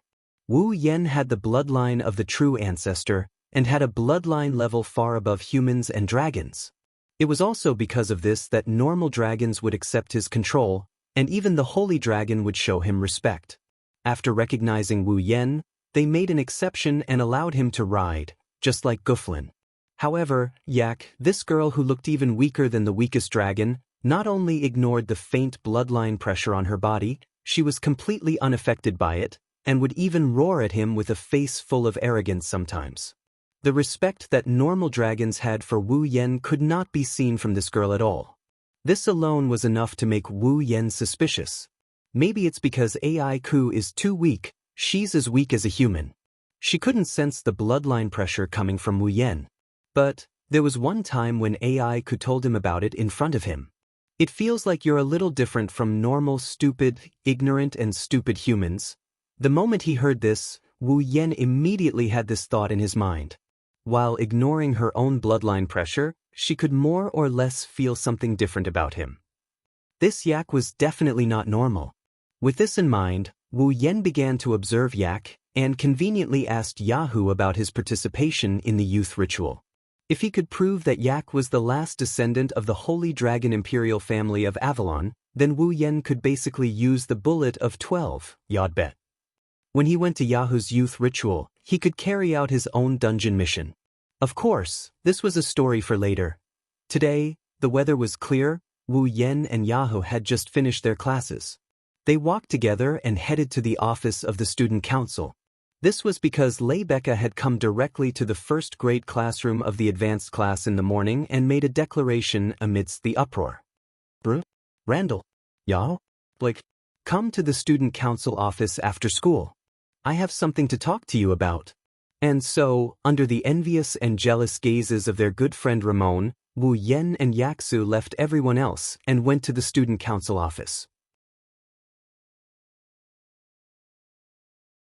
The student council office was located at the top of the central tower of the Ansari Dragon Riding Academy. Although it was not very big, the layout was more luxurious than the dean's office. Just the door alone gave off the feeling of a famous museum or conference room. Standing in front of the magnificent door, Yashu fidgeted around nervously. He glanced at Wu Yan, who didn't seem to care about anything, and he couldn't help but feel sad. Ever since the establishment of the Ansari Dragon Riding Academy, the student council had great power. Not only could they interfere with the matters of the Academy Council, they could also obtain a seat in the Ansari City Council. The authority of the student council president was above the mayor. Moreover, the student council president was the famous Empress Zhen Hong. To a commoner like Jianghu, it was natural for him to feel restrained. At this moment, Jianghu was surprised by Wu Yan's casual attitude. After all, Randall was Rebecca? Everyone in the academy knew about Randall's guard. Didn't he need to be more respectful? You're already here? Then come in. While Yashio was still thinking about this, an extremely elegant and beautiful voice reverberated in his ears from within the door, causing Yashio to be completely startled. Even his body trembled. Seeing Yahu's reaction, Wu Yan shook his head with a smile. Be more casual. Don't look at Rebecca. She's very friendly. If you're too restrained, she'll be unhappy. After speaking, Wu Yan opened the door and walked into the student council office. Jianghu was stunned and quickly followed. Walking into the office, the first thing Wu Yan and Jianghu saw was the owner of this place. Rebecca stood in the center of the office with her hands crossed in front of her ample chest. She looked at the two people who walked in with a smile on her face. Her beauty and fiery red hair complemented each other, creating a terrifying aura. Her voluptuous body was full of curves, emitting an unconcealable temptation. Even if it wasn't the first time Jianghu saw this breathtaking beauty, he still felt his heart tighten. Rebecca was a legend. Not only did she have extraordinary beauty, she was also a famous holy sky dragon knight. She was a powerhouse respected by everyone in the entire Ansari state. Her fame spread throughout every territory of the Night Kingdom of Loria. Even the most famous and honorable Lorraine Kingdom's Sacred Sky Dragon Knights only had 10% of their members who were Sacred Sky Dragon Knights. Rebecca was able to achieve such fame at such a young age. One could imagine what kind of position she had in the hearts of ordinary students. Jianghu was definitely not an ordinary student. His title of Genius Dragon Tamer was spread to every corner of the academy. However, he was only a commoner. Even if he had the title of Genius Dragon Tamer, he was only an ordinary student. In front of Rebecca, he couldn't help but feel uncomfortable. Noticing this, Rebecca chuckled and lowered her voice. You're welcome. Take a seat, yes? Yashio hesitated for a bit before walking over. Wu Yan couldn't help but bitterly chuckle. He's even more bashful than a girl.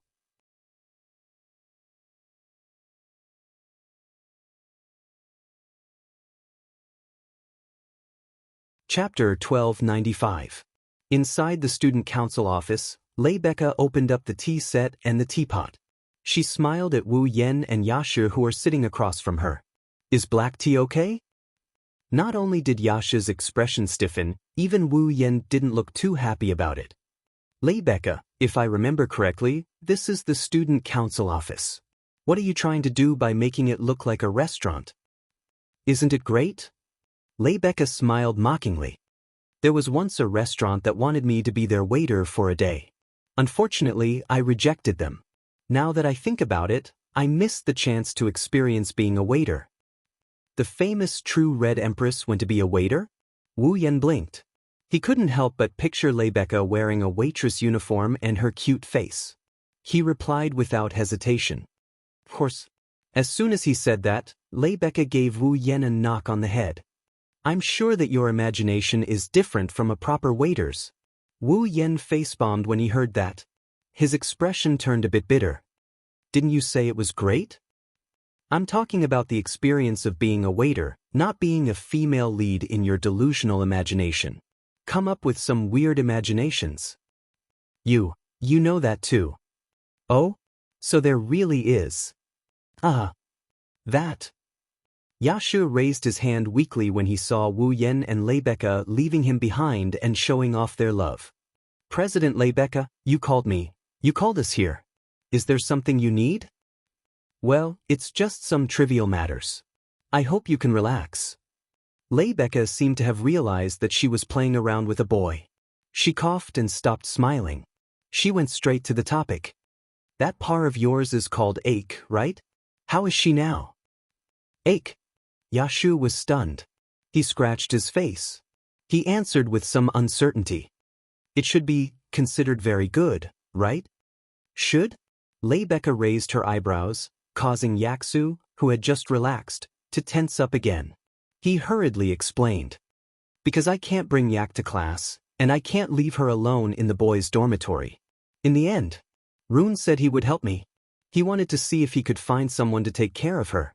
I don't know how Yak is doing. Find someone to take care of her? Rebecca looked at Wu Yen and received a nod from Wu Yen. I asked Cosette to take care of Yak. She has nothing to do during Sylvia's classes anyway. Cosette? Rebecca nodded in relief. So that's how it is. Then I can be at ease. Despite saying that, Rebecca's gaze turned sharp. She glared at Wu Yen, who was about to grab the tea. Wu Yen froze in midair. He froze in midair and his body stiffened. Rebecca narrowed her eyes and stared at Wu Yan's face. When she saw Wu Yan's unnatural expression, she revealed a meaningful expression. Your relationship with Cosette seems to have improved by quite a bit. Why would you think that?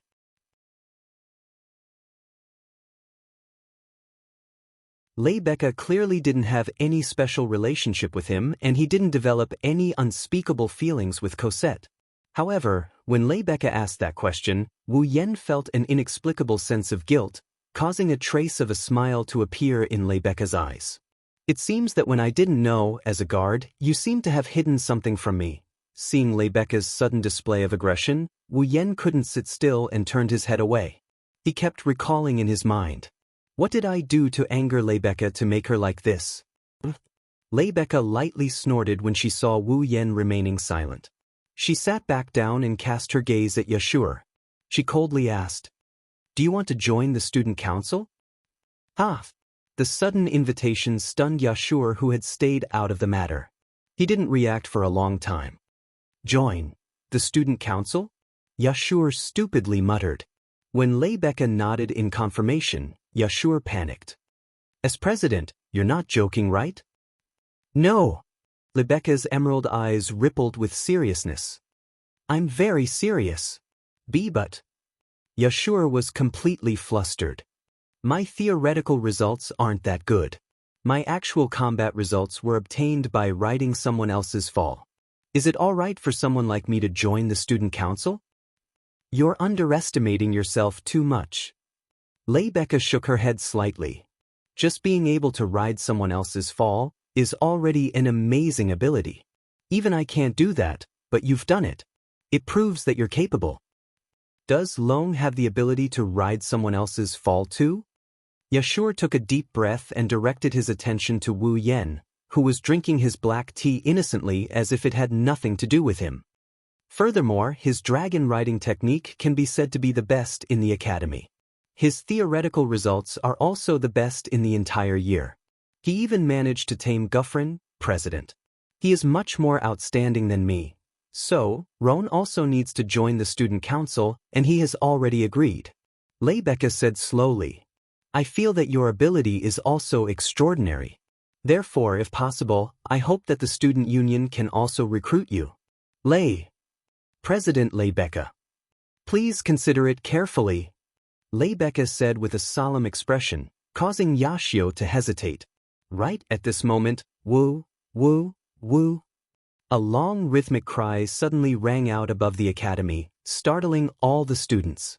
Rebecca and Yashur stood up abruptly and looked out the window. That's a second-level emergency alert.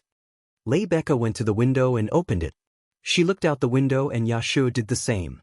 Wu Yan didn't know what's going on and he kept asking questions. A second-level emergency alert? What's that? As the land of dragon breeding, Ansari will always encounter emergency situations.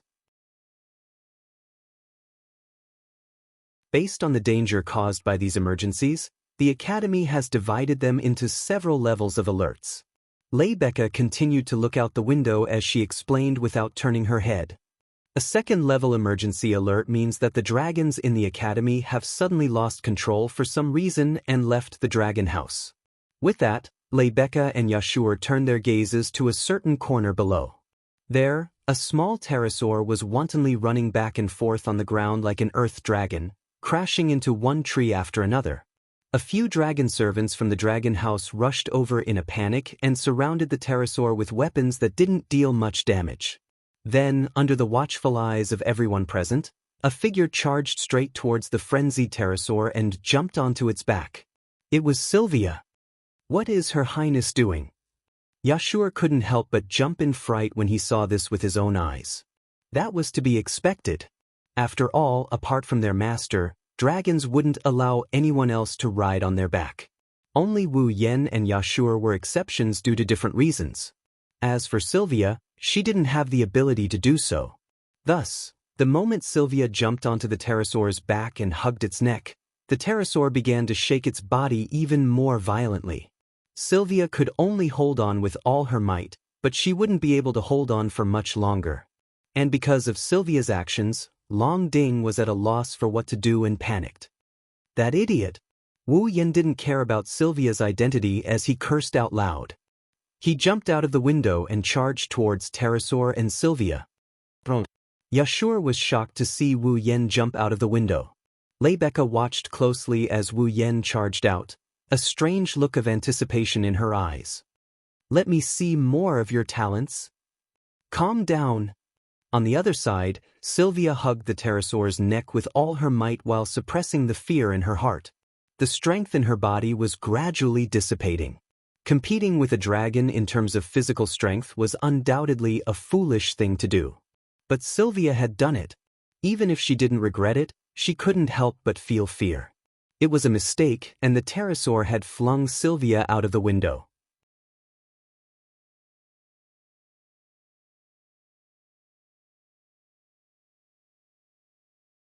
Chapter 1296. The scene of the sky and earth spinning was imprinted into Sylvia's eyes. When her body was also spinning in the air, Sylvia's screams also resounded through the sky. It was clearly a young pterosaur that hadn't even grown its wings yet and couldn't fly. However, Sylvia's voluptuous body was thrown high into the sky by the other party's fling, and she flew out fiercely like trash. In such a position, if she were to land on the ground uncontrollably, then Sylvia's slender body would definitely be severely injured from the impact of the landing. It might even endanger her life. Understanding this, the draconic guards were all shocked. They also let out sharp screams that echoed through the sky along with Sylvia's screams. Just as Sylvia was about to fall to the ground and become the victim of this accident, a figure suddenly charged down from the sky, leaving behind afterimages as it streaked across the sky. It was extremely fast and arrived at a certain location in the blink of an eye. Sylvia's body also flew towards the figure and was picked up by the waist. Then, the figure lightly landed on the ground as if it was weightless. Sylvia, who had closed her eyes and was about to endure the pain of landing, slowly opened her eyes with lingering fear. A face close to her entered her field of vision. Her expression froze in place. Seeing Sylvia open her eyes, Wu Yen coldly snorted and put her on the ground. "I'll teach you a lesson later." After saying that, Wu Yen stomped on the ground and flew in front of the pterosaur. He then jumped high into the air and landed heavily with a sharp explosion. Below him was the berserk pterosaur. Boom! Woo! A muffled sound rang out. The berserk pterosaur felt as if a heavy mountain had smashed down on its back. It almost hit the pterosaur. The pterosaur thought that someone had overestimated themselves and rode on its back. It was about to explode when a cold voice seemed to freeze the air and entered its heart. "Don't mess around. Don't blame me for being merciless." As these cold words were spoken, a wave of pressure from a higher existence pressed down on the pterosaur from above. This caused the pterosaur's body to tremble, and the madness in its heart instantly collapsed. Woo! The pterosaur, which was as crazy as a beast a second ago, let out a soft moan as if it was begging for mercy. At this moment he suddenly became like a puppy. He opened his teary eyes and laid on the ground, not daring to act rashly anymore. For it, who was still young and had yet to grow, Wu Yan's pressure was really a burden. Therefore, it had no choice but to be obedient. Stop. It stopped. The group of draconians who witnessed this scene stared blankly at Wu Yen, who was standing on the back of the pterosaur. Then, as if they had thought of something, they exclaimed in surprise. He's Luoang? Is it Randall? Really, that young rider of the Protoss?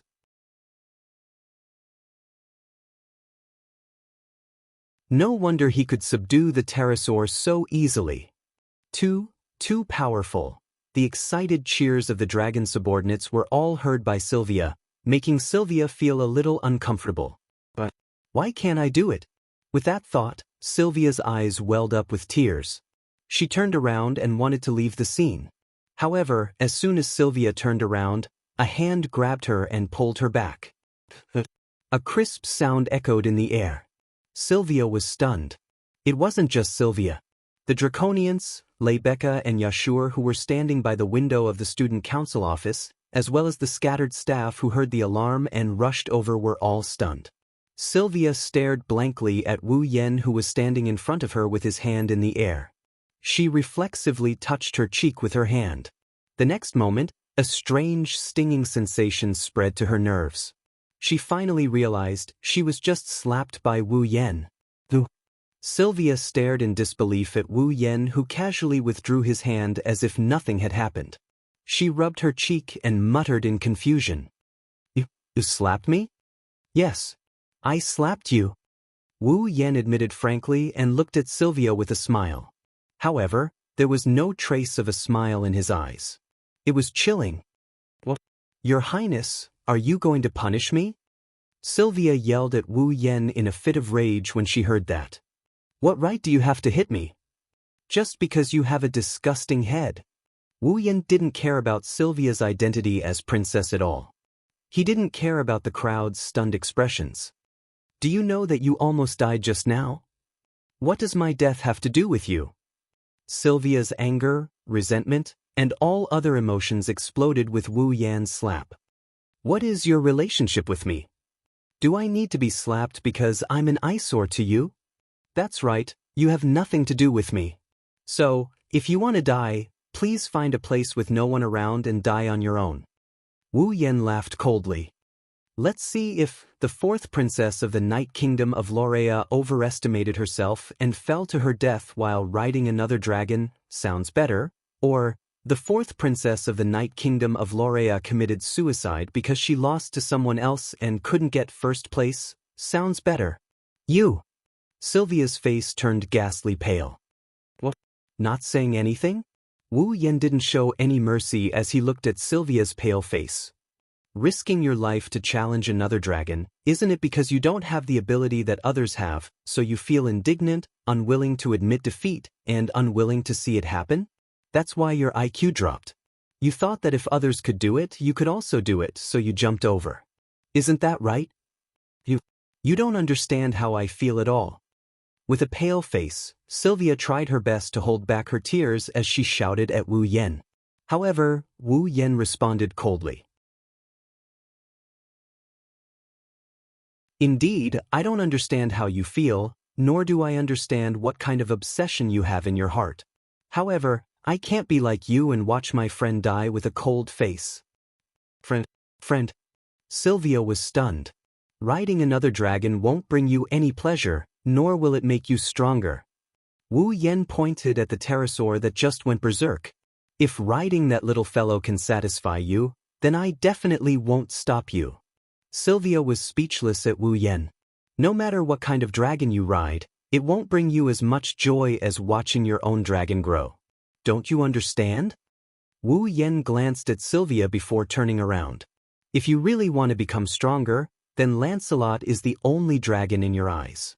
He is the one that you can rely on to become stronger. On the other hand, if what you mean by becoming stronger is nothing more than neglecting the essentials and focusing on trifles to prove that you have the talent that others have that you can have as well, then I advise you to give up early and obediently be a princess. With that, Wu Yen didn't look at Sylvia anymore and left the scene. Sylvia still stood there, covering her face as she looked at Wu Yan's back. She didn't say anything for a long time. In the student council office, Yashur looked at Wu Yen dumbly as he left, full of admiration. He's really strong. Rebecca couldn't help but smile. Her smile was strangely beautiful. After leaving everyone's sight, Wu Yen stopped and sighed. I know you're here, Corset. I'm afraid you're the only one in the academy who slapped Her Highness, Lord Roland. Behind a tree on the side, Kursel walked out with a bitter smile. After being slapped by you, Her Highness will be disappointed for a long time. Her head is as hard as an ox's. Wu Yen snapped at Corset. So please keep an eye on her, don't let her go down a dead end. Thank you for your concern, Lord Roland. I'll accept it on behalf of Her Royal Highness. Cosette smiled, lifted her skirt, and bowed. Please continue to teach Her Highness from now on, Lord Roland. With that, Cosette turned around and ran in the direction of Sylvia, causing Wu Yen to shout in ridicule. Remember to give her benefits next time. Being a maid is a benefit in itself. With these words, Cosette disappeared from the scene.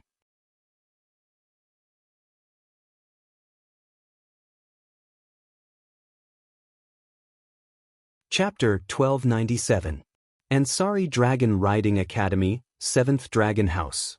In the dragon room that belonged to Lancelot, Lancelot, covered in silver-white fur, was lying on the floor with his mouth wide open as he munched on an extra-large portion of beef placed in front of him. Judging from the speed at which he ate and the faint pleasant dragon roar, it was obvious that he was in a good mood. Sylvia, in her uniform, stood beside Lancelot, wiping its body as she watched it happily eat, but her heart was filled with bitterness. Lancelot wasn't a particularly gluttonous dragon. He rarely displayed a particularly good mood because he was able to eat good food. As Lancelot's master, Sylvia couldn't be more clear about this. However, recently, Lancelot had been in a particularly good mood every time he ate. When it was time to eat, he seemed particularly eager and impatient. When it was time to eat, he was in a very good mood. Due to his joyful mood, his performance was much better than usual when he practiced his dragon riding skills with Sylvia. All of this was due to the food that Lancelot loved so much. And this food was personally prepared by Wu Yen. Ever since he tasted Wu Yan's food, Lancelot completely fell in love with Wu Yan's cooking and displayed an unprecedented desire to pursue it. Now, Lancelot would leave the 7th Dragon's house almost every day when it was time to eat. When he returned, there would be an extra portion of delicious food in his mouth. After returning to his own dragon room, he would happily eat. Long Ding of the 7th Dragon House didn't know where Lancelot went after leaving the 7th Dragon House without permission or where the food came from. However, Lancelot didn't cause any trouble when he left. They were happy to be idle and let it go. Only Sylvia knew that ever since Lancelot tasted Wu Yan's food for the first time, every time he left the dragon house without permission, it was to look for Wu Yen. The food he brought back was also made by Wu Yen. It wasn't just Lancelot. Even Guffrin, who was tamed by Wu Yen, was the same.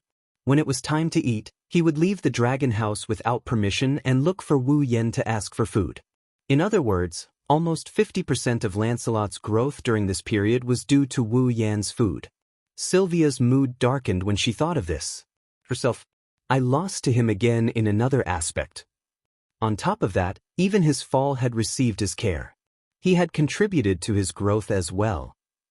He was truly outstanding. Compared to him, she really was like a child. She recalled how she recklessly challenged a berserk dragon to prove that she had the ability to ride another fall and was slapped by Wu Yen. Sylvia subconsciously touched her face. It was as if it was still aching. Sylvia knew that she didn't have any talent. It wasn't that she didn't have the talent to ride another fall, it was that she didn't even have the talent to become a dragon nurturer. Loriaman had a rule that all citizens of 7 years old must go to a Bayan forest to undergo the youngling ritual and have the dragon mother appraise them to see if they had the talent to become a dragon nurturer. If they did, they would receive the dragon mother's nursery and receive the star carving. They would become a dragon nurturer. If they didn't, the dragon mother wouldn't even appear in front of them and they could only leave dejectedly. Logically speaking, Sylvia, who obtained Lancelot, should have the talent to become a dragon nurturer. However, only Sylvia knew that during the youngling ritual when she was 7 years old, she didn't get the chance to become a dragon nurturer. In fact, she didn't get chosen. The only reason she was able to obtain Lancelot and become a dragon nurturer was because someone had given her a hand. Sylvia couldn't help but recall the conversation she had with him when she was 7 years old. Why do you want to become a dragon nurturer so badly? Woo, because. I must have my own fall. Why? Because. I want to become a great knight. Knight? But I didn't get chosen. The dragon mother didn't give me her nursery. I failed to live up to my royal father and royal sister's expectations. I can't become a great knight. I. Woo-woo. Sigh. All right, stop crying. Woo-woo. All right. Stop crying. Didn't you want a fall? I'll give you one, all right? Give me one. In the dimly lit forest, pressed a mysterious ball of light into the body of the 7-year-old Sylvia. In that instant, Sylvia felt that some sort of change seemed to have occurred in her body. Then, a star carving appeared on Sylvia's body. I have fall now? I've given you fall. So stop crying, okay? But, is this okay? Well, it's useless to give it to me. I don't really need it anyway. If you need it, I'll give it to you. I'm leaving. Remember, stop crying. Wait. Big brother. What's your name? My name is Wu Yan. Sylvia muttered subconsciously, calling out that name that was etched in her heart. Then she thought of her own performance, and her bright and beautiful eyes were filled with heart-wrenching gloom. She even began to mock herself. If Big Brother sees me now, he'll be very disappointed, right? As Sylvia said that, she even had an extreme thought. He had entrusted Lancelot to someone else, then Lancelot would be better than staying by her side, right? Perhaps he might even be stronger than when he was by my side. That might not necessarily be the case. After all, she didn't have the talent to be a dragon nurturer, did she? Just as that thought rose in her mind, a familiar voice that was also etched in her heart coldly echoed in Sylvia's heart.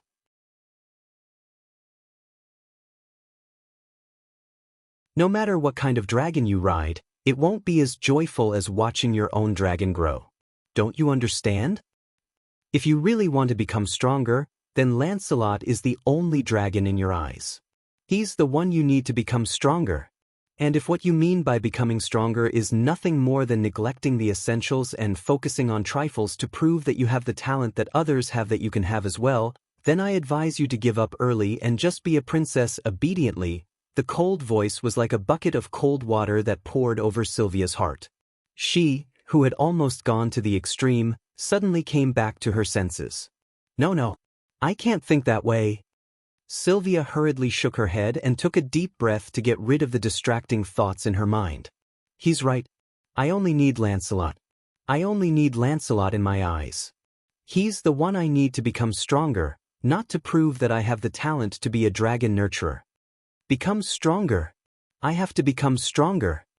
Sylvia's dim eyes lit up as she clenched her fists tightly. To not let down Big Brother who entrusted Lancelot to me, I have to become stronger. I have to become stronger. Kaboom! Just as Sylvia's fighting spirit was reignited, a thunderous boom came from the sky outside. The sudden sound of thunder caused Sylvia's face to turn pale with fright. Her awe-inspiring image was shattered, and she covered her ears like a timid little girl, trembling as she squatted down. Although it was hard to imagine, the famous Princess Blue Ice was indeed afraid of thunder. Roar! While Sylvia crouched down in fear, Lancelot stood up abruptly and let out a huge roar filled with enmity towards the window. It was as if he had seen a parasite. It was only then that Sylvia, who was trembling as she lifted her head to look outside the window, realized that the clear sky outside was now covered in a thick layer of ominous dark clouds. It was pitch black and hard to imagine. What is that? Looking at the sky covered by ominous dark clouds and the sticky feeling of discomfort that permeated the air like a rotten swamp, Sylvia's icy blue eyes trembled violently, and a trace of unease surfaced in her heart.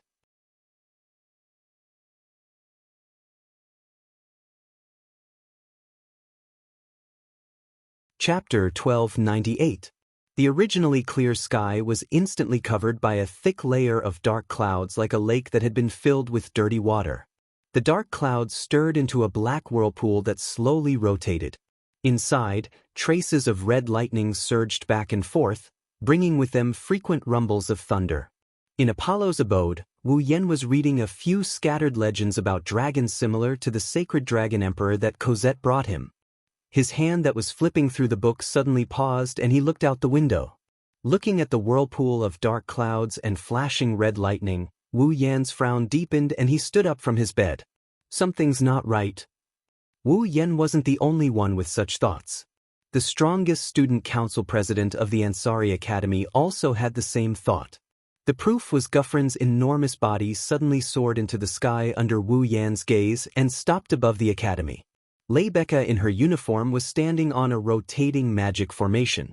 Her emerald eyes first glanced at the ominous clouds in the sky before looking in Wu Yan's direction. "Roland." Leibeka raised her voice and shouted at Wu Yan as if she already knew that he would be standing by the window in his room. "You feel it too?" "Leibeka." Wu Yan narrowed his eyes, he nodded and he replied. "That's definitely not natural. Someone is messing with us." "I think so too." Leibeka raised her head, her beautiful face suddenly becoming serious. She closed her eyes.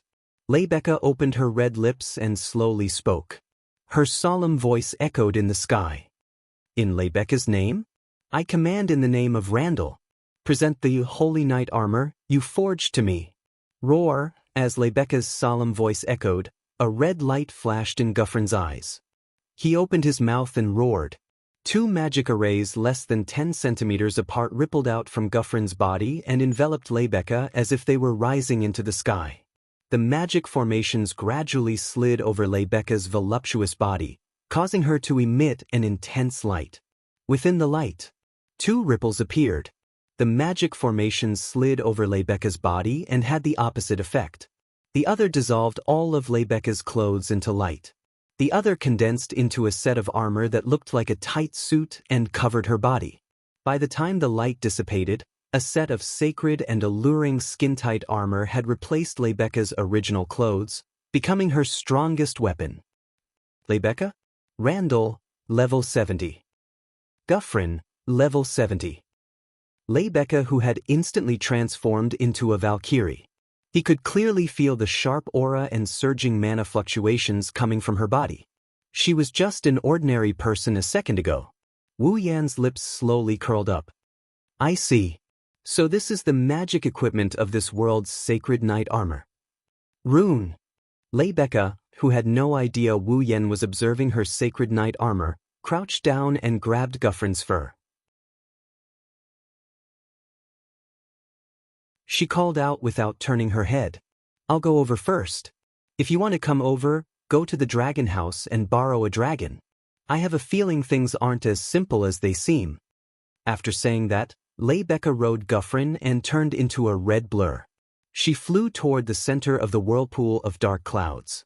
"Borrow a dragon?"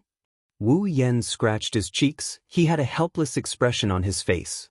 "Looks like Leibeka has subconsciously forgotten about my own fall. But that's fine too. A black and white dragon isn't suitable for an appearance here." After saying that, Wu Yan jumped out of the window and landed on the ground. He charged forward. The strongest sacred dragon in the academy was Guffrin. No one could find an existence comparable to Guffrin. However, Guffrin wasn't the only sacred dragon in the academy. There were 4 other sacred dragons. Wu Yan didn't plan on using his familiar to impersonate Fall in a situation like this. But, if he wants to borrow a dragon, he's going to borrow as strong a dragon as he can. So, he set his sights on the other sacred dragons. The 7th dragon house was a place provided by the Ansari Academy for sacred dragons to rest. Wu Yan's target was the 7th dragon house. When Wu Yan arrived at the 7th dragon house, there was already someone there. "Sylvia?" Wu Yan called out in surprise when he saw Sylvia holding Lancelot's reins at the entrance of the 7th dragon house.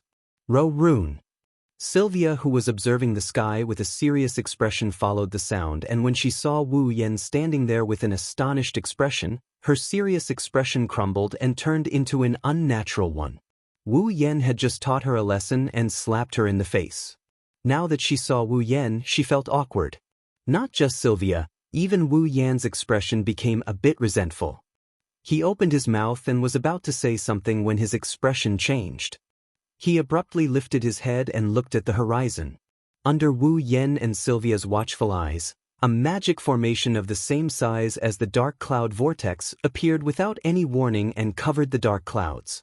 Shortly after, a gigantic dragon twice the size of Guffrin, with dark gray fur and bulging muscles, with a decaying aura, emerged from the magic circle and descended from the sky. Roar, a frightening roar that shook one's heart echoed through the pitch-black sky like a demon. It turned into sound waves that reverberated in the air. It even reached the ears of Wu Yen and Sylvia, who were looking up from the academy. That's... Sylvia looked at the naked giant dragon in disbelief. She couldn't help but take 2 steps back. Her delicate body trembled and her eyes were filled with fear. What is that? Tisich. Wu Yen curled his lips and turned to look at Sylvia. Sylvia, ride Lancelot and bring me there. Wah! Sylvia's panic turned into fear when she heard Wu Yan's words. She shook her head with all her might without thinking. No, I don't want to. Wu Yan didn't expect to receive such an answer. He paused and became angry. Why? That kind of monster. Sylvia's shoulders trembled, the fear in her heart written all over her face. I don't want to go near it. Wu Yan clenched his fists. His eyes flashed with a cold light. I thought you were just a little stubborn. I didn't expect you to be a coward who doesn't even dare to face the enemy. It's a sin for the Loriaman royal family to have a princess like you. What did you say? Sylvia's body trembled. She was stunned on the spot. That dragon is clearly very dangerous to Ansari City. It's even destroying it. Wu Yen looked at the giant dragon that was spitting dragon breath to destroy Ansari City. His mocking voice reverberated towards Sylvia. The citizens of Ansari City are facing danger. A princess like you actually doesn't care about the safety of your own country's citizens. You plan to hide here like a coward. What an eye-opener. I. Sylvia's body trembled again and again. Her pretty face was as white as paper. Forget it, it's the same if I go alone. Wu Yen glanced at Sylvia and walked to Lancelot's side. Lend Lancelot to me. Lend Lancelot? Sylvia was stunned again. She quickly shook her head. How can Lancelot fight that kind of monster? He can't even compare to it in terms of size. Ha! Wu Yen laughed. His laughter was unusually sarcastic. You want to impose your own incompetence on your fall? You're really something, aren't you? No. It's not like that. Aren't you the one who knows Lancelot the best? Wu Yen coldly interrupted. In your heart, is Lancelot a holy dragon that can't even defeat that disgusting reptile? Seeing Sylvia's confused look, Wu Yen sighed. He turned around and patted Lancelot's head. Lancelot, since that's the case, let us show your owner just how strong you are. Roar! Lancelot roared without hesitation and obediently lay down in front of Wu Yen. Lancelot! Sylvia was stunned when she saw Lancelot's expression of submission. Now is not the time for you to be in a daze.